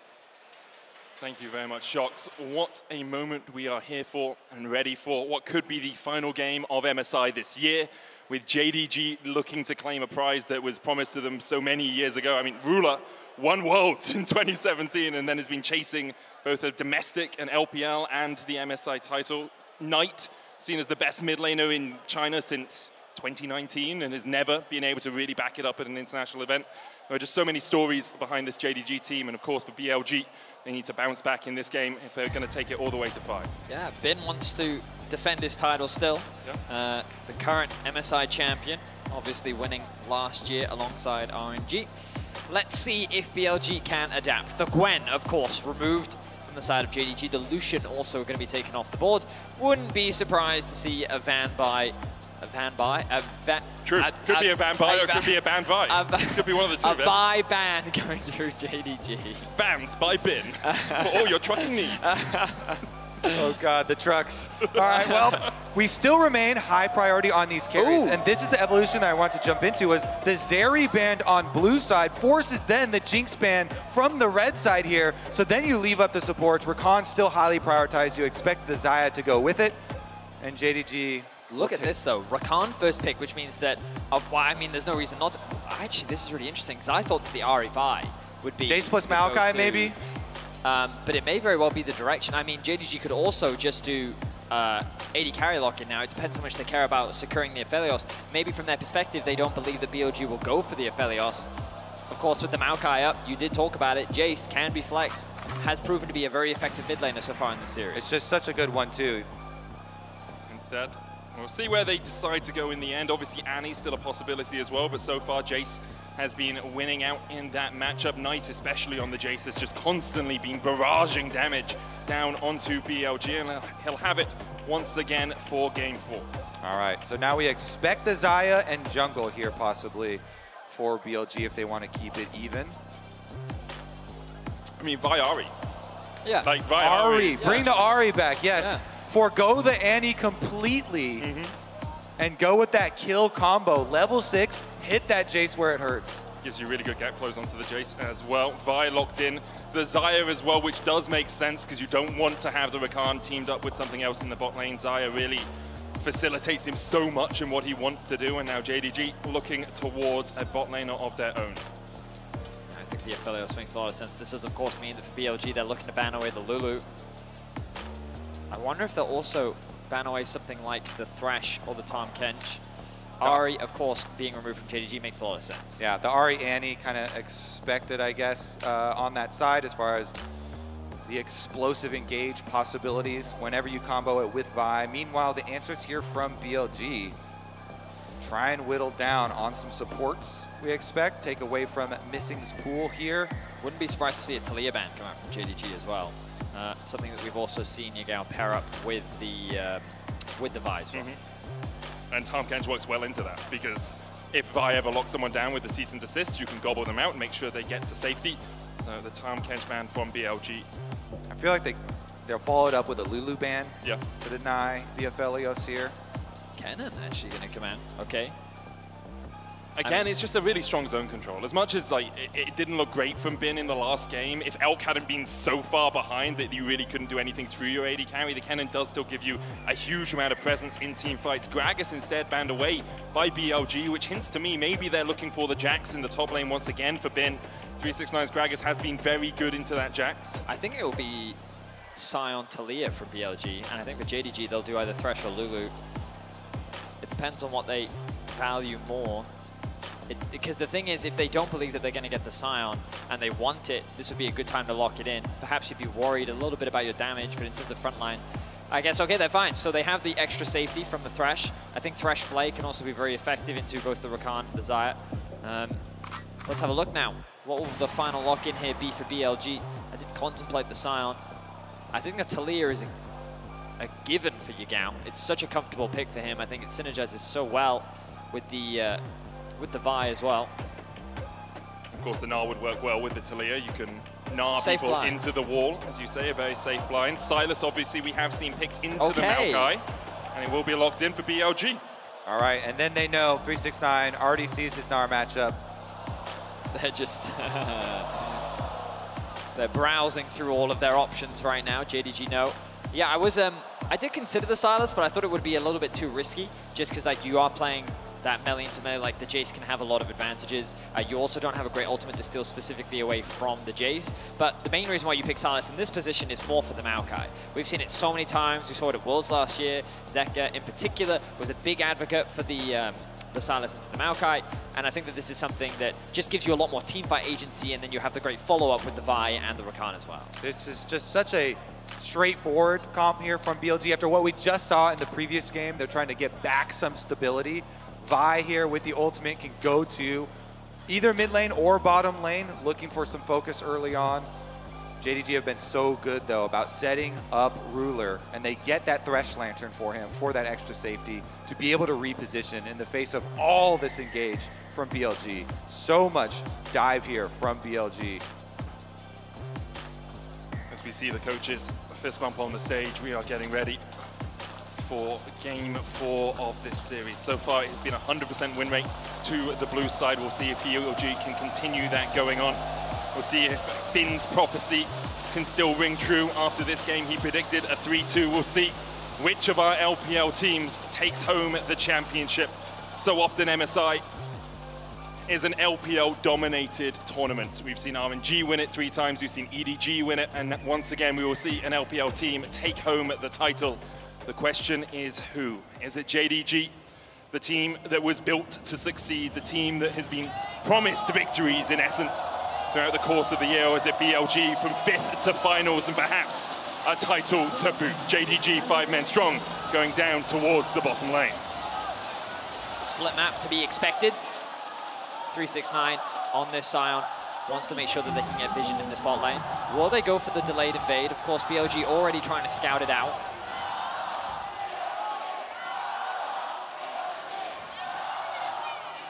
The fans want more games. Yeah, they do. There's more BLG chance than JDG chance out there. And we'll see if BLG can fight back. Because when JDG have won, it has been convincing. It's been suffocation. BLG have been grasping at straws to find a way back into the game. When BLG won, it was a lot more messy and a lot more of what people would call traditional LPL play. More skirmishes, more fights. Yeah, we haven't been starved of the LPL fights that we were promised. I mean, the last time they met, we had huge fights, 4v5 around a Baron, Knight, and Ruler, just auto-spacing perfectly. And this has been much more decided by who wins the early game, who manages to pick off a couple of skirmishes, especially around the Rift Hold. And then from there, whether or not the enemy team can find a way back into the game. Yagao already half HP, as you say. Of course, Yagao will have the Kingslayer when he gets up towards level 2 or 3, but right now he is feeling the brunt of Knight's gun. So in draft, this is one of the things that I was talking about around the risks that you do have on the Silas, especially starting with the E means that you have to put yourself in range of Knight. And he will have the push for the time being. Keeping my eyes on the junglers as well. Vi doing a full clear on the bot side of the map. Navi doing a full clear on top side. On gets a knockup. We'll just put some damage down onto Missing. I like that from On. Steps forward into Missing so that when Missing flays him, he's actually closer to Missing, meaning it's a lot easier to land the W knockup. A little bit of a micro interaction there from the Rakan to make sure that he could trade back effectively. Then they get control of the minion wave there for JDG moving up, making use of that green gun for Aphelios. Poking away towards bottom side, and Yagao running out of consumables here, relying on the Doran shield and the second win regeneration with the onslaught of the poke from Jason mid lane. The hover from Shun. Knock up the sidestep by Missing. Ignite goes down, Missing has to flash away. Hook, there's a minion there. BLG have a bit of a savior, as if that hit On, I think he would have fallen, did still have the flash. Rula has such a health advantage here though. Elk ended up taking so much damage in the exchange, even though they forced the flash out from Missing. I think JDG's bot lane isn't too upset about it. You have push in top for Bin, but Yagao forced underneath his turret for now. That means that Knight will, of course, go for a little walk. The investment from the jungler of BLG here, though, clearing only the bottom side, placing the ward, and then coming back up. Here it comes. So Knight is here, and Kanavi is on his way. Level 2 for On and Elk. Can you defend? Level 3 hit, Glimmer Quote going out as well. The heal, an immediate teleport from BLG will protect their AD carry and support. Yeah, Yagao goes back, teleports right back out. He's just double Dorans with refillable here. Kanavi going in, knocked up. Yagao trying to trade back onto him. Kanavi down to half HP. Long range shot from Ruler will put some damage back down. And this is that problem I'm talking about with the jungle clears, when you're just clearing on bottom side first for Vi. Vi has to go back towards top side. Meanwhile, Maokai got an easy full clear off to the bottom side of the map, has that level 4, gets that bottom side Scuttle Crab and the pressure along with his mid laner. Chunking away a little bit, trying to get every little just tiny advantage towards bottom side that you possibly can. There were a lot of little things that led up to that dive as well. The 2v2 trade that happened in bot where Ruler walked away with a big health advantage. The fact that Knight got a favorable trade in mid, guaranteeing him that push, meant that he could also move towards bot lane. But now it's BLG's turn to go on the attack. Let's see if they can find a play here. Should know deciding against it. Yeah, both junglers know second respawns of Raptors here, so both playing around mid. The coveted Raptor camp. All you have to do as the Maokai is shadow Jace. Jace already has control of the minion wave, push it in, and come hover. Bottom side again. I mean, this is what JDG have done so well. It's really shut down Elk and On, and with no vision around here, you can see the bot lane of BLG just having to pay respects, backing all the way away. This is going to be a full plate over to JDG early on. This is just picture perfect.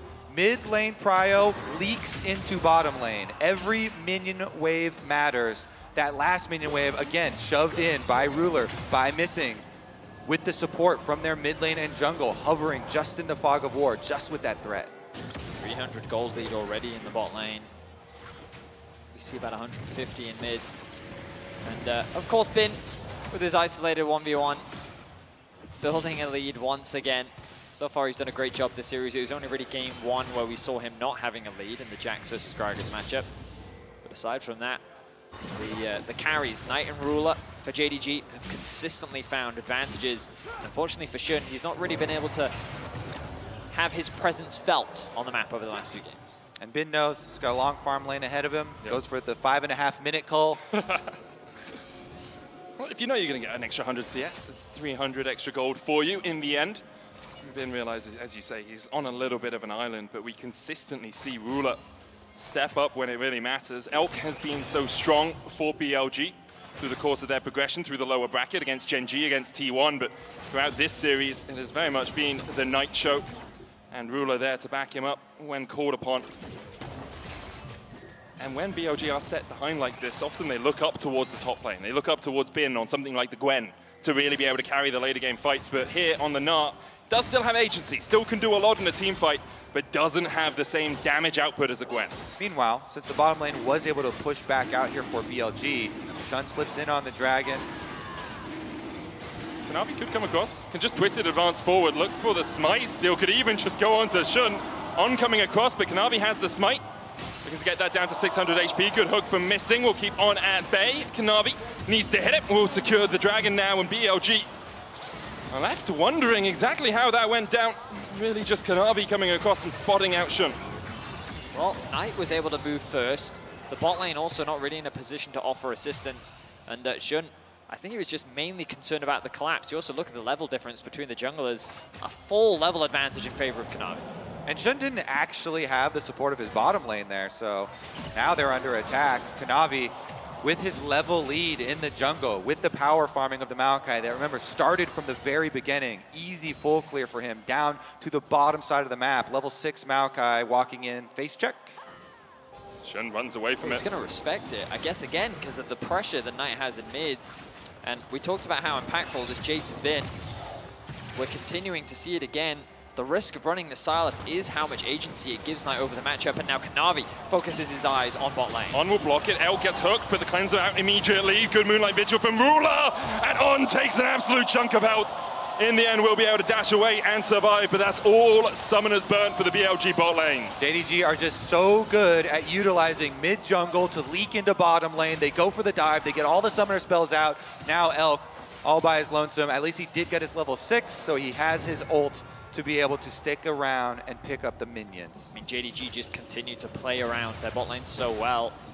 It's just so many little things where it's like that initial trade into the wave being in a good state, into then arriving at the right time. Just the coordination on the side of JDG is clearly world class, and they're using it to build a decent lead in this early game. I love that the observers keep reminding us that top lane does indeed exist. Thank you very much. The Rift Herald is also up though, so now if you get bottom side push, it can transition into early roams towards Rift Herald. And again, this is such a big swing point for the game, these fights. So we'll see about the next cooldown on Maokai Ultimate, and showing yourself to the Sylas can be very detrimental, of course. Always have to worry about giving over that premium ult to the Sylas steal.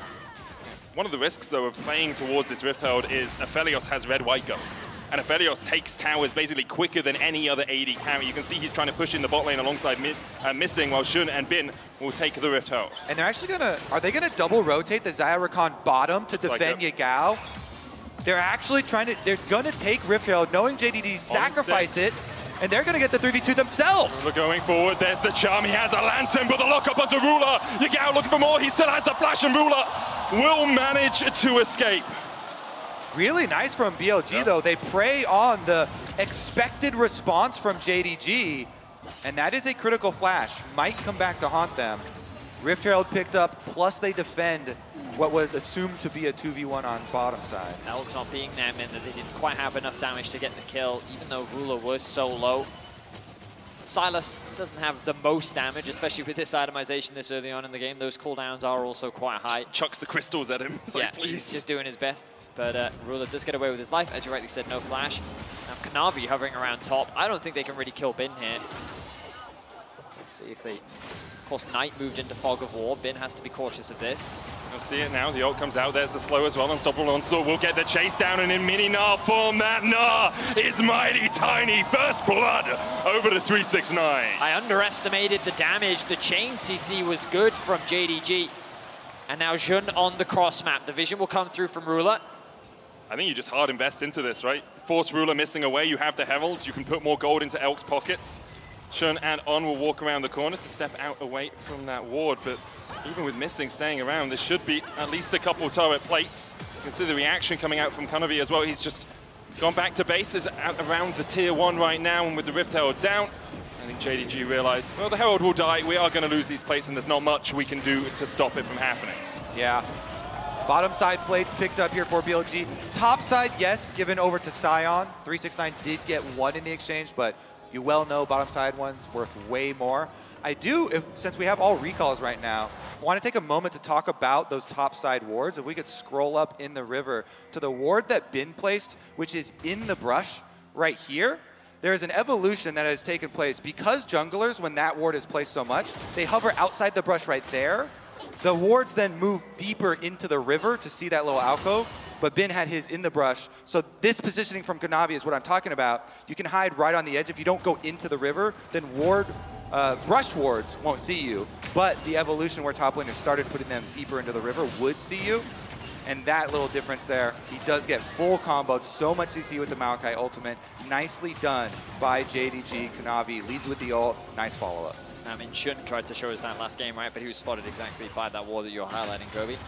So, first blood to JDG. A much slower game than I was expecting. JDG still 1,200 gold ahead, and a lot of that's got to be sitting on Knight. 20 CS lead for him. Here we go. Maokai ultimate on Yagao. Will Yagao use the Nature's Grasp? There it goes. Kanavi answers with one in response. The roots are going to come out. The Dragon already secured for JDG. And now in the pit, Shun really caught out, but a good quickness charm. Elk not here to put any damage down yet. And he begins to dive in. Season assist onto Ruler as Elk looks for the damage. The Featherstorm coming out as well, but he just can't pull the feathers back quickly enough. JDG shut BLG down. JDG walk away without a scratch on them. Clean fight, 3 kills, plus the Dragon. This team is too good. They know BLG too well. And they're just so well coordinated as well. It's 5 fingers making a fist and punching BLG into the dirt. Just a great team fight once again from JDG. This series looks done and dusted, but let's have a look back at this fight. Yagao throws the Nature's Grasp down. Kanavi with the immediate response. He does secure the smite as well. And then look at the positioning of Ruler here. On tries to find an opportunity, flashes in, gets the knock up, but then the rest of the team immediately there to pivot. He has the lantern to safety, and this is what really splits up BLG. And Vedius, that whole thing was a 4v3. Yep. Elk was walking the whole time during this replay from behind Dragon, only arrives at the very end to have a Featherstorm after the team has already been destroyed.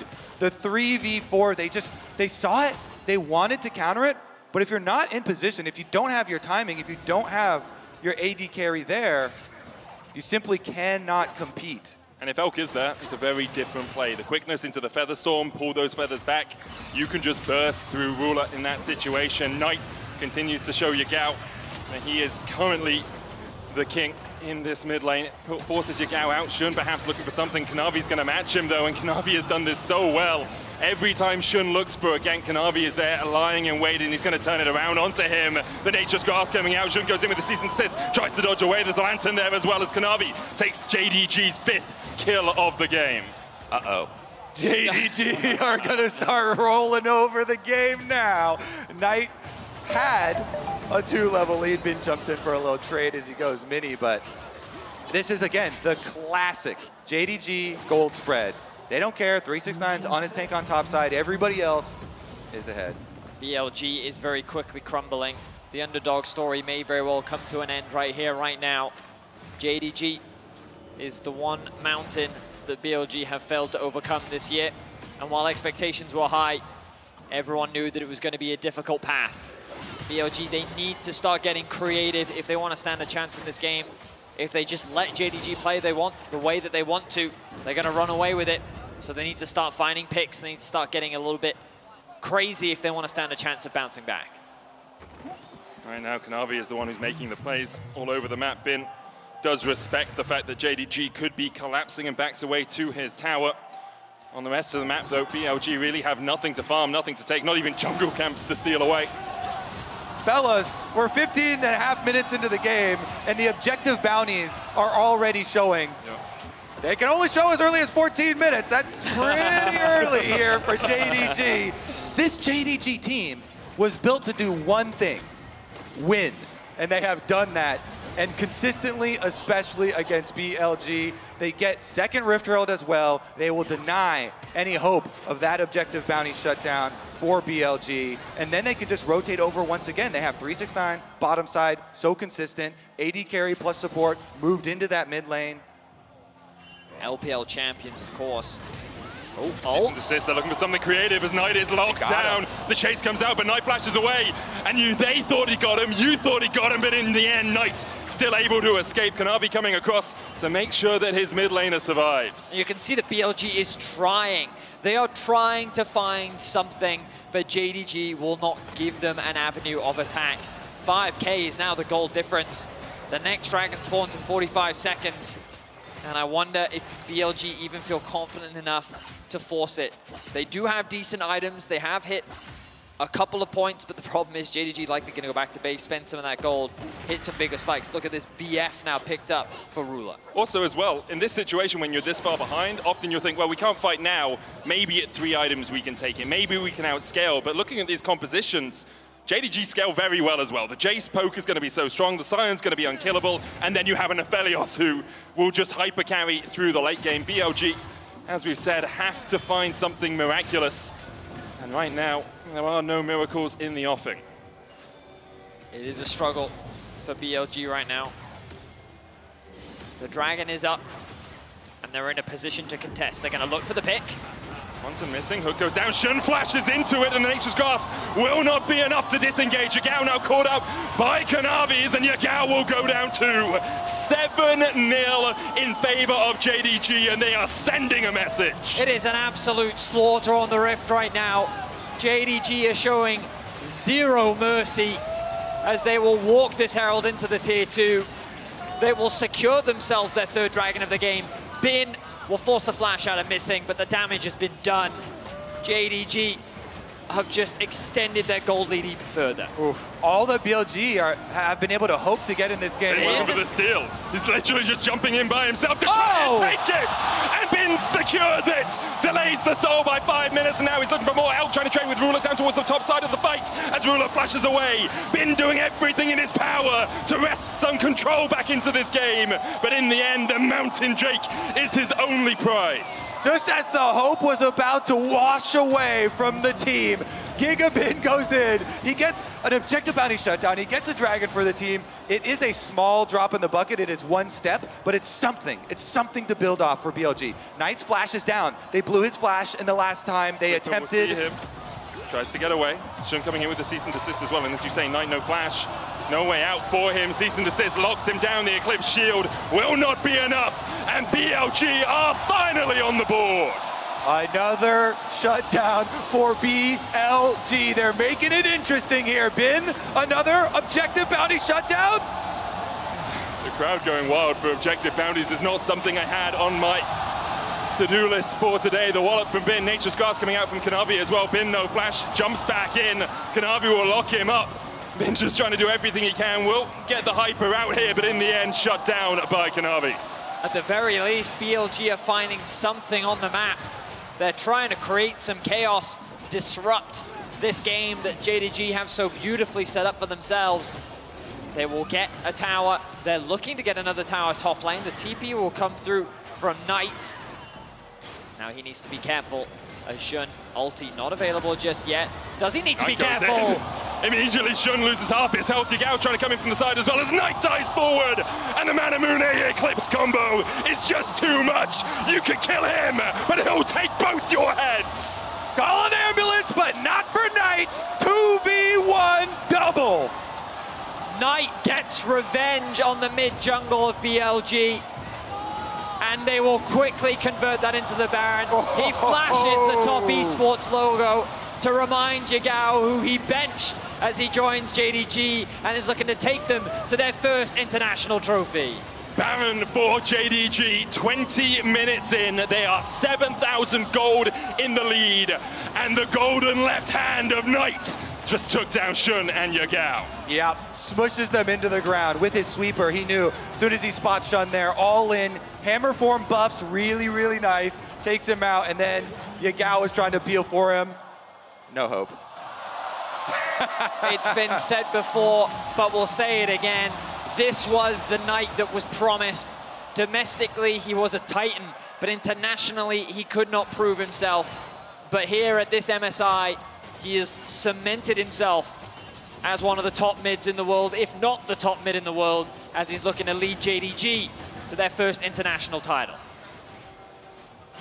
And the entirety of JDG have shown us just why the LPL and they are to be feared. BLG put on a good show getting through the LCK #1, #2 seeds, but in the end, their nemesis, the demon on their shoulder, continues to loom large. The 4 times these teams have played this year, JDG have won every single one, and they are looking to do it once again. Missing going forward, the hook onto On, not going to be too much, but there's good poke from Knight, and now in the bottom lane, JDG are pushing in to open up the base. Mid lane for 369, the rest of JDG down towards the bottom side. That inhibitor tower already down to 10% HP as Kanavi goes for the engage, and Jun is just locked up and just shut out of the picture. Knight diving forward, knocks Yigao back. Bin trying to go mega, but he just can't find any way to get in. The Nature's Grasp out again as JDG look to close it out. JDG with a massive pick on looking to siege onto the Nexus and looking to win it all. 4 players and 2 Nexus towers in the way between JDG and their MSI title. The Cannon Minions helping them as BLG just retreat to the base. Bin TP's away, he knows it's done. And JDG are the 5 fingers of Knight's golden left hand, and they will claim the prize that was promised. JDG, your MSI champions.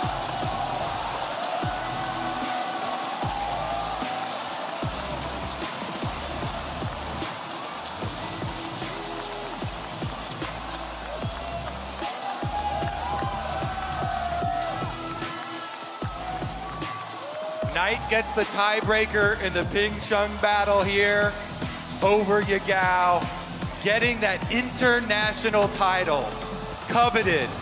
And JDG, that international super team, built for success and acquiring success.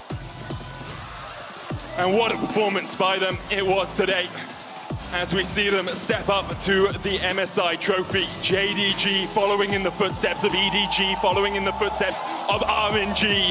The LPL era of dominance continues. Let's send it down to the stage for Law and the victorious JDG for the trophy ceremony presented by Mercedes-Benz.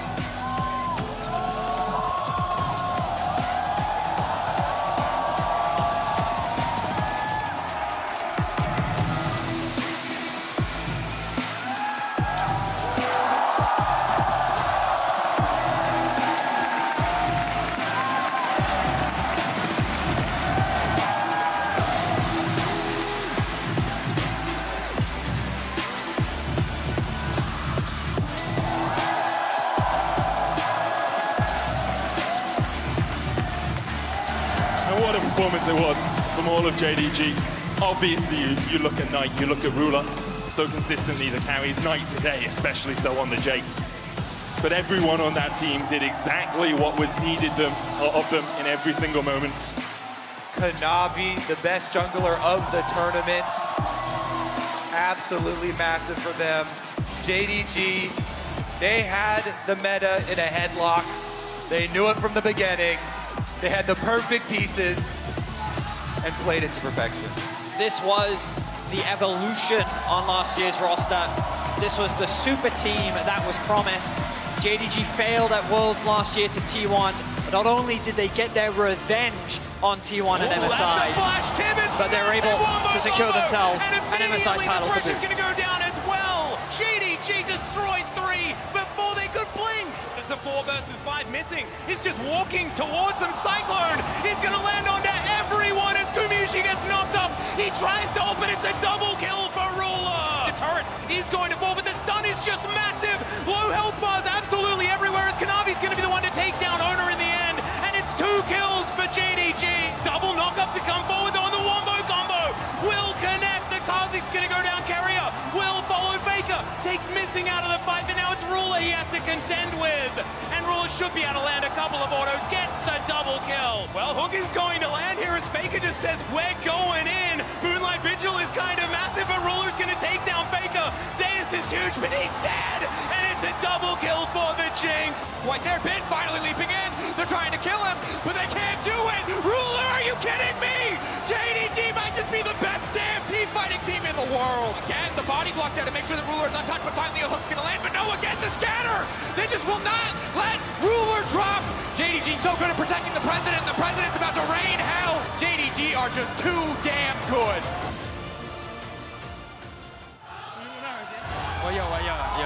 Supposed to cast, and Knight will not be found healed.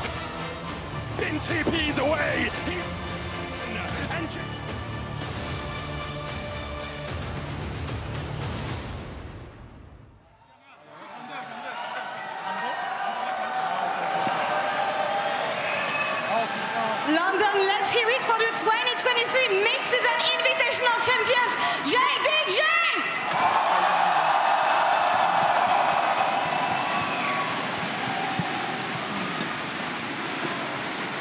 now please join me in welcoming to the stage Naz Aletaha, Riot Games Global Head of League of Legends Esports.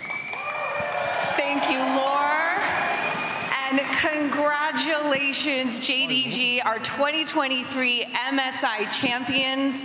You have showcased some truly exceptional League of Legends on this stage, and you have shown the world that you and the LPL are a force to be reckoned with. 恭喜 JDG 获得了本届2023 MSI 的冠军。你们在本次的比赛舞台上展现了非常卓越的英雄联盟游戏的内容和比赛的竞技，同时也向世界证明 LPL JDG 是最强的。再次恭喜 JDG。 2023 MSI 우승 축하드립니다. 오늘 무대에서 정말 눈부신 경기력으로 LPL과 그리고 JDG가 정말 무시할 수 없는 강력한 힘을 보유한 팀이라는 것을 증명해내셨습니다. 축하합니다.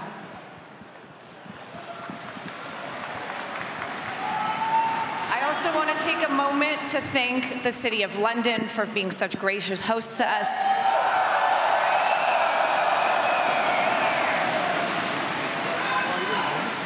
We love London too, and a big thank you to all of the fans here at the Copper Box and everyone watching from around the world. Your energy, your passion, it is so felt, and you have made this mid-season invitational truly unforgettable. So thank you all.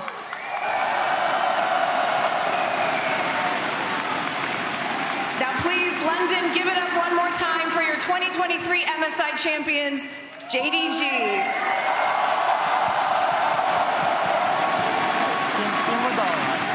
Thank you so much. Thank you so much, Naz. And now with that, it's time to hear from our newest MSI champions, starting with the head coach, Home. The expectations towards JDG were immense coming here at MSI. How does it feel for you to cement the LPL and JDG as the best region in the world? 가장 먼저 감독님께 질문 드리겠습니다. 사실은 토너먼트 시작부터 JDG가 우승할 것이라는 큰 기대를 받고 왔는데요. 이렇게 LPL과 JDG가 정말 세계 최강 지역이자 팀이라는 것을 견고히 증명해내신 소감이 어떠신가요? 일단 그냥 사실 쉴 때도 선수들이 이렇게 사실 그래도 힘들었을 텐데 쉬고 싶었을 텐데 솔직히 열심히 연습도 해주고 또 심지어 솔직히 랭크라는 숙제까지 냈는데 애들 해주고 그냥 다들 선수들이 너무 열심히 해줘서 오늘 이길 거라 생각하고 있었고 그래서 그냥 열심히 한 선수들한테 감사하다고 말하고 싶습니다. I just want to say thank you to all my players because they were working so hard for this moment. Especially, I was even giving out homeworks to play solo queue, and then I know that they were working so hard for this moment, so I was confident that we're going to win today. And a dominant victory, of course. First question for the players is going to be for 369. We saw the rivalry between you and Bin over the year. Today is the 5th time you beat him on the Rift. How personal is this victory today? 第一个问题想问到369选手，其实369选手和冰选手之间的对决可以说是历史渊源已久了。在今天的这场对决当中，已经是你目前为止第5次在今年击败他了。你觉得这场胜利对你个人来说意味着什么呢？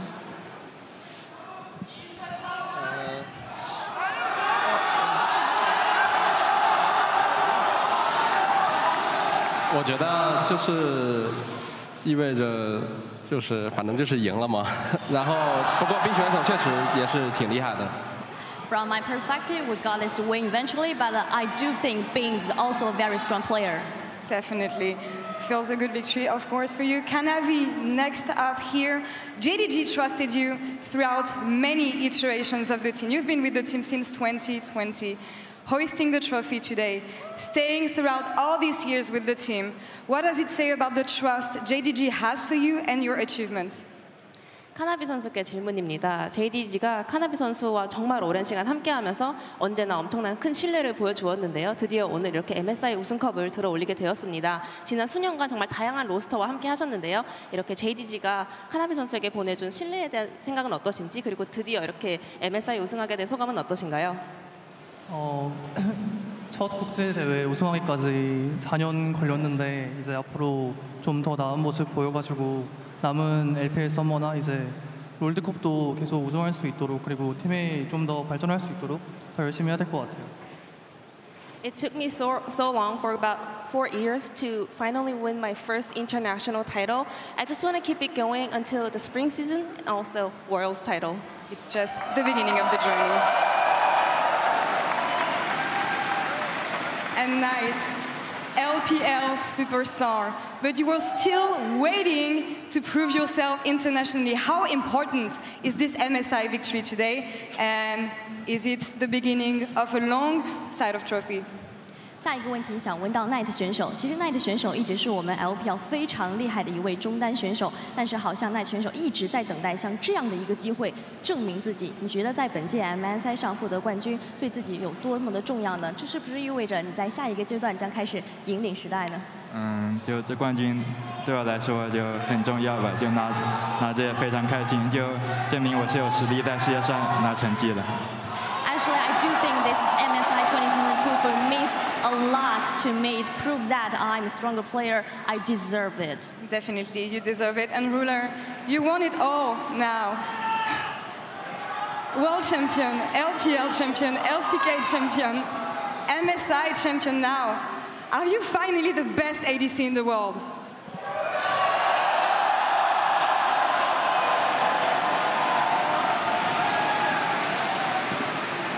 룰러 선수에게 질문입니다. 드디어 정말 모든 것을 다 이루신 것 같습니다. 월즈 우승, LCK 우승, LPL 우승, 그리고 MSI까지 우승하셨는데요. 이제 당당하게 내가 세계 최고 원딜러다라고 말씀하실 수 있을 것 같나요?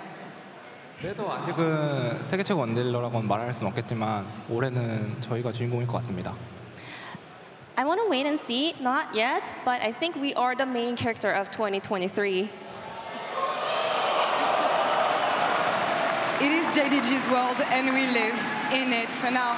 And Missing, I'm guessing that today's match was personal for you. I saw the flash emotes between you and Elk on the reef with the WE emote. How important and personal was it to defeat a former teammate? And what does it say about the bond you have? 今天我们在比赛当中看到 Missing 选手和 Elk 选手在游戏内都亮了 WE 战队的表情。我们都知道你和 Elk 之前都是前队友，你觉得今天这一场胜利赢下来之后，对你个人来说意味着什么？同时，你又是怎样看待自己和 Elk 选手之间这样的作为前队友这样的一种联系呢？今天赢下前队友，感觉怎么样？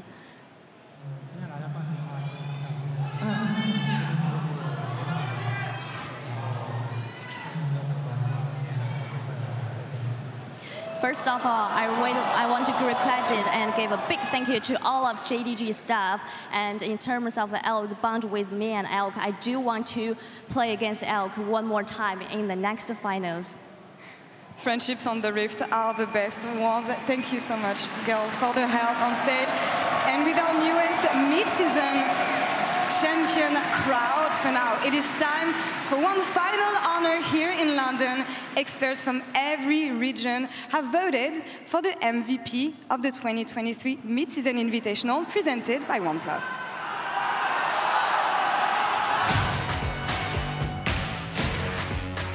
There was no opportunity. It's 369. Yeah, he is going to flash in. Doesn't manage to get the body slam onto both of them, but it's still going to be fine. The Jinx is taken down, and Carrier just going to vacate the area. Kanavi, of course, knows now that he has been spotted. Blast cones his way over there. Kanavi trying to fight back, but already Owner is going to get the flash. He's into the brush, though, and Knight, he comes round in first blood for Kanavi. Well, there's the flash. Tibbers comes down yet again, but this time he manages to get off the Lamb's respite. The charm is fantastic, though. They take down the Rakan, but there goes the Kindred as well. Double kill for Knight. Is another fight for JDG.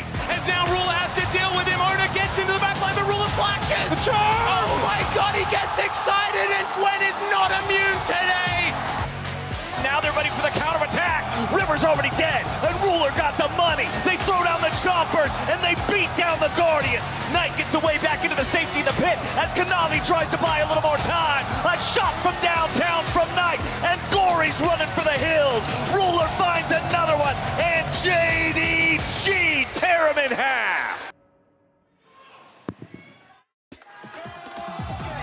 London, it is my pleasure to introduce the Mid-Season Invitational OnePlus MVP, Knight!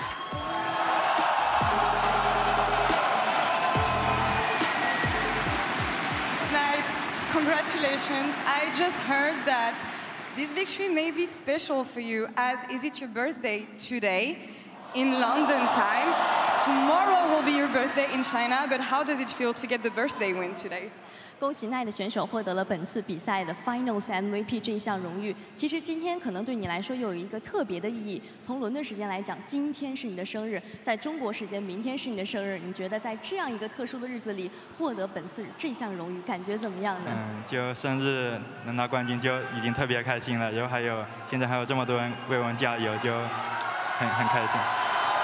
I'm very happy to get this honor, this Finals MVP on my birthday. Especially we have so many crowd here cheering for us. It makes me feel much better. And you had the audience cheering for you throughout the entire tournament. Is there anything you want to tell the fans here today in London? 其实，在整个旅程当中呢，现场都有很多粉丝为奈特选手加油助威。在今天赢下比赛之后，获得 MVP 之后，跟大家有什么想说的吗？就也谢谢大家一路支持吧。就我们京东也一路也不容易，就队员都很辛苦，就训练到现在才拿下冠军。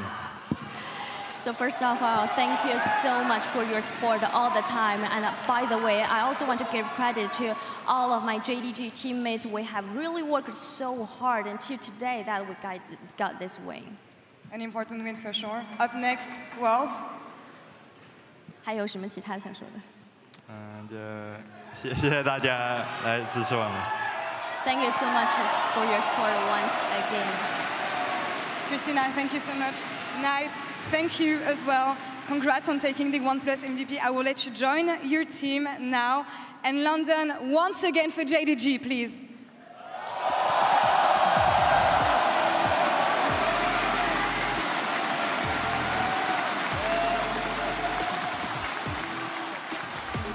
Indeed, what a beautiful JDG! I think it was for the relift, but I'm going to say that was for Dada. Oh, it's beautiful. Win moments never get old, you know, and especially seeing it as such a crowning achievement for a team that was built for this purpose. So many times when the pressure is so high and when you are supposed to win, when you are supposed to beat a super team, when you are supposed to do it, not everyone can handle that pressure. But our champions, JDG, they did that and more.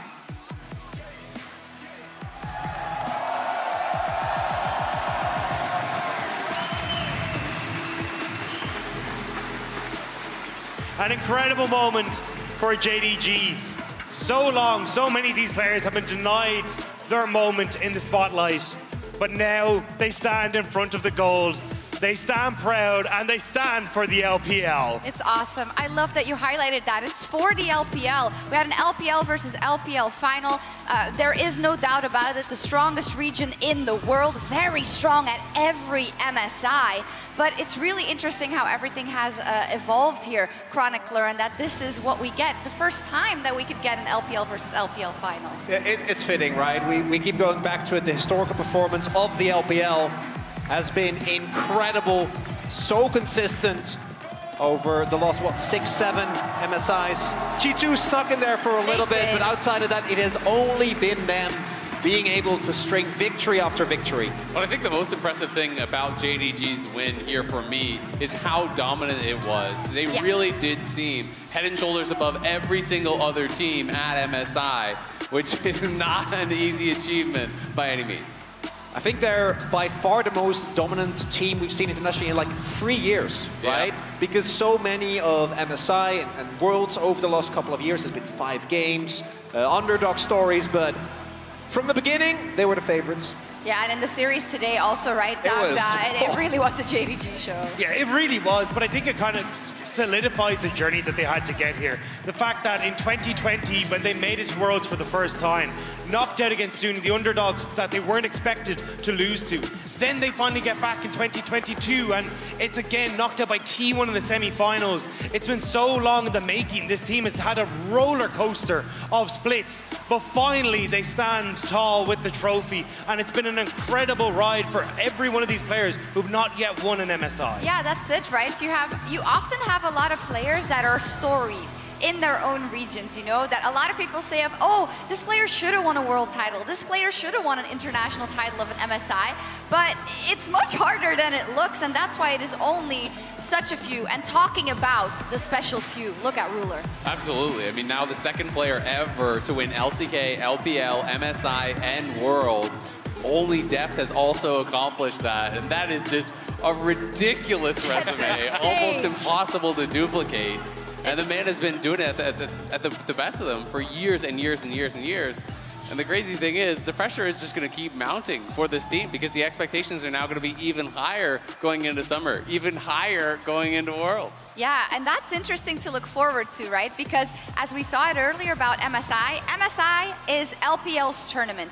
Now, MSI does look a little bit different this year, but a lot of that has to do with a very quick pace, not a lot of time to let your enemies adapt. We've seen historically at Worlds that the LCK is really good at using the time they are given in that format. So I know we can't predict anything, but I would like to get a little preview of what we may see. But also Yumi was banned, so that kind of helped the entire tournament out right there, you know. But Sen had Yumi completely different.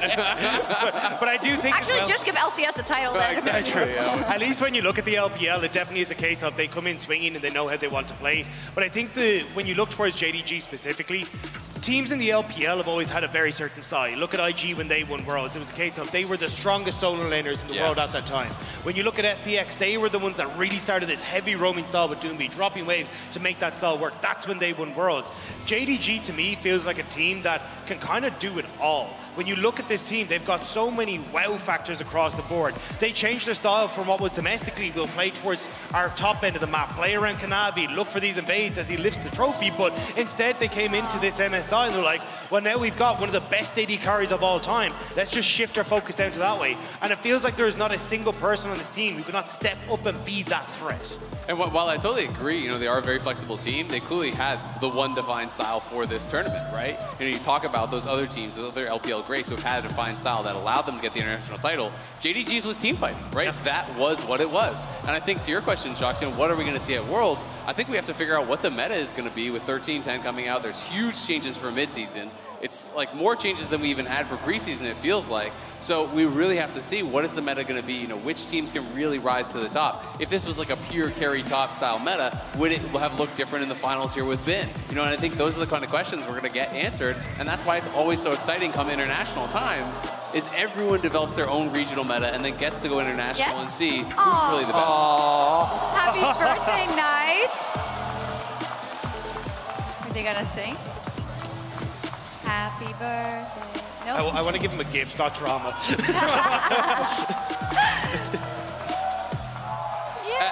And while we're focusing on Knight, right, I think it is always so amazing to see a player actually reach their full potential, right? There's been so many stories about players that, as good as they are domestically, when it comes to the highest level of play, it might be good, but they might not be as good as they are domestically. And look at him feeling happy, and understandably, what an incredible tournament from this man. Hey, I'm seeing a trend.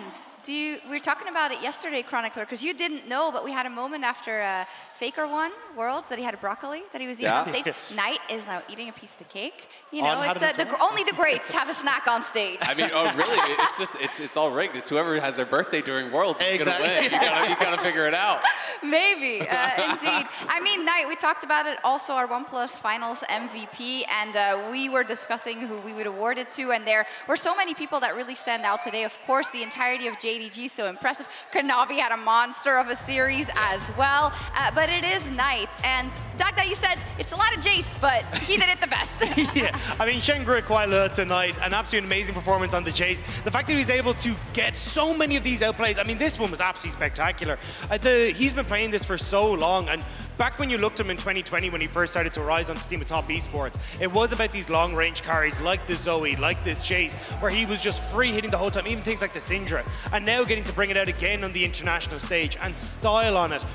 How many of these plays would you see if you were to just line up a Jace montage? And what's the coolest to me is not just, you know, the individual carry performance on Jace, but his Syndra peeling was incredible, right? The amount of space that he was able to buy for Ruler when he was not the focal point of the composition showcases kind of the depth of this player, and that he's able to not only, as we saw here in finals, carry by himself, but also make sure that if the draft is not about him, he can adapt and still get the most out of his team.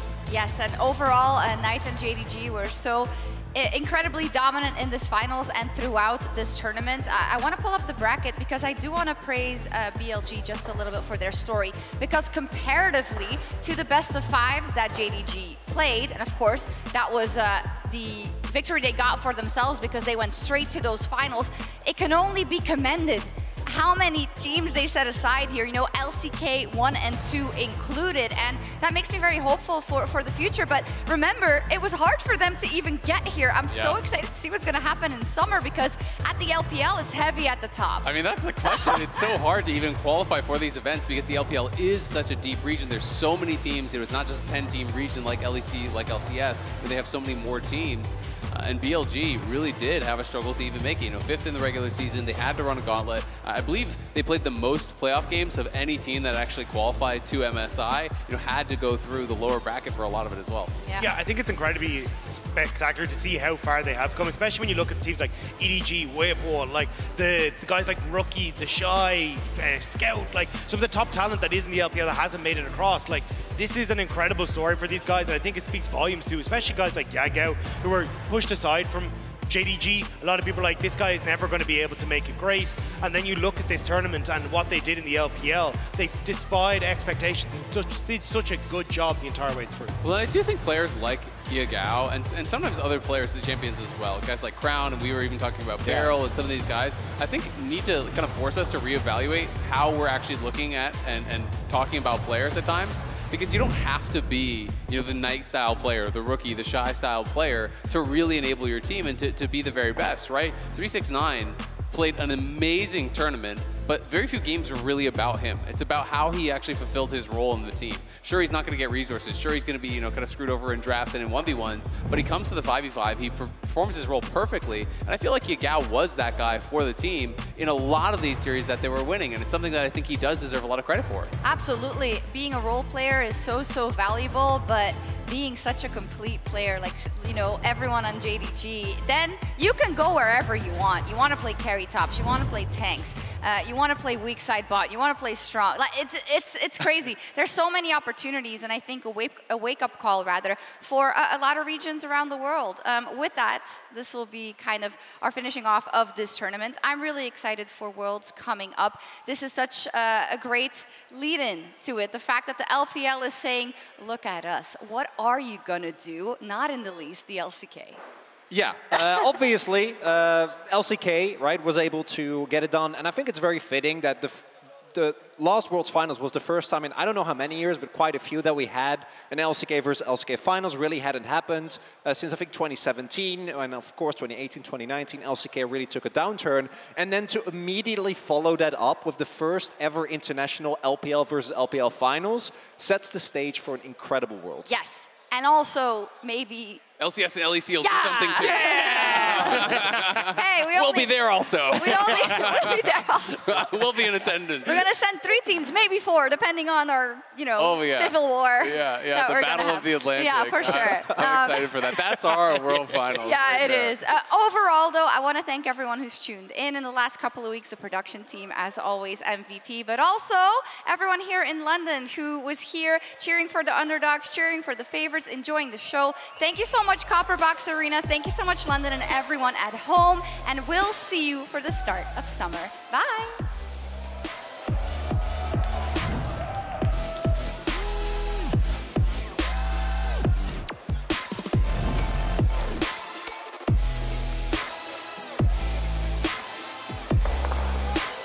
But he's a tanky boy and he's difficult to kill. One more order will be enough, and Bin secures it. JDG now starts to push in mid, on hooked. The TP immediately, the flame chopper's down. Still looking to chase back forward. Twisted advance, and now Knight is surrounded by BLG, the explosive cast, and Knight will not cannot be found. Healed in the final moments to keep him alive through the unleashed power, and now Elk is just standing with a massive Gragas in his face, and JDG punish the over-eagerness of BLG. Bin puts the needle work down, trying to trade in. Kanavi going back in with a Cyclone, chases him down. The knockup with a decimating smash with the healing from the needle work as Bin almost snips through Kanavi. Just keeping the rest of JDG distracted because the Infernal Soul has been secured. And look at what it does! BLG wipe away JDG. You have the momentum from beating Gen G, from beating T1. Missing it out. We were to each other. Obviously, we're on the team together. Sending Ruler up there with him. Missing stun, locked up, isolated, but still just able to dash out in time. Shun going back forward. Glacial Prison gonna go wide as Shun is locked up. Trying to heal, trying to get away. Elf doing the same. He has the flash, has the cleanse. Will use it to escape the decimating smash, but On cannot do that, and he's turned off. Bin now put in the trash by JDG. Elk not here to put any damage down yet, and he begins to dive in. Sees this onto Ruler as Elk looks for the damage. The Feather Storm coming out as well, but he just can't pull the feathers back quickly enough. JDG shut BLG down. Multi not available just yet. Does he need to be careful? Immediately Shun loses half his health. Yagao trying to come in from the side as well as Knight dives forward. And the Manamune Eclipse combo is just too much. You can kill him, but he'll take both your heads. Call an ambulance, but not for Knight. 2v1. And JDG are the 5 fingers of Knight's golden left hand. And they will claim the prize that was promised. JDG, your MSI champions.